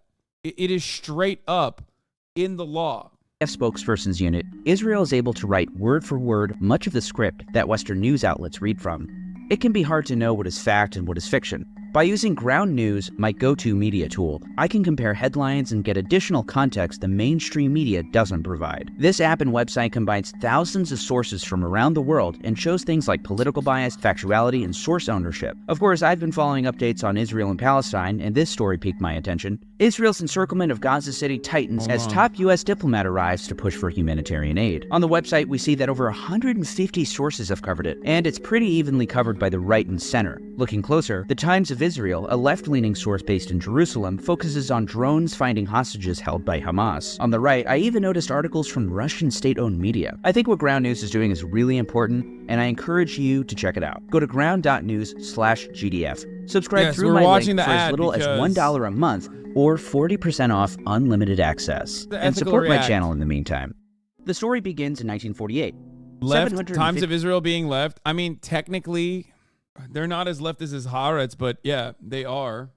Technically, Times of Israel is also like liberal-ish, I would say. Like they're definitely way more social liberal. Like Jerusalem Post, on the other hand, would be center-right. Haaretz is left. Like, it is the most left you're going to get in Israel, other than like 972, the magazine, right? Is it 972 plus 972, the Israeli magazine? Yeah, plus 972. 50,000 Arabs have vanished from what is now the state of Israel. Some say they were forced out. Some say they left on their own. Yeah. Many say it was a mixture of both. Maybe for argument's sake, I'll grant that every single Palestinian left on their own. Roughly 90% of the population was expelled. With all of these Palestinians now gone, the State of Israel begins a campaign of systematic destruction of Palestinian homes through demolition and forestation, the planting of trees in villages, making them uninhabitable. In 2019, Haaretz reported on the practice using declassified Israeli documents. Whether the Palestinians were forced out or left on their own, no matter, the destruction of homes ensured that they had... Guys, you don't understand. This was like, this was, don't think about it too much. You know what I mean? You're over here acting like this is a big deal, but this is small bean Israel. They had to do it. Okay? They just had to literally, maliciously plant fucking trees that are not even... that are not even organically there, to like Europeanize and completely eviscerate like invasive species that are not supposed to be there, to eviscerate the native trees, like the olive trees. Very weird. Had no place to come back to, which under international law is still forced displacement. One example is representative of the broader. Yeah, they literally raise money for the trees to this day. They have birthright trip takers plant them, making people unknowingly complicit in this trend. In 1948, the Israeli military ordered the northern village of Ikrit, with a population of 600, to leave temporarily. This is a temporary measure. They didn't actually cross the border, but relocated just several kilometers away. But they were never allowed to return. The residents sued for the right to return, and actually won. Israel's Supreme Court ruled in their favor. However, the Israeli Ministry of Defense refused to implement the decision, fearing it would create a precedent. In 1951, the Ministry of Defense... Wait, what? Oh, that's weird. Why wouldn't they? I don't get it. Why Why would that be a problem? Why wouldn't that, why would that be a dangerous precedent? By the way, both secular institutions, the IDF, also a secular institution, so is the Supreme Court. Blew up all the remaining houses in the village. To this day, the Ikrit community numbers 1,500, who live just 20 kilometers away in Ramah. And to this day, they continue to fight for their right to return to their homes. In 1950, the State of Israel passed the Absentees Property Law, which the state used to claim all the land of all the Palestinians who had fled their homes as a result of the war, regardless of whether they fled to another country or were internally displaced. And to this day, they are still prohibited from accessing and using land and property that belonged to them or their families in 1948. From 1948 to 1966, the first 16 years of Israel's existence, Palestinians living in its borders were placed under military rule. The state used extraordinary emergency powers to confiscate property and close entire villages as military zones, confining Palestinians to dozens of enclaves. They were tried in military courts and required permits to leave their cordoned-off areas. They banned protests and political parties. You know, like a similar thing to what you see in the West Bank today. You know, like the West Bank today. According to Haaretz, Israel lifted its military rule over the state's Arab community in 1966 only after ascertaining that its members could not return to the villages they had fled or been expelled from. By the time military rule was lifted, Israel had completed its initiative of destroying Palestinian homes and making them uninhabitable. The damage was done. This bears similarities to the 1964 Civil Rights Act, which some Americans believe was the end of systemic racial discrimination in the United States. At what point did we stop being racist? Was when the Emancipation Proclamation was signed, or when? Yeah, I would say after the Civil Rights Act. So the day that everyone was given. No, I mean systemically, yeah. Although, of course, by the mid-1960s, following decades of discriminatory practices such as the Federal Housing Administration's whites-only requirement, the damage was already done. The United States was already largely segregated by neighborhoods of predominantly white single-family homes in suburbs and multifamily complexes in neighborhoods deliberately zoned by race. The same way that the segregation of American neighborhoods is visible to the present, the facts on the ground in Israel are quite a staggering dose of reality. Today, Arabs control just 3% of state land in Israel, despite making 20% of the population. The 90% of Palestinians who live in these areas. Wait, so weird. How did that happen? I'm sure that if they had enough money, they could buy more land, right? Right? Certainly, since they have, so it's not an apartheid state, right? They could just simply buy more land. Certainly, there's no rules, literally to this day, that legally allow a Jewish enclave to forcibly expel Arabs from their communities if they would choose to do so, right? Experience higher rates of poverty, lower levels of labor force participation, educational attainment, and health. 50% of the Arab population live below the poverty line. Further, only 2% of industrial zones in Israel, which generate a significant tax income, are located in these Palestinian areas. The 10% of remaining Palestinians live in so-called mixed cities, but even then, they are usually relegated to separate neighborhoods. But why don't they move? Unlike most industrialized countries, in Israel, the state controls 93% of the land, either directly or indirectly through quasi-national bodies such as the Jewish National Fund. In 2011, the Knesset passed the Communities Acceptance Law, which established admissions committees in Jewish communities to screen applicants based on their social suitability or their unsuitability to the community's social and cultural fabric. Guys, remember, this is in Israel proper for the Palestinian citizens of Israel. No, they literally have this is in the fucking law, dog. It's in the law. Not for the West Bank. Those guys can't even go into Israel, obviously. Not for Gaza. Those guys can only go into Israel as long as they get like a fucking worker's permit or some shit. But specifically for the Palestinian citizens of Israel, they literally are not allowed to live in Jewish enclaves, as I said, unless they are chosen to, unless they are allowed, in which case, like this law is specifically created so they can exclude Arabs from living in their own neighborhood. This vague wording enables discrimination, primarily against Arabs, but also against Mizrahi Jews, Ethiopian Israelis, or anyone whom residents of the privileged community fear will lower the value of their homes. The 2011 law stipulated that these admissions councils were limited to towns with 400 residents, though this rule was repeatedly broken. Regardless, in 2023 the law was expanded to towns with 1,000 residents. Today, admissions committees operate in 53 regional councils which control 81% of state land in Israel. Arabs are, in practice, barred from leasing land in 80% of the land in the state of Israel. For more than 15 years, the residents of el-Haran have been waging a legal... Yikes. Seems kind of... Yikes. Seems kind of awkwardly racist, it seems. Like, remember when everyone was talking about the Palestinian citizens of Israel and how there's a guy in the Supreme Court who's Arab, right? There's military officials that are Arab, like in the IDF. Like, come on, how could you say it's an apartheid? This part doesn't seem too good, though, I think. Battle to save their village, which is slated for demolition. In 2017, Israeli forces attempted to evacuate el-Haran by force and began demolishing homes. Yaqub Abu al-Kiyan, a 47-year-old Arab Israeli citizen, was shot and killed.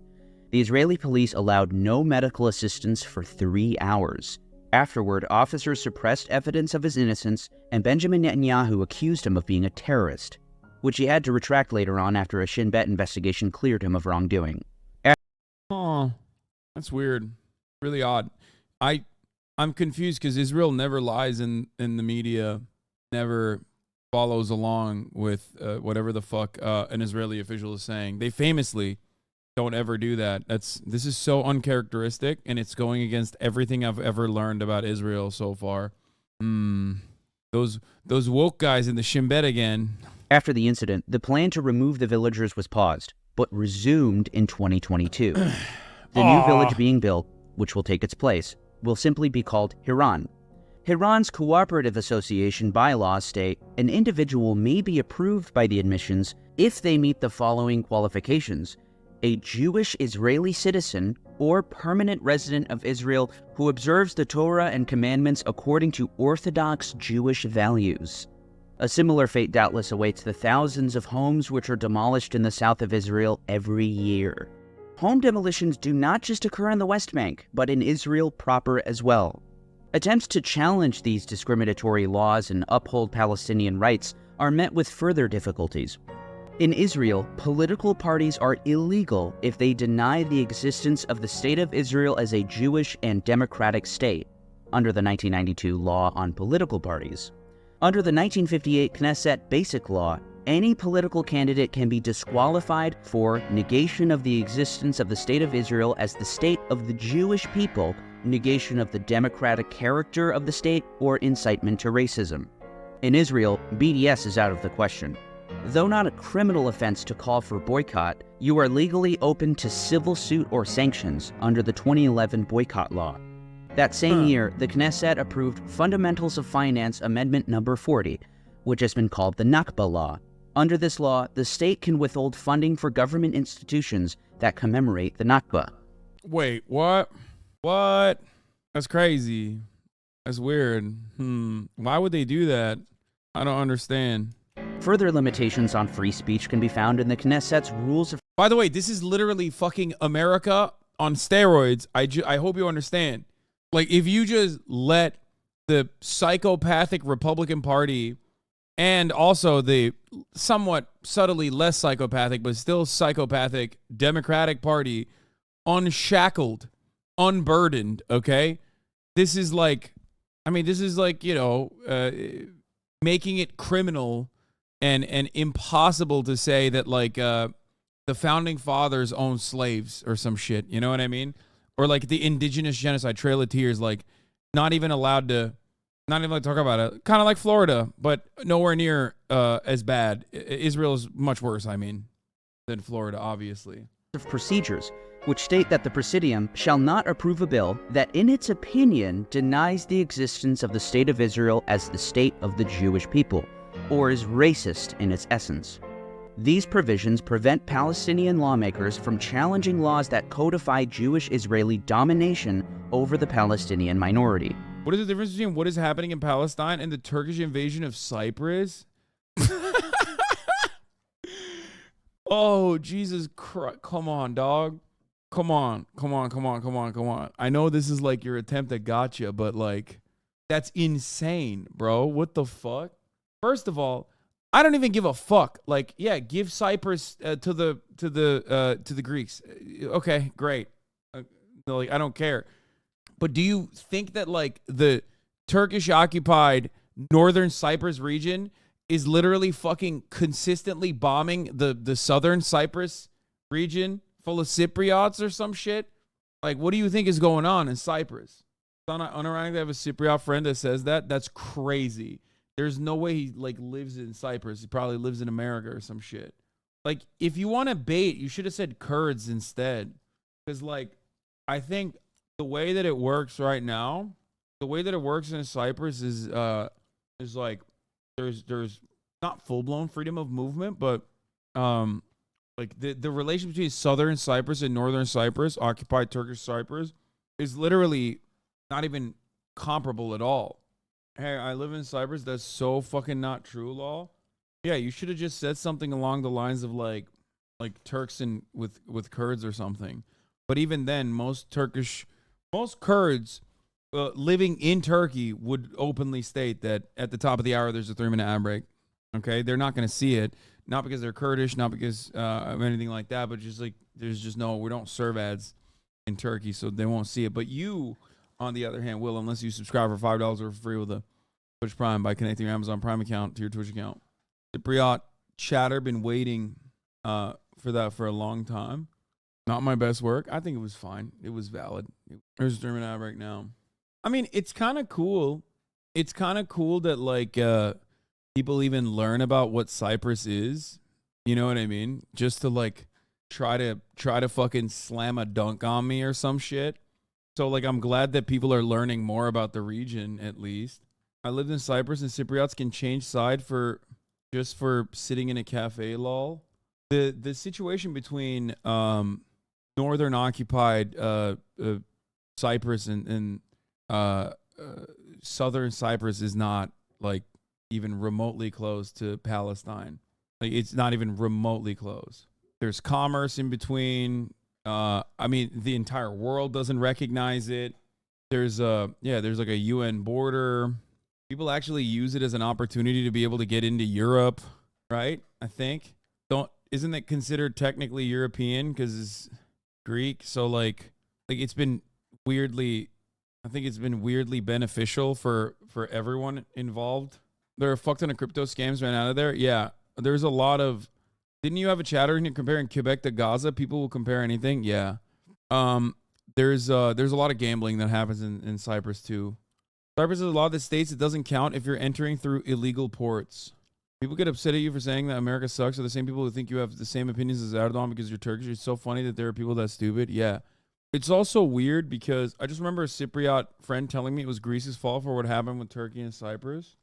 I mean, the comparison between Cyprus and Palestine is ridiculous.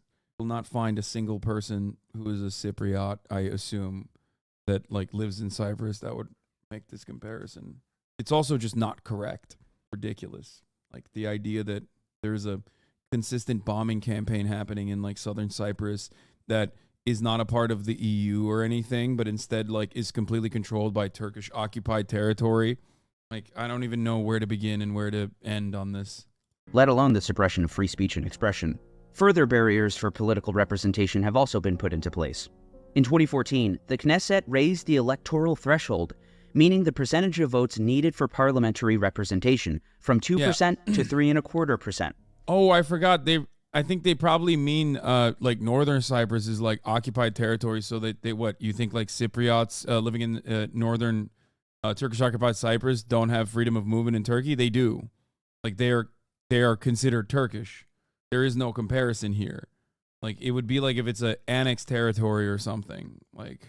Anyway, I can't. This spurred a condemnation from the UN Convention on the Elimination of All Forms of Racial Discrimination, saying the move would considerably weaken the right to political participation of non-Jewish minorities. Palestinians' right to political participation, according to Jerusalem-based human rights group B'Tselem, is under constant attack.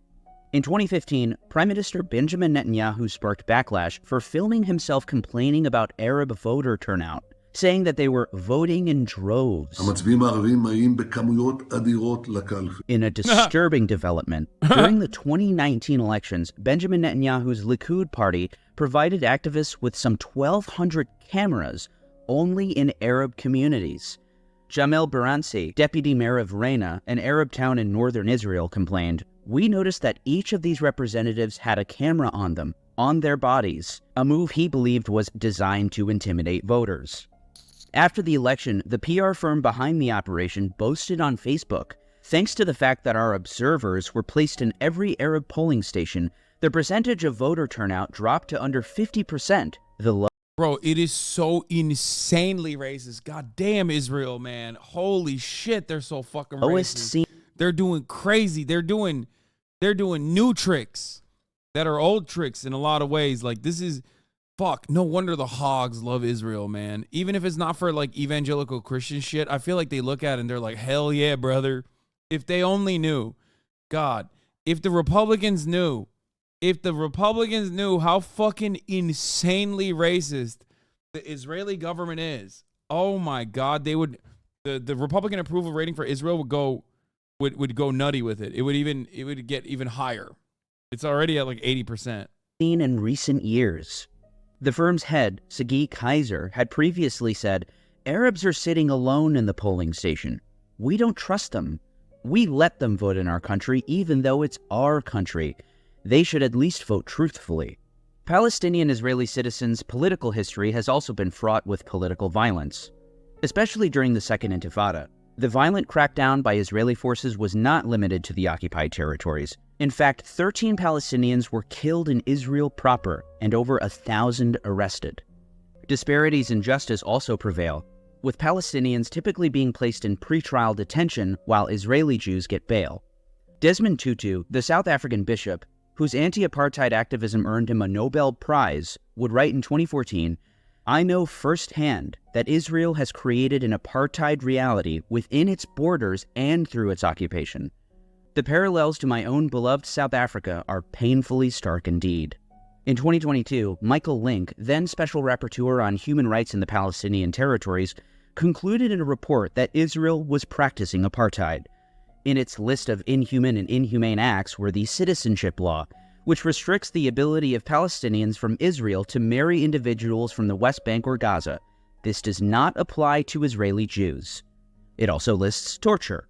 Methods of torture include sleep deprivation, beating and slapping, humiliation, unhygienic conditions, and extended shackling in contorted positions. Citing a report from the Public Committee Against Torture in Israel, who, in a 2022 report to the Office of the Prosecutor of the International Criminal Court, listed several prisons inside Israel which practice. Why do libs keep saying apartheid is just made up? Because they don't know. I mean, I will be fair. America is unfortunately broadly liberal. Most people are. Republican, Democratic Party, doesn't matter. They're all libs, okay? They're all libs of different varieties. Liberals everywhere. Most of them don't have any fucking clue that this is going on. If you were to actually explain, if you were to sit them down and make them watch this fucking video, some would probably go, "Oh my God, what the fuck is this? This is the most insanely racist thing I've ever heard in my entire life." Others would also have that opinion and then go, "It must be a lie. Who is this fucking guy? Everything I've heard is like very different than that." And then some of them would go, "Yeah, but that's necessary because honestly, like, these Arabs are scary and Israel has a right to defend itself." The problem is most people don't even get to that point to be like, "Oh my God, this is what's going on in Israel. What the fuck? I had no idea." For me, I don't know. I'm Turkish, so it's different. I didn't exactly grow up being too fond of what had happened to the Palestinian population, but I guess for me, like, the comparison is learning about the Armenian genocide, right? Like, you don't learn about it at school. You learn that it's a lie. Like, that's how it's taught in school, in public education. You learn about how like it was a necessity. It had to happen during World War I because like the Armenians were collaborating with the Russians, and like they were allowing like Turkish villagers to be fucking murdered and executed, giving away positions, actually murdering the Turkish women and children in these villages. And then that's the reason why they had to be forcibly immigrated. And then in that forcible immigration, some died. Oopsie. Like that's basically the way that it is described. And I mean, obviously that's not the case, right? Like it's not. So I don't know. I don't know how, like you just kind of think about it a little bit, and then you realize like, yeah, no, doesn't seem all right. That was my first question was that basically, where I was like, this doesn't seem to be correct. Like everything I've learned and everything I've known about how forcible displacement works, I have considered that to be a bad thing and not like a necessity. You know what I mean? So that's it. But ultimately, it's not even a thing. Like it's not, you can't even discuss it. So if you live in Israel, you never even hear about this shit, obviously. I mean, as you don't even consider it. Grueling torture. Amnesty International's report on apartheid in Israel had examined specifically the inhumane acts of forcible transfer, administrative detention and torture, unlawful killings and serious injuries, and the denial of basic freedoms committed against the Palestinian population in Israel and the occupied Palestinian territories. Human Rights Watch's own report on Israeli apartheid stated, separately from the inhumane acts carried out in the occupied Palestinian territories, the Israeli government has carried out abuses against Palestinians within Israel, including refusing to allow Palestinians access to the land that was confiscated from them, and not permitting the more than 700,000 Palestinians who fled or were expelled in 1948 and their descendants to return to Israel. Indeed, not only can Palestinian refugees living in, say, Lebanon not move to Israel or Palestine, they're barred from entry. They can't even visit Israel, the West Bank, or Gaza. Human Rights Watch also includes in their list restricting legal residency in ways that block many Palestinian spouses and families from living together in Israel. Indeed, since 2002, Israel has prohibited Palestinians from the West Bank and Gaza from gaining residency in Israel through marriage. As a result of this policy, tens of thousands of families have been unable to live together. This is profoundly discriminatory. Ostensibly in place for security reasons, but when the law was enacted in 2003, then Interior Minister Avraham Poraz explained, a decision was reached at the time that for now, family unification would cease, as it was felt that it would be exploited to achieve a creeping right of return. That is, tens of thousands of Palestinian Arabs are coming into the state of Israel. B'Tselem, in its list of methods in which Israel advances Jewish supremacy, includes immigration, noting that while any Jew in the world and his or her children, grandchildren, and spouses are entitled to immigrate to Israel at any time and receive Israeli citizenship, Palestinians living in other countries cannot immigrate to the area between the Mediterranean Sea and the Jordan River, even if they, their parents, or their grandparents were born and lived there. They also listed taking over land for Jews while crowding Palestinians in enclaves, saying Israel practices a policy of Judaizing the area, based on the mindset that land as a resource meant almost exclusively to benefit the Jewish public. Indeed, current Finance Minister Bezalel Smotrich even used this term openly. Israel has used this land to build hundreds of communities for Jewish citizens, yet not a single one for Palestinian citizens, with the exception of the Bedouins in the south, who are having their current houses bulldozed to transfer them to new townships. B'Tselem concluded in their report on Israeli apartheid that Israel demographically engineers the space through laws and orders that allow any Jew in the world or... I'm having a hard time following. What is the narrator quoting? I can literally tell from the font that he's using that this is B'Tselem. Like, this is probably a direct rip from the B'Tselem article about how Israel's an apartheid state. ...or their relatives to obtain Israeli citizenship, but almost completely denies Palestinians this possibility. A regime that uses laws, practices... Yep. There you go. Exactly. The Israeli Information Center for Human Rights in the Occupied Territories. How is B'Tselem allowed to function and report from within Israel? I've thought about this a lot. I think there is like a... I think it's got to be because it's like... I don't know if it's like the supremacist nature of it or something, or maybe it's like not considered like dangerous enough of a prospect. I don't know how to describe it. I feel like one, it's probably not really seen as like dangerous. Like the Communist Party operates in the US, they're powerless. Yeah. And two, I think it's because like if you're a Palestinian citizen of Israel, you really can't say much. Like you'll get fucked. But if you're an Israeli, if you're Jewish in Israel, like you can kind of get away with a lot more activism. And I think that basically comes from like the idea that like Israel is supposed to be a democracy for Jews. So inside of that like liberal democratic structure, I think it's like it's still somewhat permissible as long as it doesn't like move in this direction of like defending, move in this direction that they consider to be like completely dangerous. This way there is like, yeah, it helps maintain an image of free expression. Obviously, there is no such thing for the Palestinian citizens of Israel even, and certainly not for the Palestinians living in occupied territories. But it's basically allowed because I think it's not really. The fact is that Israel is pretty democratic. It's a very advanced social democracy. It's just racialized. Yeah, I mean, it's like a Strasserite dream. But also, even that's going away. Israel's not like a beautiful social democracy anymore either, because you can't do that. At the end of the day, no matter what happens, like the more you maintain, no, guys, I know what he's trying to say. He's trying to say Israel's like awesome and great and a democracy if you're Jewish, but even then, that's not the case because you can't really maintain an apartheid state while also trying to offer the amenities of a social democracy to your Jewish citizens only. Because guess what? The security concerns will inevitably take away more and more of your civil liberties, and the more you try to maintain like a coalition that can govern, the more right-wing they will become. Benjamin Netanyahu's like past multiple decades of governance has basically shown that.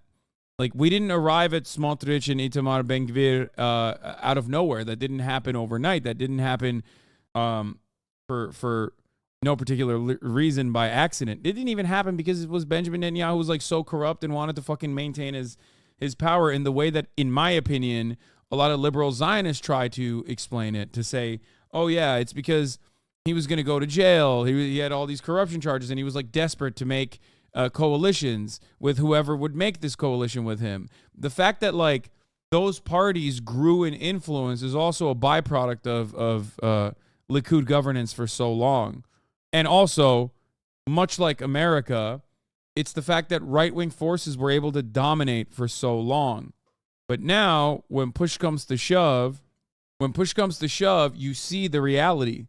Security concerns will always trump all. Security concerns will be put forward, or the demographic destiny of Israel will end up neutering the Supreme Court. So that you can have more power at the tippy top. All at the behest of maintaining this apartheid regime. That's why we say fascism is a death cult, is a suicide cult. That's why we say fascism is inherently suicidal and will harm those in the in-group as well, because those in the in-groups will inevitably turn into those in the out-group. He could have chosen to create a coalition with Benny Gantz, who was a war criminal, and the libs would have been satisfied. He didn't, though, and the strong face of racism isn't comforting to Israeli libs. Miko Peled also had his take. And organized violence to cement the supremacy of one group over another is an apartheid regime. Keep in mind, of course, the Palestinians who live in Israel proper have it best.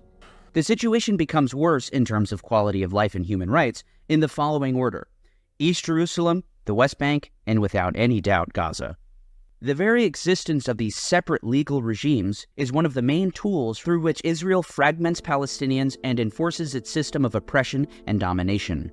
As a 2017 UN report on Israeli apartheid described it, The different legal rights afforded to different sectors serve to enfeeble opposition to it and to veil its very existence, and lie at the heart of the apartheid regime. The same report refers to Palestinians in Israel as Domain 1, which serves to sustain the myth that one portion of the Palestinian population enjoy the full benefits of democracy. Yep. If the Palestinians who live in Israel themselves are relegated to second-class citizenship and abused and persecuted against, one can only imagine just how dire and desperate the situation is for all the other domains, the West Bank and Gaza. It may feel convenient to omit the occupied territories, or perhaps it's implied that they're not Israel's responsibility, even though Israel's Supreme Court has itself ruled that the West Bank is indeed held by the State of Israel in belligerent occupation. The long arm of the state in the area is the military commander. It's more popular to say that Gaza is somehow free from Israeli control, even though it enforces what a UN report described as a medieval military blockade, controlling imports and exports, export taxes, the territorial waters and airspace, and has blocked the building of an airport and seaport. They control electricity lines, the underwater cable that phone calls are placed on, the network that provides internet, and the frequencies assigned to Palestinian cell phone companies. There's a reason Human Rights Watch, the International Committee of the Red Cross, the United Nations, and Israel's leading expert on international law, Professor Yoram Dinstein of Tel Aviv University, have all concluded that Gaza is occupied by Israel and is therefore responsible for its population. It has failed considerably at maintaining their well-being. Michael Link, Special Rapporteur on Human Rights in the Palestinian Territories, reported in 2022, Gaza had undergone a multi-decade process of de-development and de-industrialization, resulting in a 45% unemployment rate and 60% poverty rate, with all at the behest of Israel's security concerns and primarily its demographic concerns. Evet, niye veriyorsun şu an? Daha sonra verirsin. Önemli değil şu anda. Bilmiyorum baba. Dur ben yaparım sonra. 80% of the population dependent on some form of international assistance. As B'Tselem concludes, Israel has continued to control nearly every aspect of life in Gaza from outside. Despite this, outside of Israel's border, in all the land that Israel controls, not a single Palestinian can vote in Israeli elections. They have no political rights to speak of. In the West Bank, an Israeli Jew, or in fact a Jew from anywhere in the world, can live with full citizenship and benefits, while a Palestinian doesn't have citizenship. Israeli Jews go to civil court, while Palestinians go to military court, with an over 99% chance of being convicted. Hundreds are held without any charges at all, and can be held indefinitely without any trial whatsoever. Their political and legal rights differ by their race. It is overtly, indisputably, and unambiguously unequal. Palestinian political parties and demonstrations are illegal. Palestinians in the West Bank are governed by more than 1,800 military orders pertaining to taxation, transportation, land planning, and zoning. By the way, that's one other reason why when Hamas says we want to do a prisoner swap, Israel is ready and able to give up like 11,000 prisoners, because many of them are not in prison or detained as a consequence. Why are people not passionate about Ukraine versus Russia? Are you fucking on crack cocaine? Hello? Are you on crack cocaine? If people were as marginally interested in Palestinian emancipation as they were for Ukrainians, okay, we would have solved this conflict a long ass time ago. They would have probably fucking broken in to the Capitol building and probably like held politicians hostage until there was a munitions package immediately sent to Palestine. The fuck are you talking about? Bro, Zelensky went to the fucking Emmys, dog. What do you mean? What? What are you saying? What the fuck? Ukraine is a country, dude. What do you mean? Ukraine as a nation is a populous nation that is larger than Israel and all Palestinians. All Israelis and all of the Jews around the world, plus all of the Palestinians living in diaspora, living in permanent refugee status, could get together and have a singular fucking nation state, and it would not still be as large as Ukraine. Ukraine is a nation state on its own with 40 million motherfuckers living there. What the fuck? Like, if anything, many people at the time, myself included, said, why doesn't anybody have the same fucking smoke for Palestinians when people are talking about Ukraine? And then we found out that, like, nobody has that smoke for Palestinians at all. Every single liberal that was, like, fucking going Slava Ukraine literally is now, pretty much all of them, with the exception of, like, one or two communities, is straight up on the fucking fuck Palestine train. You had literally twice as many views during Ukraine too. Yeah, exactly. That's the other thing. Even on my end, like, there was like 50,000 people in here every day when Russia invaded Ukraine. Motherfuckers don't care about Palestine at all. Yeah, the same people who are going Slava Ukraine are now saying Slava Israel. Natural resources, including water. Israel controls all the water going into the occupied territories. Here lies a level of profound cruelty which may be unique in the modern world. In Gaza, before October 7th, 97% of the water was already unfit for human consumption. Find it funny that all the tankies that support Russia and Palestine while liberals support Ukraine and Israel? I don't think all tankies support Russia and Palestine. I think that there's a lot of people who do support Russia for sure because they think Russia is a way to fight against like American hegemony. Okay? That's what they do.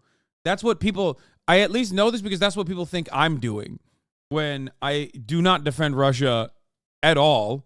But like most people, like I don't even know what we're talking about when we say tankies and shit. Lil Bro got nothing and tries to say Hasan lost viewers. Lamau, this stream is dumb as fuck. You can stay with Palestine without standing with genocidal, terroristic Hamas. Lamau, this stream is dumb as fuck now. That's why you lost viewers. Yeah, I'm gonna keep it $150 with you, brother. Okay, on your 11th sock account. I don't give a fuck. Okay, I do not give a fuck. I have never, ever in my entire life been like, oh well, I should tailor my message into things that I believe to triangulate to a larger audience. If that was my concern, I would be a liberal right now. Okay, are you fucking kidding me? I'd be giving you sexy ass, liberal ass takes, dumb bitch. So fuck out of here. It's my conviction and unflinching conviction that has caused a lot of rifts in my life that certainly has led to people leaving this community and then like going to other communities that fucking despise me because they just think that my positions are unmanageable. These positions are just, it just goes against what they've learned their whole lives. Instead of re-examining their perspective, they look for a hug box that will give them exactly what they want to hear, which is basically which is basically just like a rehashing of MSNBC, but with like edgy aesthetics and edgy takes. I think it lost viewers because Muslim-hating Zionists are dumb and calling us on a tanky and Hamas dumb fucking chatters. Anyway, it doesn't matter. I don't know if you've already seen this and given its length, you'd likely need to watch it another night, but is this Creation and Catastrophe? Yes, it is a great documentary. Elent News, you are correct. I highly recommend everybody watch this documentary. It was very illuminating. I have watched this, yes. Yeah, if I was a lib, I'd not only have more viewers, but I'd also get like way more mainstream recognition. The equipment with which to treat their water was banned by the strict blockade of the Strip. Gaza was already suffering a water crisis. What was at the time lauded as an achievement for the Israeli-Palestinian conflict, the 1995 Oslo Agreement stipulated that 80% of water in the West Bank would be diverted for Israeli use, with only 20% for Palestinian use, despite the Israeli population numbering at over 100,000 and the Palestinian at well over 1 million. In a sickening provision, Oslo II provided Israelis with an unlimited water supply, while restricting Palestinian supply to a predetermined amount. In reality, Palestinians extract less water than specified in the agreement. West Bank residents will attempt to supplement their water on their own, but military orders prevent them from building any new water installation without first obtaining a virtually impossible to obtain. Yeah, they never give those fucking permits, dude. They literally purposely do not give permits. Permit from the Israeli army. They are not allowed to drill wells, install pumps, or even deepen existing wells, and are denied access to the Jordan River and freshwater springs. Israel even controls the collection. No, iyi ki sosyal demokratım demedin abi, sosyalizm dedin, tersini söylediğini biliyorum. Ama bence böyle daha iyi. Nope. That was my biggest mistake. My biggest mistake in my career was ever admitting that I'm socialist or a leftist at all. I should have just always said I was a social democrat and then advocated for the same exact positions that I advocate for, because then people wouldn't be like, then people literally wouldn't be like, well, socialism is everything that I've heard about it and nothing that you're saying, even though you're better read on the matter than I am. Yeah. I think it would have made, I think I would have been able to make infinitely better propaganda. Infinitely better. People would still attack me, but I'd be like, I'm not a socialist. I don't know what you're talking about. I could just say that. Because, like, remember, absolutely zero people would be like, oh, he bought a house. Because I'd be like, yeah, whatever. I'm a capitalist. I love capitalism. But also at the same time, it seems like this is an untenable position. It seems like there's a lot of inherent contradictions in capitalism, and maybe we should do something about it. I don't know. Fuck are they going to say? House, ad breaks, like 90% of the shit that people yell at me about is unironically, like 90% of the shit that people yell at me is just like about what their fantasy is, about what it is that they consider what they think socialism is. You know what I mean? Yeah, people wouldn't get mad at like shirts or like fancy things that I purchase. Yes, we're going to watch Johnny Harris after rainwater this. in most of the West Bank, and the Israeli army often destroys rainwater harvesting cisterns owned by Palestinian communities. Palestinians in the West Bank are also routinely murdered by soldiers and settlers with impunity. Palestinians further have been relegated to 165 islands, disconnected from one another through arbitrary roadblocks which restrict their freedom of movement. Palestinians aren't allowed to build homes. If it's a contradiction, why hasn't capitalism failed then? First of all, hasn't failed. Excuse me. Hasn't failed. Look around. How many fucking times do you have to go through these boom bust cycles? How many times does it have to be like total incomplete and utter collapse for you to be like, maybe it's not working actually? Also, the other reason is because of the welfare state. That's it. Welfare state tries to desperately piece everything back together every single time capitalism inevitably fails. It fails all the time. How can you say capitalism hasn't failed when the shining beacon of prosperity, the best capitalism country on the fucking planet, can't even give its citizens health care, won't give its citizens health care? Of course, I think capitalism is the best. I'm a social democrat, and I love capitalism. I'm just saying that it's seemingly failing. As a social democrat capitalist, I think it's kind of failing. We need something different. They require permits that are virtually impossible to obtain, so they can't. And when Palestinians do build them, Israeli forces bulldoze them. These realities compelled UN Special Rapporteur Michael Lake to imply that what's happening to the Palestinians doesn't only resemble the South African model, it's worse. True. This is apartheid. It does not have some of the same features as practiced in Southern Africa. In particular, much of what has been called petit apartheid is not present.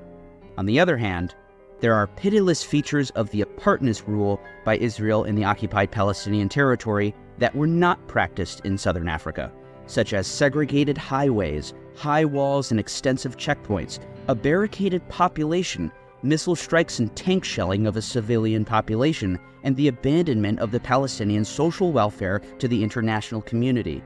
With the eyes of the international community wide open, Israel has imposed upon Palestine an apartheid reality in a post-apartheid world.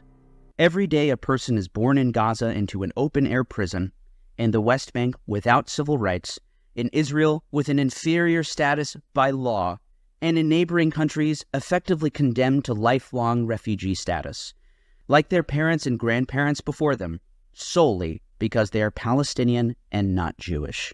I need your help. This channel relies on donations and patrons. Hey everyone, thanks so much for watching, and if you enjoyed this video, please consider subscribing. Loads of subscribing. people don't agree with this shit is because of religion. Religion is the cause of all the problems in the world. I'm gonna die.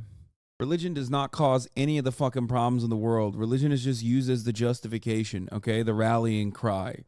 A way to shield all of the wrongdoing by saying, oh, it's just God. I'm doing this for God. Fucking nuts. Israel is a pretty fucking secular society. Zionism was started by secular Jews.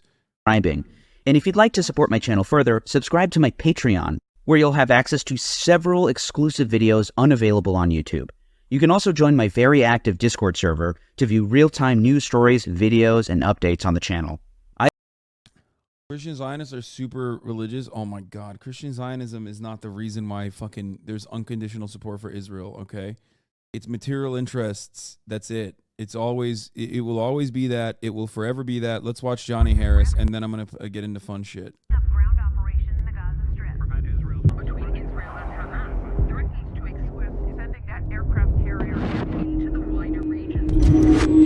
The war between Israel... Johnny Harris is my religion, dude. My fucking goat. My king. Mr. Former Mormon, dude. Holy shit. He's about to solve this. Okay, let me tell you something. Johnny has actually been, I believe, to Gaza as well as I know he's been to the West Bank. So I don't think that he's going to, take like the classic liberal posture on this, okay? I would be very shocked.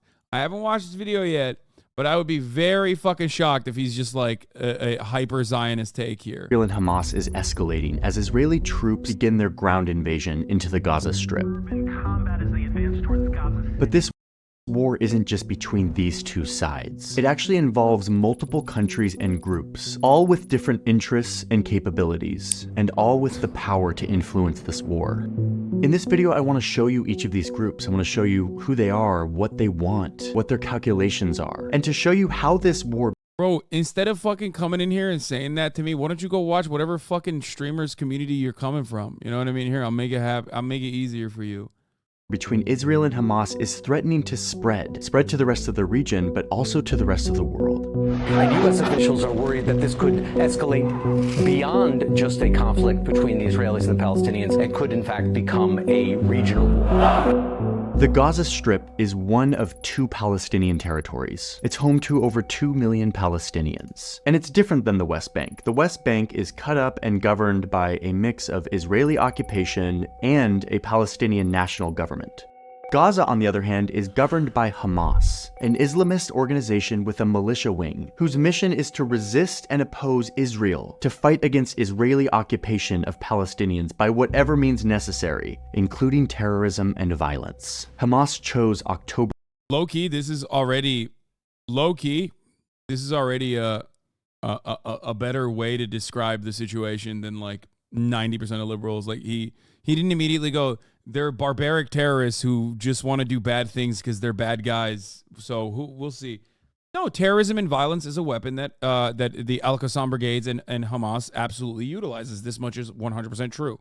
He didn't even say terrorist group. He said a militia wing. October 7th, 2023 to launch their most deadly attack, breaking down the border wall surrounding the Gaza Strip and massacring civilians in a ground and rocket assault on Israel. This terrorist attack killed an estimated 1,400 Israelis, and Hamas ended up taking 229 hostages back to the Gaza Strip. Hamas is expert at using tunnels and basements to hide people, including hostages. It was a senseless slaughter of innocent lives, and it was the most deadly attack in Israel's history.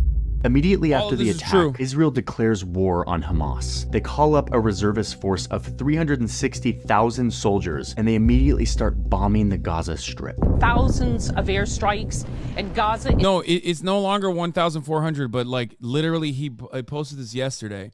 The new number is 1,200, but that's as of today. So he posted this yesterday. So how the fuck would he have known that they changed the number? Is now cut off from electricity, water, and food. Their stated mission is not just to strike back against Hamas, but to end the group forever. Israel's furious strikes on Gaza are laying waste to entire neighborhoods. Israel says that the north of the Gaza Strip is now an evacuation zone that they're going to bomb. And they tell the 1 million Palestinians living there to leave, to evacuate towards the south.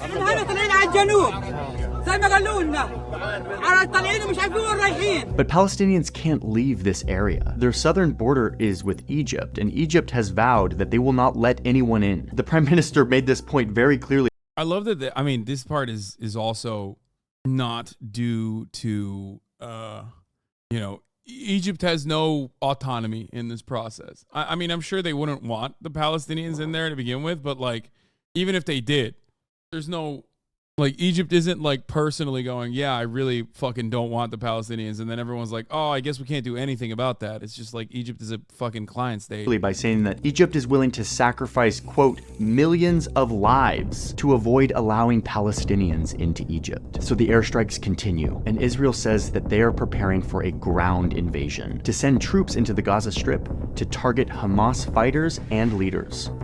This is when Israel's most important ally swoops in. Joe Biden, the US president, has landed in Israel.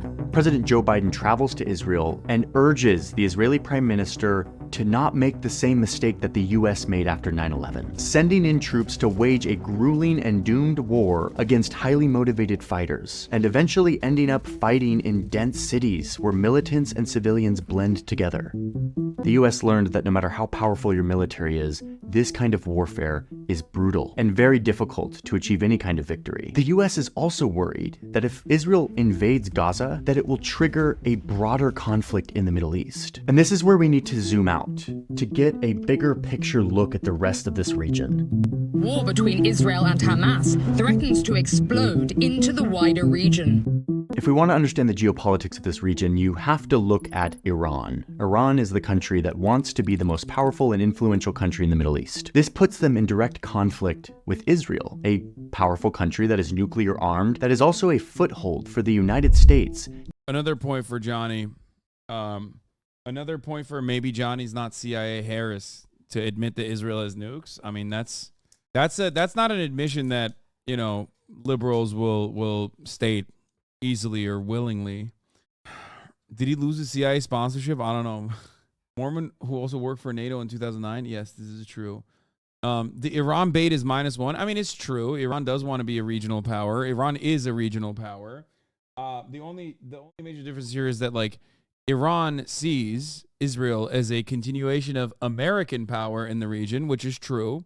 I don't think he'll say that, though, maybe. To project its power in the Middle East, in Iran's neighborhood. But so there's this deep enmity between Iran and Israel, and by extension, the United States.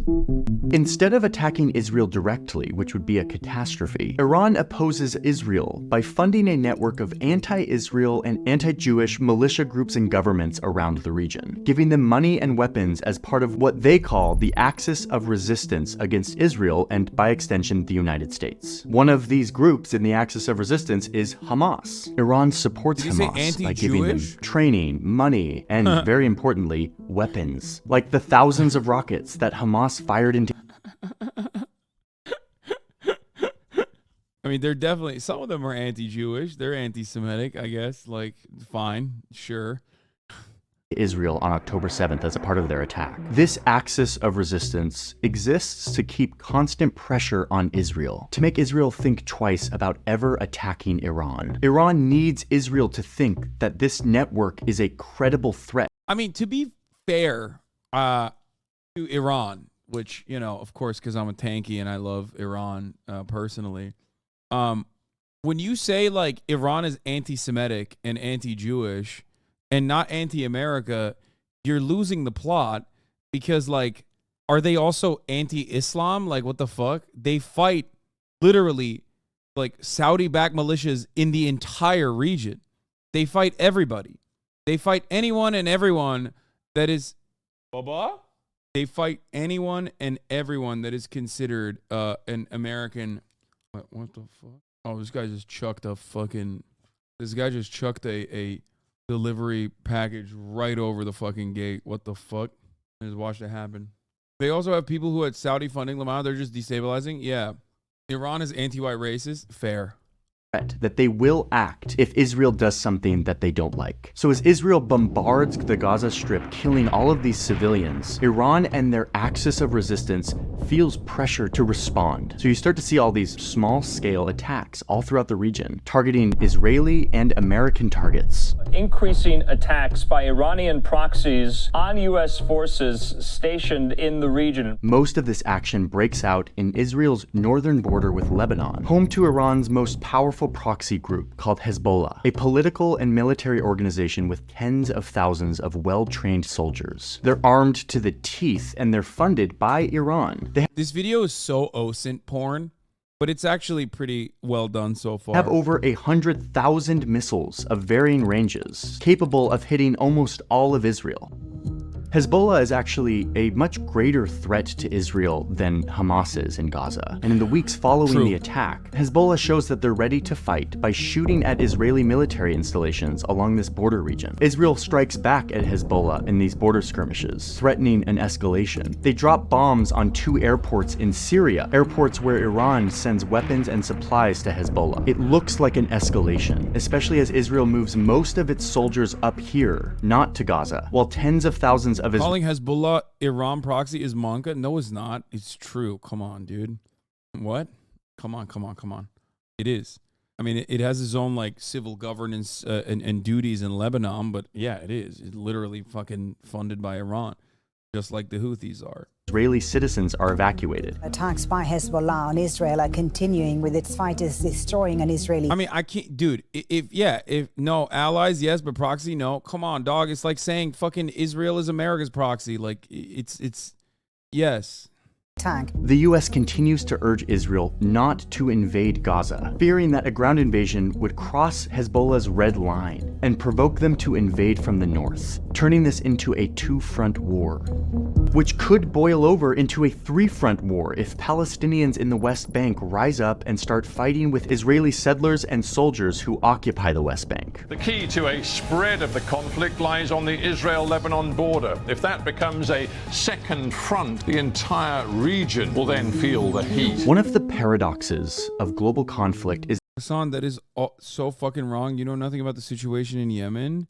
At least admit to that. It's really noxious. Well, what is your... what am I wrong about in Yemen?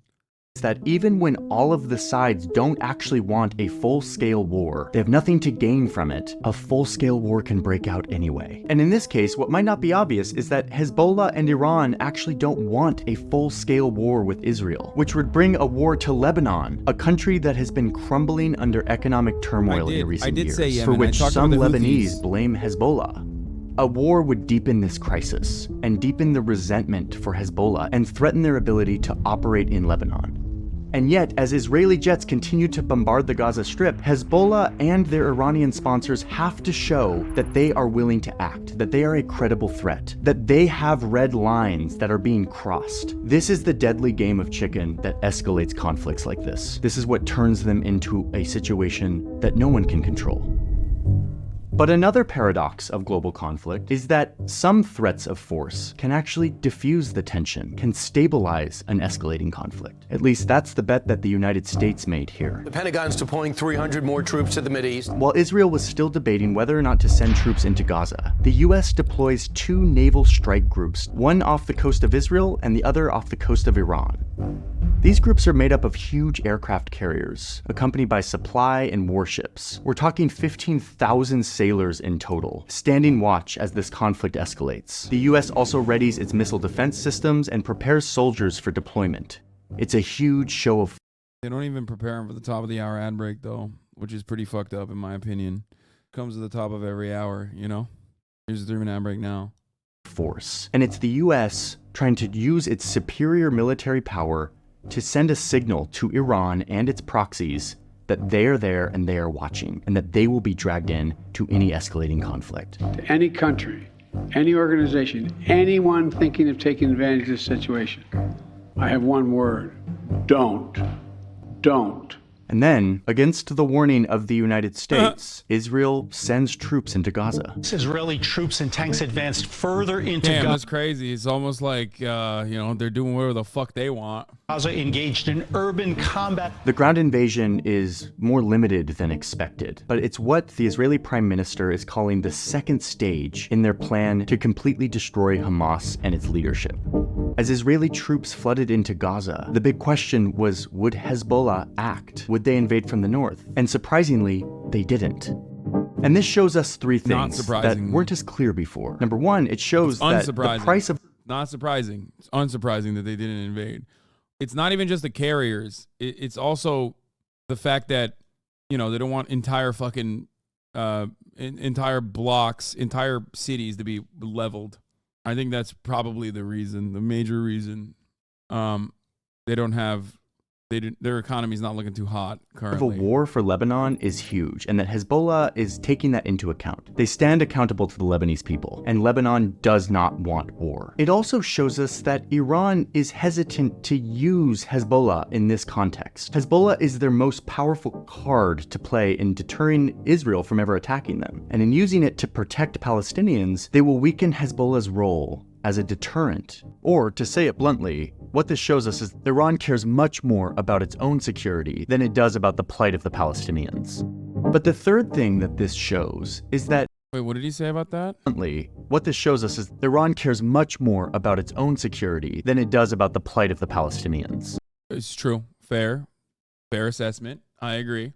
But the third thing that this shows is that Hezbollah believes that Israel will not be successful in their mission to eradicate Hamas. According to a Lebanese diplomat who talked to the New York Times, Hezbollah has been, quote, quietly telling its partners that it believes that Hamas is in a good position and does not yet need Hezbollah's help. And indeed, Hamas itself has come out and said that they are ready, that they've been preparing for a ground invasion because they have an advantage. Inevitably, this ground invasion will mean luring Israeli soldiers into a labyrinth of densely populated cities where fighters can easily hide and blend in with civilians. The one part is that I don't know how well that has worked out for the militants on the ground thus far, because ultimately, one, the IDF is just like completely disinterested in like making distinctions between civilian targets and militants, and the civilians that remain in that area are still getting bombed relentlessly and being treated like militants in general.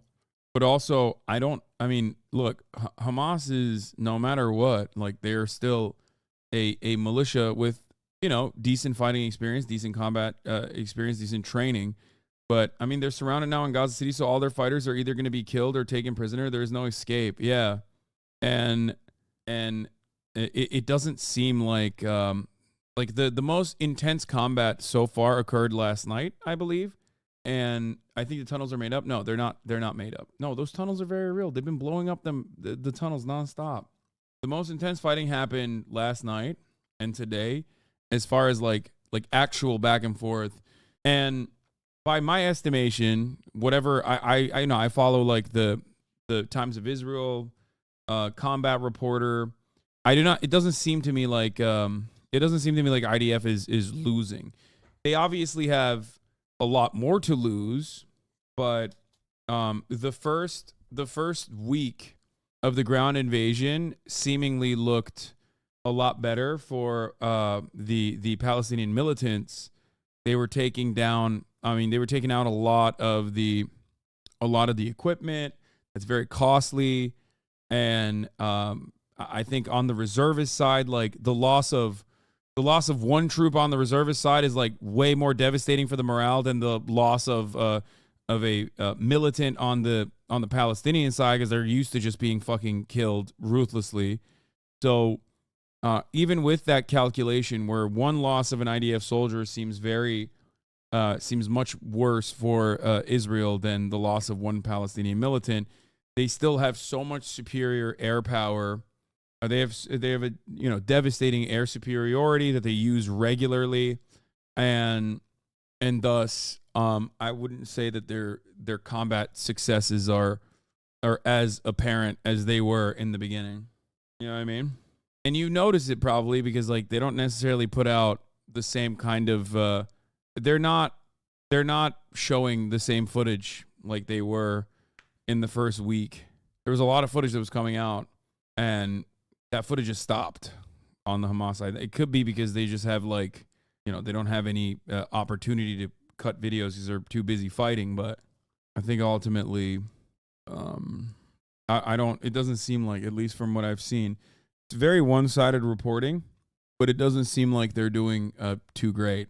To mention Hamas's huge network of hundreds of kilometers of underground tunnels where they can hide, store supplies, and store their hostages. The tunnels also have a psychological use, an unseen, unpredictable angle designed to keep enemies wondering when and where they'll be ambushed. For any Israeli ground offensive, this may prove the biggest challenge. It's a truly excruciating kind of warfare in every conceivable sense. This is a quickly changing situation, and I don't know what the conflict looks like when you are watching this. But right now, the bombardment of Gaza continues. The death toll of Palestinians is skyrocketing. The people are running out of food and water and medical supplies. The UN is condemning Israel's response, saying that there's no justification for what Hamas did, but Israel's response is too much. Too many civilians are being killed. Some at the UN are even calling Israel's actions potential war crimes. And the world is calling for a pause in the fighting, a ceasefire that would allow humanitarian aid to get into the Strip. But a ceasefire is something that Israel's prime minister says is not on the table. After the horrific attacks of October 7th, calls for a ceasefire are calls for Israel to surrender to Hamas, to surrender to terrorism, to surrender to barbarism. That will not happen. Egypt has just started letting foreign nationals and severely wounded people in the Gaza Strip leave and cross into their country, but they continue to deny entry to the vast majority of Palestinians who remain trapped inside of this small rectangle. But they are, together with Qatar, helping mediate between the sides, already facilitating a deal that released 4 hostages that Hamas had captured on October 7th. For now, Iran's axis of resistance stands deterred from escalating this any further, continuing small attacks, but calculating that a wider spread conflict isn't worth it, especially as the US moves its troops into position. It is a delicate balance, one that could easily break or spiral. All it takes is one miscalculation, one attack that was meant to be a message but actually kills dozens of people and elicits a stronger response, which in turn elicits a stronger retaliation, which could lead to an escalation, a spiral into a catastrophic war in the Middle East. And in the middle of this all, people and families who wanted nothing to do with any of this, who don't care about the geopolitical calculations and the balance of power in the Middle East.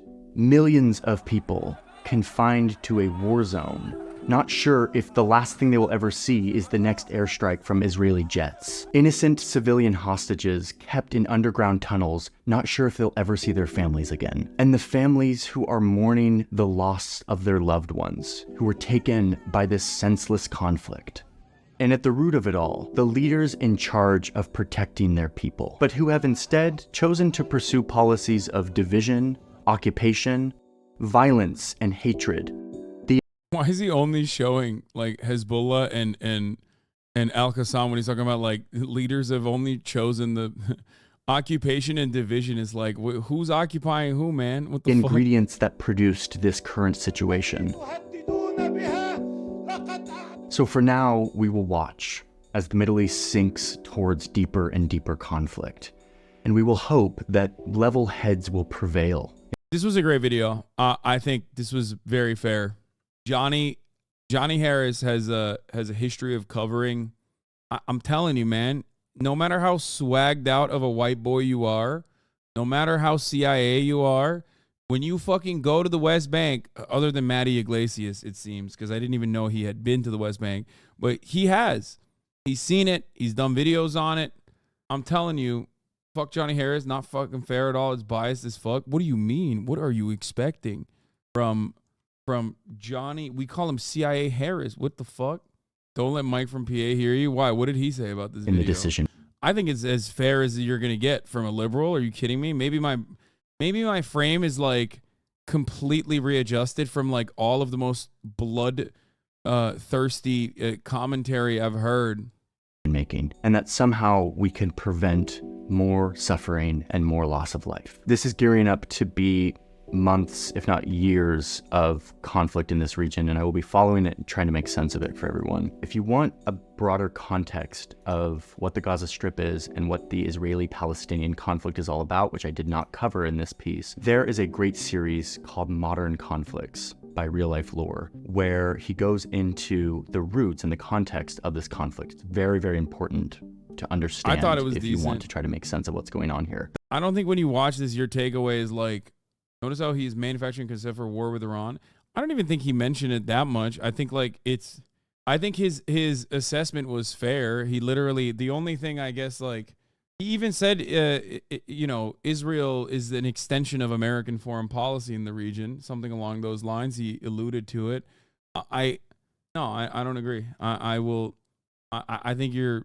The Modern Conflict series is available exclusively on Nebula, which is a streaming platform that is run by all of us creators. I put all of my videos up there early and ad-free, and there's a bunch of exclusive content, including the Modern Conflicts series by Real Life Lore. But there's tons of other coverage of Israel and Palestine, and it's a great way to learn not just about this conflict, but many other conflicts and topics and histories. I mean, on Nebula, there is a huge diversity of really fantastic educational videos. A lot of it exclusive to Nebula, so you can't watch it anywhere else. Last year, like 10,000 of you signed up for this after I talked about it using this like bundle deal that gave you a big discount. That deal is expiring now because it's I'm been a doing an year. ethical I just got the react. email That's why saying I'm that the letting bundle the is ad breaking. run. You're not going to I guess like it objectively described Iran's network of proxies and partners in the Middle East, which Iran and its proxies such as Hezbollah literally admit to honestly the issue. Yeah, no, I don't think this is a bad video at all. I think it was correct. I think like the only thing you didn't bring up is like Hamas radicalization or like Palestinian radicalization but that's not the goal of this video at all. The goal of this video wasn't to talk about you know, the peace process and how many different deals from Israel or Israel's policy towards like West Bank settlement expansion, like all of that stuff that is like very important in the grand scheme of things is not the major feature here. It's not the major feature piece. It's just simply on regional proxies and what a continued war would look like. Yeah. What? Baby got nowhere to hide. I'm coming for you. Your parents can never fathom the level I adore you. It's like Palestine up inside of my mind. A deadly war zone quaking inside my boots as you waken every hormone. The broad brush that all these groups are Iran axis beholden to Iran and directed by Iran is laughable. It's offensive and serves the greater policy interests of the U.S. axis. I think it's a very safe lib take that simply makes sense, trying to piece together a big picture narrative, but falls apart with a more focused, nuanced analysis of the facts and the relationships. I mean, yeah, these guys aren't like. I mean, I don't think his analysis on that front was reductive, but it's not offensive, I don't think. Anyway, I'm concerned that he did not once condemn Hamas in this video. To be fair, he is, you know, white guy, so I don't think he needs to. I don't think he needs to do that. All right, let's look at what is this? Here's CIJA admitting the person didn't use the K word as Zionist claimed, and yet there's the line. The woman the person screamed out wasn't a peer, but a middle-aged non-student, and she had just told the person, you know, they'd fucking rape you in the ass. Yeah, this video came out, and they were kind of like, I guess when the video came out, they were lying about what was going on in the video. Hi, I'm the person in the video. I said cunt. Never once have I ever used the K word, and I never will. This was after a lady in the black said if I was gay and told me I would get raped in the Middle East. CIJA has deleted this tweet since then. Those arguing over the word was missing the point. Watch the video on mute. It's not about the language used or not used. It's about the hatred in which individuals are screaming at their Jewish peers. That should be what shocks you. Oh, okay, got it. So if it wasn't about the language, why did you lie about the language at first? A 13-year-old kid in OC, California was called a terrorist by a classmate. He responded with Free Palestine. He was suspended for 3 days. Per his aunt, the school admin expressed on my nephew that the word Free Palestine meant death to all Jews and should never be said. That's crazy. Who would have thought, dude? What? That's so weird. Who would have thought that like the whole river to the sea concept was simply just one other aspect of the you know, many ways in which people are trying to suppress any kind of statement that expresses Palestinian emancipation. His aunt 2 weeks ago, Ibrahim was threatened with hate and racism comments made by 2 Israeli students. The Israeli students told him to go back to your country, which is Palestine, and started laughing, saying, "Oh, too bad, you don't have a country. It's getting bombed, so go kill yourself." My sister spoke to Mr. Haley Jacob, and he said, "Don't worry, we'll talk to those boys." However, what just happened? Brief F, minor F, little baby F, refresh. My sister went and spoke to the principal, Mr. Haley Jacob, and he said, "Don't worry, we'll talk to those boys." However, none of them got suspended. The principal proceeded to harass my nephew and ask him questions like, "Do you even know what happened in 1948?" Mocking my nephew's freedom of speech. This is an act of hate and dehumanization of our people. We have the right to speak for our freedom. Yeah, that's fucking crazy. I don't know. I mean, I would follow on this. I don't know if this is, I mean, it's probably happened, but that's not enough evidence. I believe it, but anyway. Let's see. Between the Warren, I don't think this is the proper place for this, and the HuffPo report on how Congress members are totally taken off guard by how pissed people are, and this vid from Jim Hines on lobbying group visits. A lot of thoughts on how polls see people. In this office, I get 6 to 8 visits a year by so AIPAC, annoying. which is a fairly right-wing pro-Israeli group, and J Street, which is a left-leaning pro-Israeli group. I have never had a visit, never once. I've been doing this for 15 years by a pro-Palestinian group. And again, I'm not criticizing. This is so funny because it's like, yeah, of course. First of all, there is no lobbying for Palestinians because Palestinians don't have they don't have any they don't have a nation state even. You know what I mean? They're living under occupation. Also, secondly, the fucking green is so bad. Hold on, I'm gonna hide it. Secondly, people will be like, well, why isn't there one? Why don't they make one? Right? Well, there's a couple different reasons. One, the reason why Israel or Saudi Arabia can actually lobby the government pretty aggressively is, one, because they have money, but two, their interests align with our State Department interests. Palestinians do not. Okay?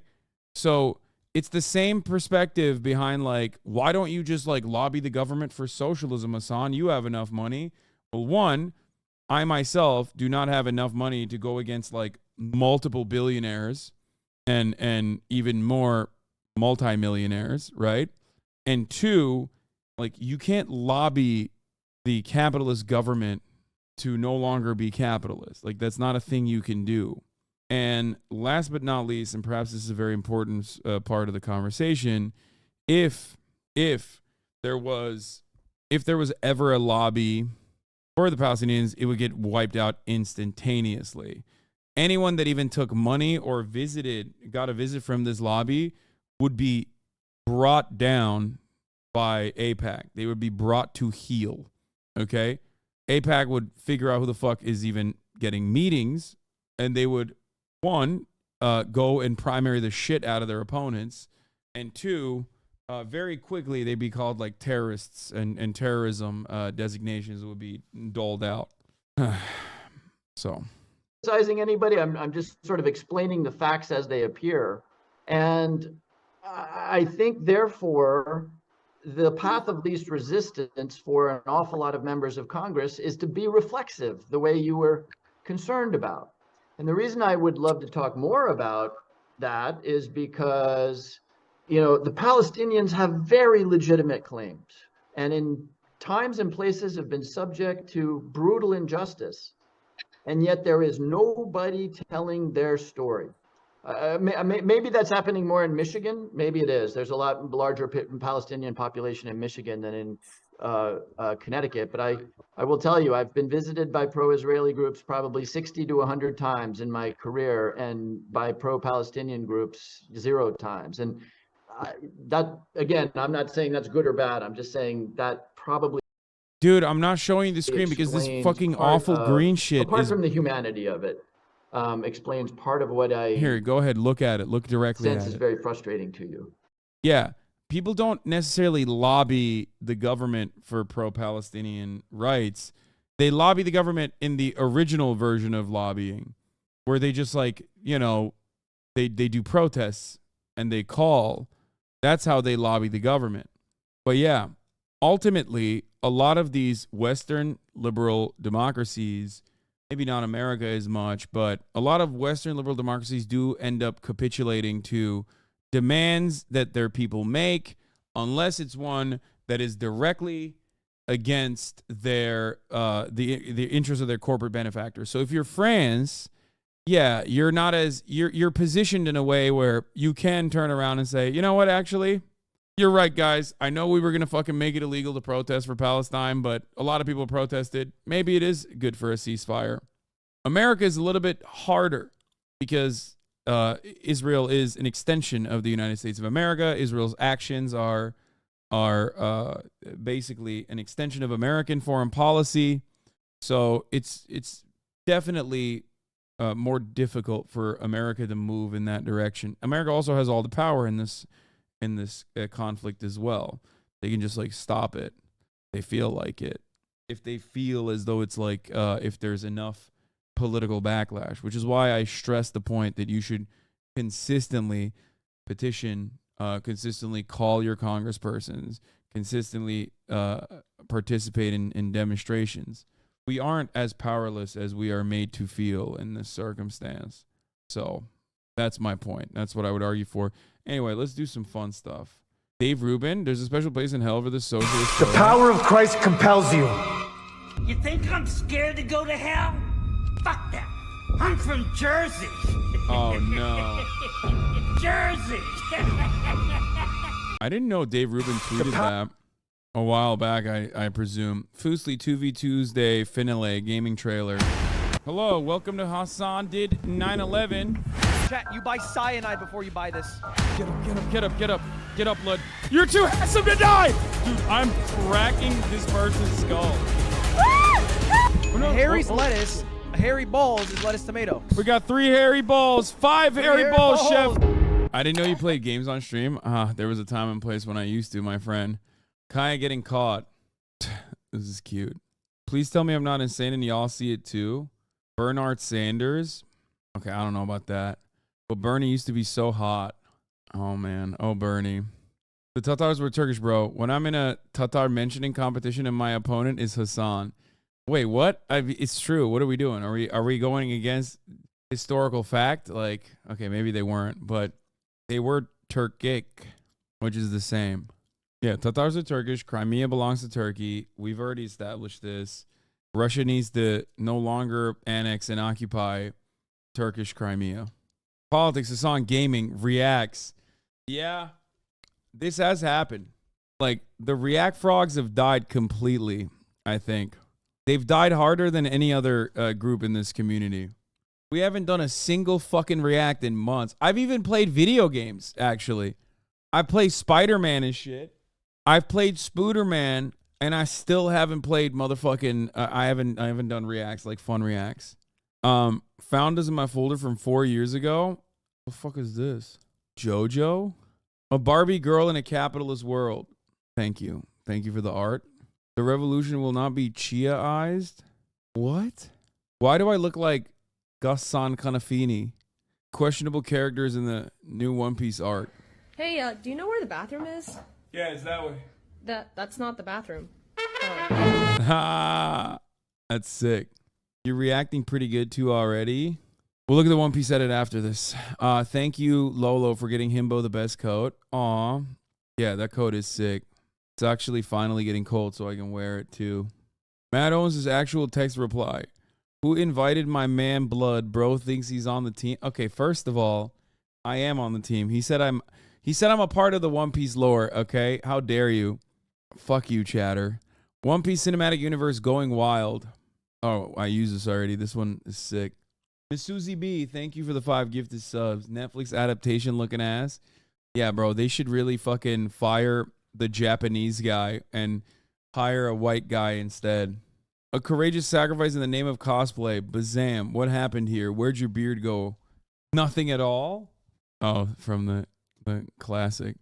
The Hasaning? What the fuck is this? Hi, I'm Andy. What's your name? My name is Umberto Antonio Donato Pecorino.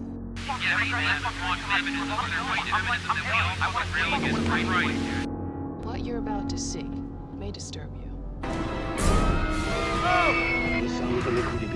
I will wear a skirt while I'm fucking your mom. I murdered a homeless person on the way here just for fun. Fucking die! Fucking leave!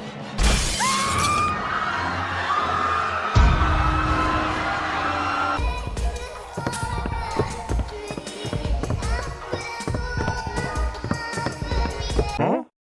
This was insane, dude. I had to run that back. It's a good meme. Good job. Toxic Barbie is serving it. My beard grew back so fast. Happy Halloween, Barbies. Damn, I dress up as Barbie one time and everybody loses their shit, dude. Y'all are fucking all over it. Everyone makes a sacrifice for the Fear and podcast. I'm not going to talk about politics to improve the Fear and podcast. I'm not going to talk about Taylor Swift to improve the Fear and podcast. I'm not going to talk about football to improve the Fear and podcast. Titties, ass and titties, ass, titties, titties, ass and titties. It's true. It really do be like that. Really do. Hikari Himbo dance. Why am I like a seismic map or something? Like I look like topography. New fan art. That's fire. That's sick. How fun were the 90-day reacts in 2020? Gone but not forgotten. Latest spelling error. Fascism. This is so stupid. Fascist. Piers asked an important question. Explain to me why you consider me a baboon. I also think that it's so toxic, isn't it? No. Explain to me why you consider me. Oh, it's true. That is what happened. Subject change. Okay, chat. Today we're going to talk about 15-minute cities. Okay, now we're going to talk about ISP infrastructure. It's true. Every day in my goddamn life. Collection of capitalism. I like to drink my coffee after the office closes. See this? I used 100 of these to buy my house. I'm a big man with a big phone with a big hoodie. I don't actually like smoking. I just like the taste of cigars. Yes, cutie, you now have permission to speak on the Fear and broadcast. I don't know why this phone isn't working. Shut the fuck up, chatter. I'm not doing okay, buddy, during the Israeli-Palestine conflict. Palestine. I'm begging you, please don't do it. Hasan, I'm going to react to the Lord of the Rings trilogy director's cut. Chatters. Ethan offers a drink. Man, I'm thirsty. Hey, Hasan, I got some Coke Zero. Want some? Do you have any Diet Coke? What does this even mean? What? I don't even understand what's going on here. Yeah, Diet Coke is better than Coke Zero. Streamer visits the country of Roblox. Welcome to the country of Roblox. We hope you enjoy. Yo, is that $2,000 worth of electronic equipment? Please step aside. Okay, this is a traumatic This is a dramatic, but also traumatic recreation of my experience in Mexico. It's really fucked up that you guys hit me with that Roblox shit. Woo woo. You called me a propagandist. For the record, I'm a propagandist. I'm also cute. I don't even know what is going on here. He can't help himself. Free candy. Nice try. I'm not falling for that again. Free Piers Morgan interview. Pog. Okay, first of all, that is literally what it was like. Because, one, I got ambushed, and two, it was a minivan. The dream of a lifetime. Yes. One day. HasanAbi, The Age of One Piece, episode 8. Let's go. This is the last one, right? That just came out. Let's do it. Buckle in, chat. All right. I didn't pre-watch. The link itself, literally, probably, the person who linked it most likely fucking linked it with a time code, please. Ladies and gentlemen, obviously today's big day. Are you ready? Let's take a look. Yo! Look at that. I'm at Ennie's lobby. That's right. Water 7 is over. It's sad because Water 7 was my favorite arc thus far. Loved the compelling characters. Loved the writing. Ironically, Ennie's lobby is literally the government headquarters. It's right on top of the Marinara Trench. And I'm excited. I'm excited to see the power structure within the government.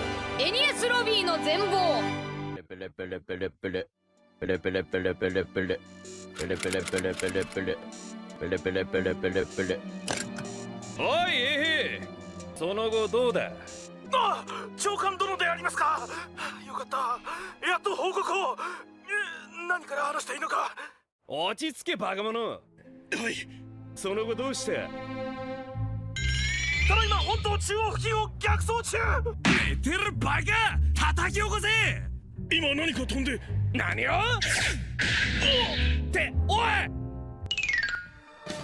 Rest in piss. Ah! I'm dead. I'm doing a fucking prison break. Gum gum pistol. Gum gum Gatling bitch.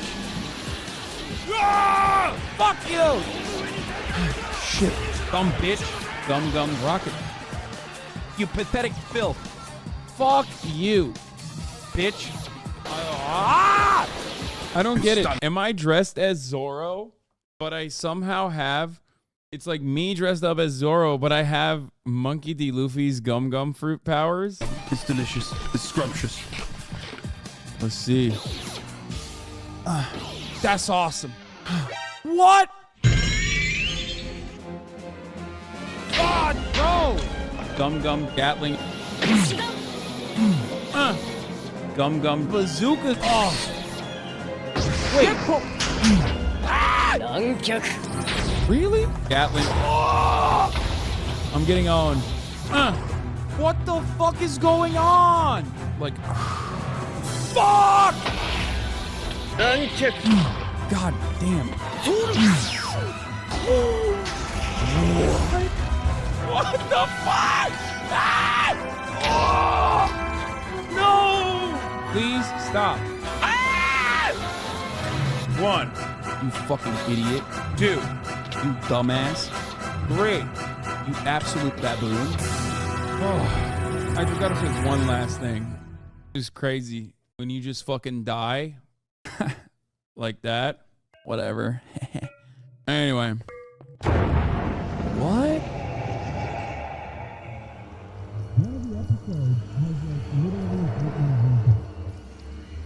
What the fuck's happening, dude? This shit is crazy. Uh-oh. Come on, dude. Gum gum bazooka. Let's get back to the basics, okay? It's fucking time for it, dude. Let's go! I don't know what it... I mean, I think he just like basically recreated this in Minecraft with my... This is like... It used to be just like my analysis on like whatever arc we're on. Okay, so One Piece. Enies Lobby is in some ways is better than even Water 7, and in other ways it's not. And I'll tell you what it is. So one of the episodes has like literally an 8-minute recap, and there's a 3-minute outro. So what, like the episode is what, like fucking 10 minutes? What, are you kidding me? Half the episode is like recap, intro music. When the bull demons are like running through the streets, Sodom and Gomorrah, yeah. Too many fucking reused assets. It's crazy. It's literally the same. I like the concept. I like the story. You got people fighting against the corrupt government. You know what I mean? But I'll tell you this much. Don't spoil it for me. I don't know who Sniper King is. Okay, I don't know. I have a suspicion it might be Kaku. I see the nose and I'm like, oh, you can't hide from me. Like, I still don't know. It's fun. This is fun. I love Frankie now. Yes, I love Frankie. Favorite devil fruit so far? Pff, not even a question. Literally, Ace. That's it. It's the most OP fruit. It's crazy. Fire destroys everything. Especially because like the Ice Admiral is clearly one of the strongest opponents that they've ever seen, and Ace is like the ultimate counter to that. So bro, this is the first time I cut my hair. Like, think about it. Think about how long ago this is. I literally cut my fucking hair. Just assume that it's probably one of the best. I'll tell you what is not the best though. The gum gum fruit. Okay, because it's just so fucking goofy. I'm sure that my opinion will change eventually, but goddamn, dude. Anyway, I think this was even like anything that like basically changes your entire body into this like indestructible force is really good. Logia, the Logia devil fruits, yeah. I think the weakest ones across the board are the Zoan ones, but maybe I'm wrong. I don't know. I don't know what I'm saying, but Luffy's going up against Bluno. We find out that Lucia, or whatever the fuck his name is like the most powerful out of the bunch, which I don't know why the fuck he has that goofy ass like bird that he runs around with. It's just funny. Lucci is like a funny villain. He looks ugly. I don't like him. He has a goofy ass pigeon everywhere, and his pigeon wears the same little outfit that he wears all the time. He's like matching his fits. Why the fuck is a cat supposed to be friends with a pigeon? It's fucking goofy. I just don't get it. But maybe it's because I'm Italiophobic, you know? Classic. 一体この記事はどういうことだ。誰の仕業だ。面白い。食ってみろよ。びっくりした。なんだ貴様。ノックをせんか。欲深いバカを見滅ぼす。楽しみだな。すぐに二つ目でどれほどの呪いが及ぶか想定できそうなもんだが。Mid-ass villain. 寒気がするぜ。Sucked. Wow.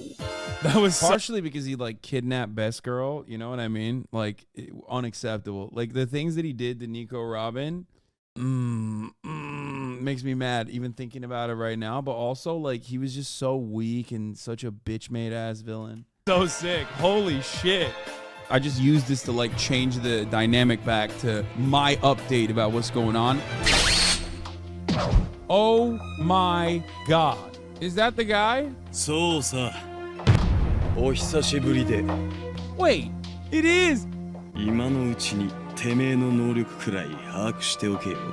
Bro, what is this fit, my man? What? Yo, you should go to jail for that. その悪魔の見たった一つ探し求め、十中八九弱く。Boring. 変化の大きさに気づく。Boring. What's not boring is myself. 祝杯という気分でもないですね。Oh my god, dude. I don't care. Shut your goddamn mouth, okay? Don't make me fucking do it. 地位や権力に興味がないのと。That's it. I'm firing one off, dipshit. Now I'm... What?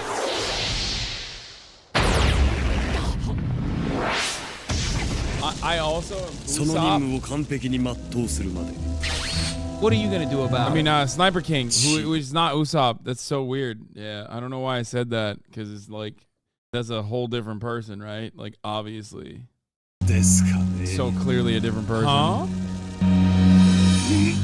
Huh?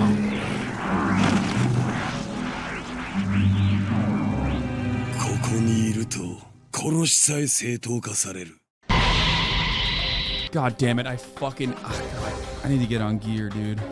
Gear, second. Now, this gives you benefits in certain things. It makes you stretchier. No! How do you find these voice lines? Like, I just don't understand. Okay, let's keep going. Finally, Luffy improved. I mean, you see him improve throughout the entire process, right? But like now there's like a big improvement, you know what I mean? Like gear, second gear, I guess, whatever it fucking calls it. Someone said he's gonna die at a young age due to him using gear 2. Yeah, well, honestly, I think he's decided he'd rather be fucking svelte and shredded and die at a young age. Wait, that was a steroid joke, right? Robin's PTSD is supposed to be something that I can like identify and say, wow, that's like very adult-like. What a theme. I can't.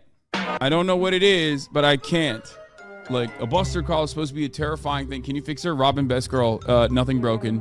What can you fix if nothing is broken? Shut the fuck up. Robin's flashback. Oh, I'm literally on the Robin's flashback episode. I haven't seen it yet. And now I'm learning about Nico Robin's background, and this was the first time I almost cried. Nico Robin is an isolated, singled out child, which is like super basic for shonen. Like, oh, you're the monster, you're a monster, you know, that kind of thing. Like, that's like at the heart of Naruto as well, right? But like, for me, I saw a lot of myself in Nico Robin's backstory, a person who like basically hit the books throughout her childhood in an effort to escape the immediate reality of being isolated socially. And when they're like blowing up the library, I literally almost cried. I was like, it reminded me of Barnes and Nobles and Borders closing, because as a young boy, anytime I came to America, I didn't have any fucking friends here. You know what I mean? I didn't grow up here. I would spend every single day inside of a Borders, and I would sit there and read every single comic book and every single manga I could for the entire fucking day. It literally felt like, Borders closing felt like the same as that library being bombed, and it just made me real sad. So yeah, it's a sad story, but I'm really invested in it. It's only making me love Nico Robin more. Nico Robin, as you guys know, is best girl for me. Only one and only. Definitely, I. Ah!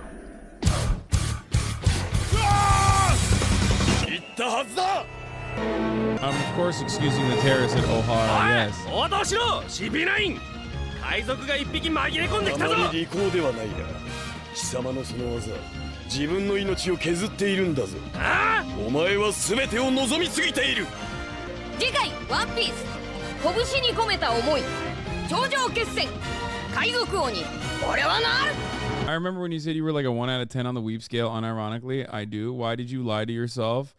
I don't know. It's a shame. I'm embarrassed. Hey y'all, good to be back. Yep, this is part 2 Annie's Lobby. Hopefully the second one will come out sooner. Haha, please like and share so Algorithm Senpai will notice me again. Cheers. It's the most OP fruit. It's crazy. Fire destroys everything. Remember when Hasan predicted Putin wouldn't invade? Now I do. Without question. What the fuck? How do you merge the Hasan didn't fucking remember when Hasan said Putin wouldn't invade with One Piece, dude? That's crazy. Here. Let's blast it. Go show him some love. He's great. It's a labor of love. Azan's brain at all moments. This is true. So good. Nails me. You are a little bit more of a weeb than most of your mods, and your mods are weeby as fuck, I guess. Oh, man. His constant mental state while Kaya is in boot camp. Oh, my God. Dude, what happened to this? What happened to this little nugget? Like, how was she this tiny at a certain point? I gave birth to this thing. This is my child. You're a big man with a big stream, Mr. Hassan Piker. Take that away. What are you? Himbo millionaire femboy socialist? Himbo Elysium. A dumbass RPG. Dude, you really are white? What do you mean? Why? Obligatory robot rock edit. The Palestinians have been maltreated for decades. Israel exercises control over people in Gaza. It allows them in and out. It allows them to turn on the tap of water and so on and so on. I get all that. That's why it's called an open-air prison. Right, I don't disagree with you. That's why they call it the world's largest open-air prison. Yeah, but Hassan, I don't disagree with you. We don't disagree about the appalling plight of Palestinian people. But Israel has a right to defend itself. Yeah, classic. Same energy. I should have worn the racing outfit, bro. It would have given me plus 10 speed. Good luck, Kaya. This was 25 days ago. Why is this so sad? Why are the vibes so sad on this? She's back already.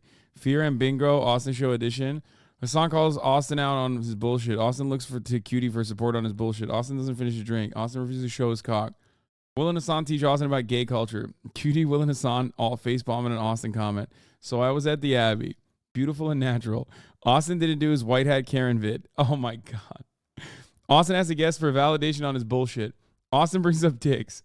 Austin one-ups Cutie. Austin does gay shit. Free. Austin being high maintenance. Austin fixes his hair in the camera. Austin has issues with his food order. Austin describes his cock. Will leans on Hassan for support because Austin's bullshit. Austin cuts off Cutie. Austin wasn't invited to something. Austin tries to steal big boy valor. Austin tells a story to farm TikTok. Okay, that's everything that he does. Austin tells a story of a twink encounter. Austin fishing for compliments. Austin is drunk / buzzed. This is the Austin Fear and Bingo, and it is valid, and it is true. That's exactly 100%. Cyberpunk 2.0 gaming trailer. This is what's really funny, by the way. It just says grab. You know, when you see a cop, the only thing you can do is like grab their service weapon. Oh my God, bro, they're so much more ruthless now. What the Wake the fuck up, samurai. We got a kabuki waterfront to burn. You seen the crimes that are taking place over here? What are you doing? Bro, your mouth is doing too much of this and not enough clock, if you know what I'm saying. What the fuck is this? God, it was so much fun. Dude, Cyberpunk, I think my Cyberpunk gaming experience was fire. I think I'm underrated as a gaming streamer. I'll say it. Finish it, please. Wait, what do you mean I did? Oh, there he is. Whatever happened to predictability? The milkman, the paperboy, evening TV. You miss your old familiar friends, but waiting just around the bend. Everywhere you look, Dude, look at that mullet, though. That was a powerful ass mullet, dude. The fuck was I doing? What was I doing with that? That's crazy that I did that. That's not a mullet? It is. there's a heart, a hand to hold on to. Everywhere you look, there's a face of somebody who needs you. Oh my gosh, she looks like such a mama. Look at her mama. Look at her little mama. She's such a mama. You're lost out there and you're all alone. God. Okay, that's it. I have to go back to Japan. Oh my God, I missed the Aussie boys. Oh my God, I have to go to Australia and Japan. That's it. I've decided. Oh man, I miss them and I miss Japan. Oh, what the fuck am I doing? What am I doing? I hate what I've been doing. Oh God, every fucking day is a struggle. What the fuck? Okay.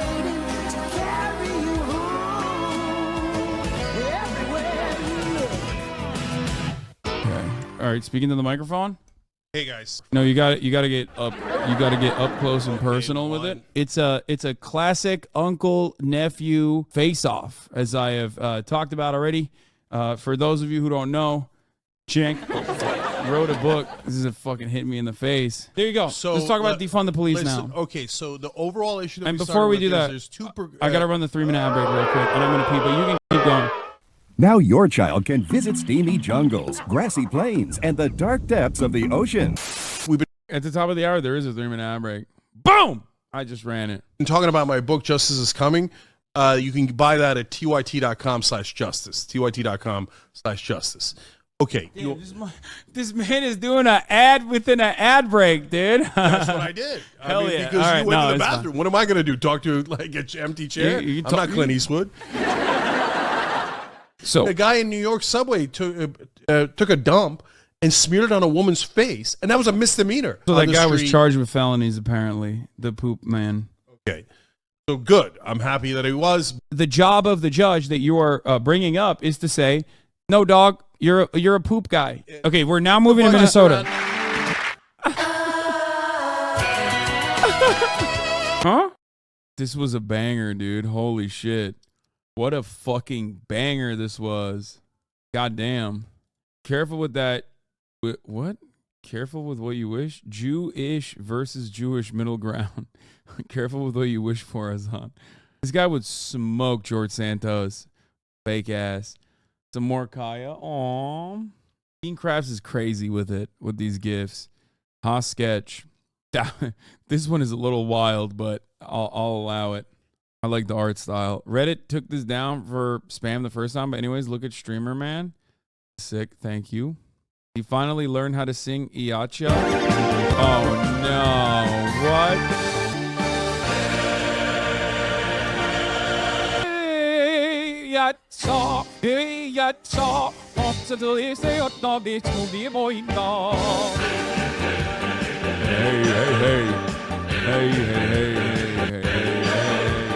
익전백승 소동당 시대를 열었다 승리만 내기삼을 온세상 옛별지나 불쏘나다 빨리나다 퇴리에 만나보소 지리들은 대대로의 악담교 나나가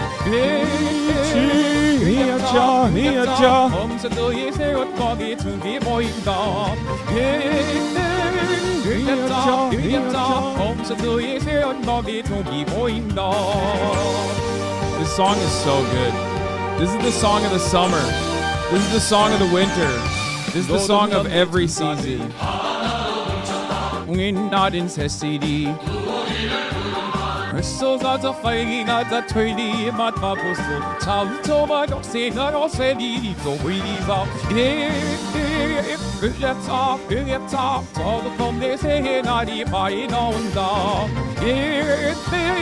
Let's talk, all the from they say, not if I don't know.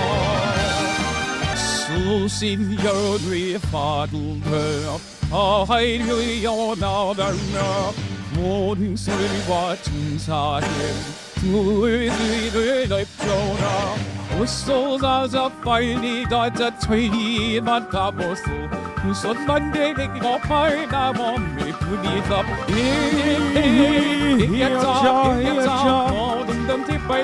Yeah, you can add this into the intro.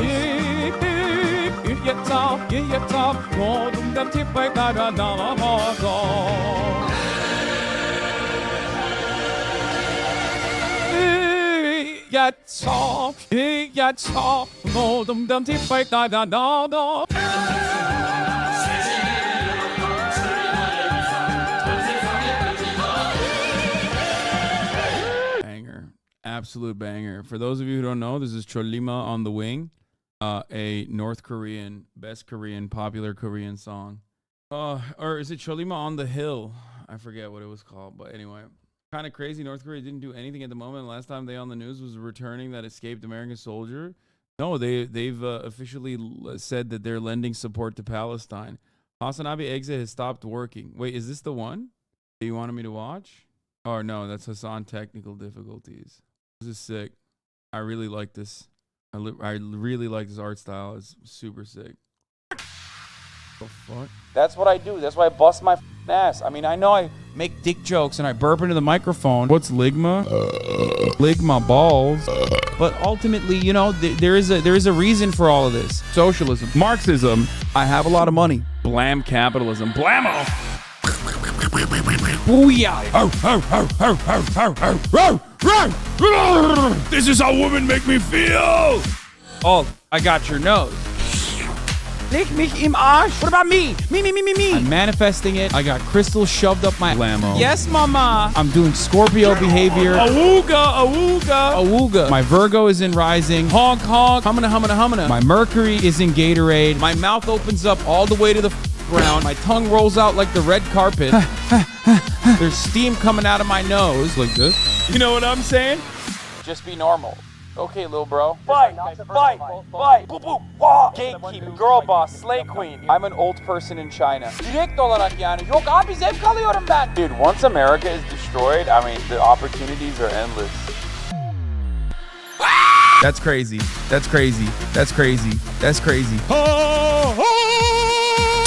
I'm losing brain power.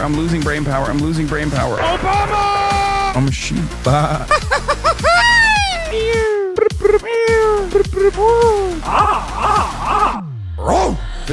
Faded in a hoe. You know what I'm saying? That is insane.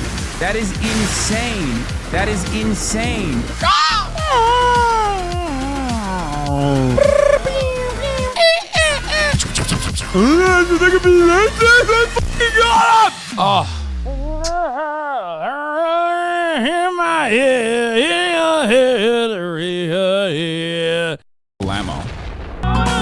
Get him! This was sick. Get him! Absolute fire from Blammo once again. Respect. Okay, what do you want? Am I forced to play a game now? Oh no! Yeah. Oh shit. What the fuck? Where did I? Disappeared into the abyss. No, I fucked up. I don't know where the camera is. Oops, sticky keys. I was hitting shift for too long. Wait, how do I turn this off? I can't write anything. The problem is when I talk, I hear me back. I mean, my upload is consistently at lowest. It gets the. Why am I asking you guys for any? Oh my god! Look at this. Look. Narrator dialogue. Okay. Button. Alt plus O. Heads up. Narrator keyboard changes. What is going on? We've updated the narrator keyboard layout so it more closely matches the experience you may have had with other screen readers. What is going on right now? Wait, if how you do want I stop narrator it? to Fuck! Notice I did have a lot more technical difficulties in my older houses, like for sure. I've kind of nailed it here. Like this is my base. Dude, dude, look at this. No, move to this one. But I don't know how to. Oh, go the other way? Wait, what? Oh my. Can I just press enter and open all these? What happens when I do that? Oh no. Well, now. It's still cutting off a little bit, but it's fine. All right, go ahead. Yeah, I just... Clown show. What a fucking clown show, dude. Oh my god, dude. This is literally, this is my job. This is my company's conference. My job is to be a fucking live streamer. Okay, see you on the other side. Peace! I'll be back in 1 second. Okay, just kidding. I couldn't end it. It's not letting me end it. Why is it not letting me end it? Huh? God damn, dude. Yeah, notice not a lot of technical difficulties lately. This is one of your early streams and it works so well with this. What? It's not. It's going so well because Twitter video doesn't work, so. What's going on, everyone? How are we doing today? Hopefully there is no audio delay right now. In the future, we're not going to have any of these issues, especially because the boy is about to get a PC. That's the kind of dedication you get from me, Hassan Piker, the man of the people. It's the kind of dedication I have to streaming and never stopping posting for the rest of my life till the moment I goddamn die. I will never, ever stop posting. And what's the best form of posting, you might ask? Well, the best form of posting is streaming live every night for 4 hours. That's the best kind of posting because it compromises you in a very meaningful way. You know, you're ultimately you're naked in front of 200 people every night as you kind of decide, what topic should I talk about today? I don't know. Let's just reach out to the people and talk to them. That's basically how it goes. But in any case, there is a delay. Oh, of course there's a delay. Nice, dude. Nice. Nice, dude. Fucking sucks, dude. Bullshit. Kaya meal. Each meal comes with a limited edition Kaya toy. Pancake Kaya, EP Kaya, Cunt Kaya, Live Kaya Reaction, The Dog, Puppy Girl Kaya, Model Kaya. You ever miss it, bro? Simpler Times. Only available at the top of the hour for 3 minutes. Do I ever miss it? No. No, I think I'm very happy with where I'm at. I'm in a happy place in my life. I'm in a happy place in my career. I don't know. You know? At that point, I would have never imagined that, you know, we could raise like $1 million for multiple charities. You know? Are the commander biting incidents even real? Bro, this ain't the IDF. It probably is real, you know? Damn, that's a double entendre. POV, you're at the dog park and Kaya comes up behind you.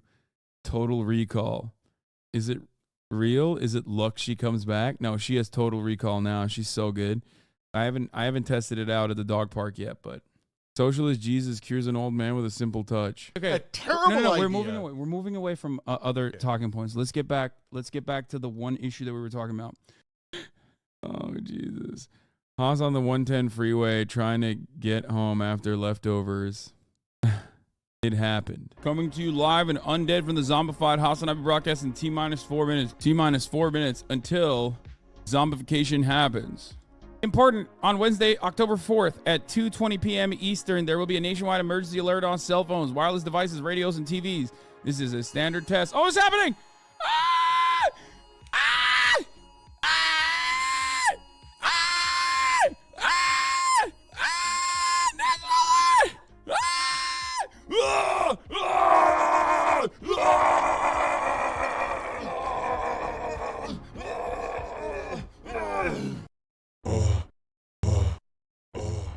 I love gay communism? Well, it doesn't seem like anything changed in my life. Okay, all jokes aside, national alert. Huh? Gay Obama impression AI enhanced. That's cool. Like he's like, don't worry about it. If you like your cocaine, you can keep it. I got crack cocaine in my pocket. You know. That's it's cool. Like it's cool. He's like a nice guy. He's like, oh, I'm not a big fan of cocaine. Pussy too. Gay Obama. Man, that was a fun moment, huh? Crime as a whole is down. Drank. Damn, this is an old ass meme, bro. It's been a while. I think we were all hearing this at some point during the discussions with Jank. I said was progressives going too extreme. And I think that you've accidentally proven my point. Because if a normal California voter watched this debate, there's no way in the world they're going to vote for you. And That's really in reality, 90%. That's interesting because hold on. When in reality, 90% of your positions that are progressive are incredibly popular, right? But the minute you say to them, "Oh no, you're all imagining it. There's no extra crime. It's all the shop's fault, and it's all the cops' fault, and there's no crime, and we shouldn't fix anything. I never There's said no problem. There's no problem." I never said that. That's what they're hearing, Haas, and they will never vote for you if you say that. Okay. You think that if they watch this debate, now, I don't know your audience, maybe your audience thinks, oh, Haas is 1,000,000% right. Oh my God, he had that stat about Walgreens. Yeah, he's got him. But if you think a general voter watches this and thinks that they would vote for you, you're totally detached from it. I found a Zon in Cyberpunk. I'll kick you in the fucking baby face. Fuck you, dude. That's right, you dumb bitch ass baby. I'll kick you in the fucking baby face, bitch. Oh, fucking owned. Guess what I fucking owned?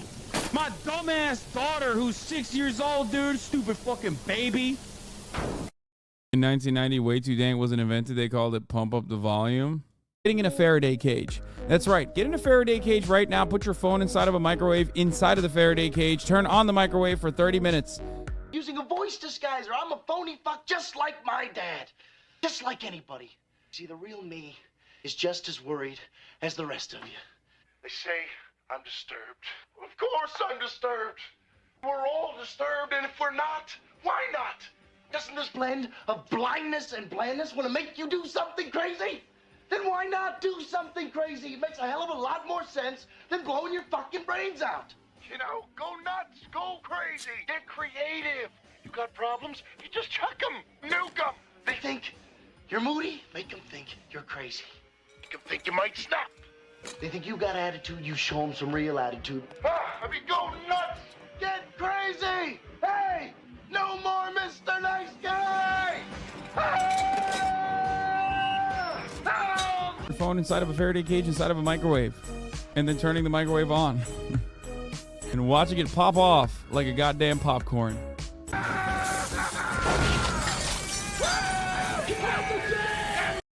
This was so fucking deep fried. This is a real ass, like, old school okay buddy ass meme.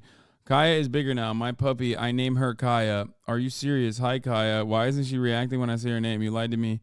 You like all the others? I think she is a cute picture. What? Cyberpunk 2.0 is a whole new gaming trailer. Wake the fuck up, Samurai. We got a city to burn. I'm so excited. Night City. Concrete jungle where dreams are made of. Yowza! 5 steps back. Now. Calm down, brother.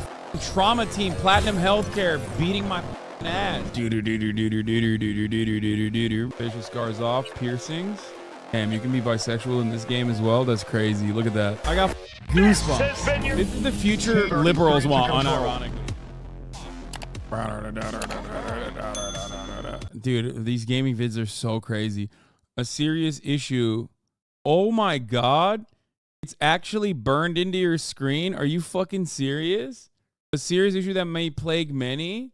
How was that even? What? I don't understand. It's not burned on mine. Ready for a heist. There's an issue with OLEDs because, like, I have it on my OBS. Like, it should be on all the time.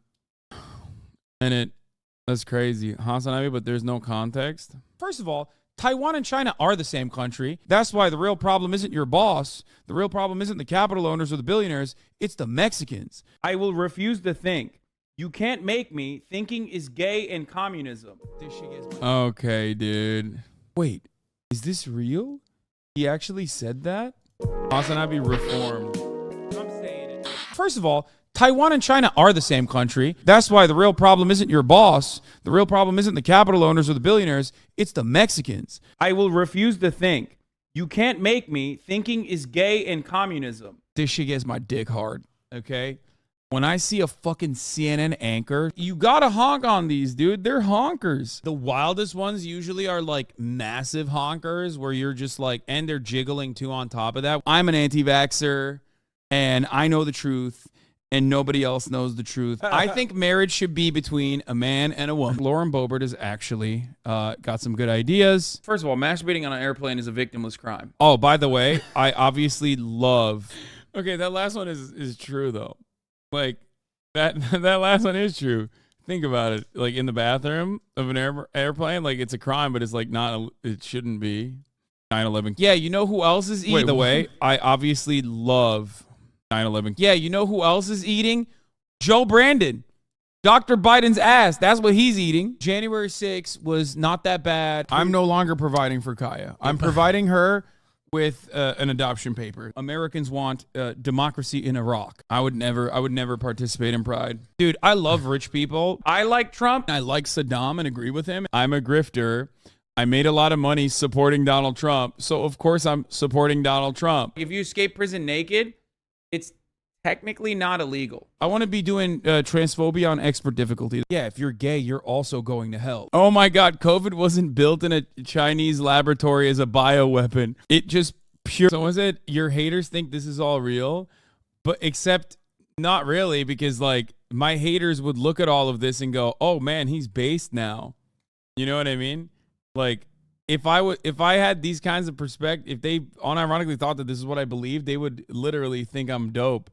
Purely was God's wrath upon Western society due to the metric ton of cringe that we have created. Fuck the state of Indiana. Oh my God, I'm never responding to a vegan ever again. You can't send your children to therapy because then they might become woke and gay. Drake is, I think, as far as I know, one of the few people that I've ever seen do blackface. Canada is far better than America. I loved that Vladimir Putin invaded Ukraine. I love it.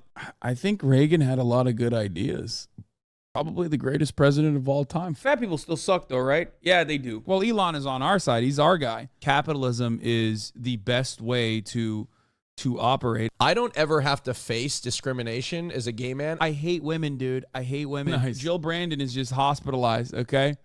Not from COVID, but from this dick. I give good dick and I give shelter. I'm not paid to think. I'm paid to fucking thump my chest like a baboon. God, I hate Americans. We're doing blackface because it's the woke thing to do. Justin Trudeau is the son of Fidel Castro. It's okay to just be a dumbass inbred hick. A black man who's wealthy, not on my watch. At the age of 19, guys, I bought a fucking house. I know what it takes to be able to purchase anything. I'm still a little transphobic, but you know, it's like permissible. Bro, I'm so lucky I'm gay. Piracy, I fucking hate that. Do you really think I would say something openly criminal in front of a major phone call that I assumed was being recorded?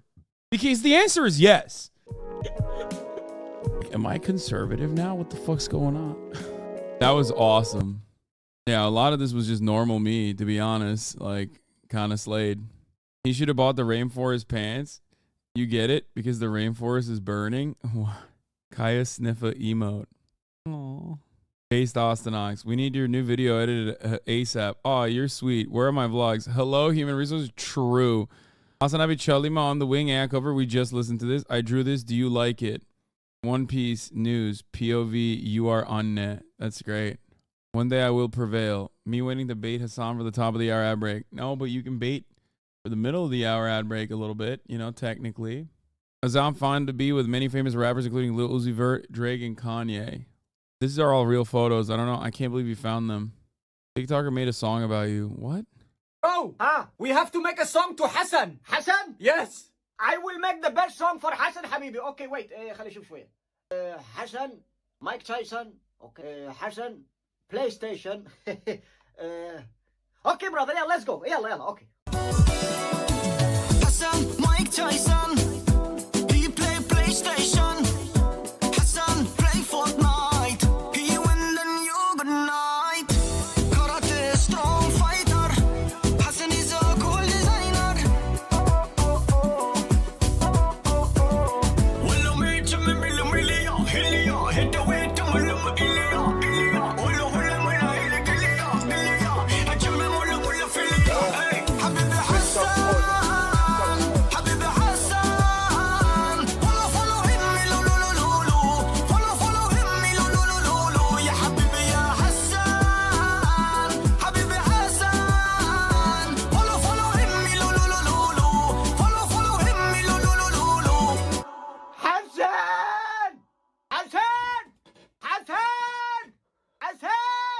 This unironically goes hard, dude. What the fuck?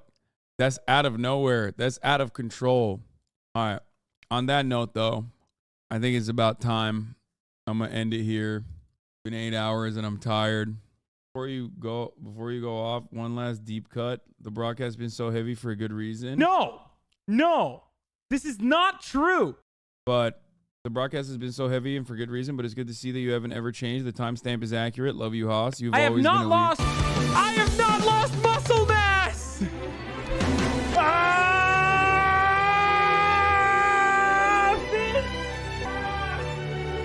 Look at his dumb face. I will be the greatest hero one day. I will be the world's greatest hero. Anyway, I'm not a weeb. I don't know what that's about, honestly. I don't know what's going on there. But anyway, remember fun? A thing called fun? Yeah, we'll get to it. But for today, that's all I got. Tomorrow I'll have Name Your Price. Name Your Price. Love you guys, and I will see you on the Austin show for Name Your Price tomorrow. That's all I got tonight, folks. Peace from the Middle East. Peace in the Middle East. Bye-bye. California, says Hasan. Starlock to the starlock to the topic just begun. There he is again. Hasan is streaming. Hasan is streaming. There he is again. Hasan is streaming. Hasan is streaming. Review in the P.O. box. Uncle Uger's face. Starting Discord agitprop. Great names take on break. Tiny Bernie Sanders, LGBTQ Air Force. All left at your fingertips. Ane at your door. H3 crowded debate. The Young Turks online show. 3 full fucking years of this. Plenty more to go. 90-day fiance talks of champagne bourgeoisie. A Trump rally live reaction on mass riot at DC. There he is again. Hasan is streaming. Hasan is streaming. There he is again. Hasan is streaming. Hasan is streaming. Reading live stream fair comments. Austin show chat advice. And all the ways the right wing pipeline can suck you in online. JCS react, Lord frame gets broken, cover blown. A full-blown mass pandemic monster streaming at your home. Total radicalization coming out to find. System you were taught to trust in was broken the whole time. All these daily streams, whether big or whether small, help me and so many find the meaning through it all. There he is again. Hasan is streaming. Hasan is streaming. There he is again. Hasan is streaming. Hasan is streaming.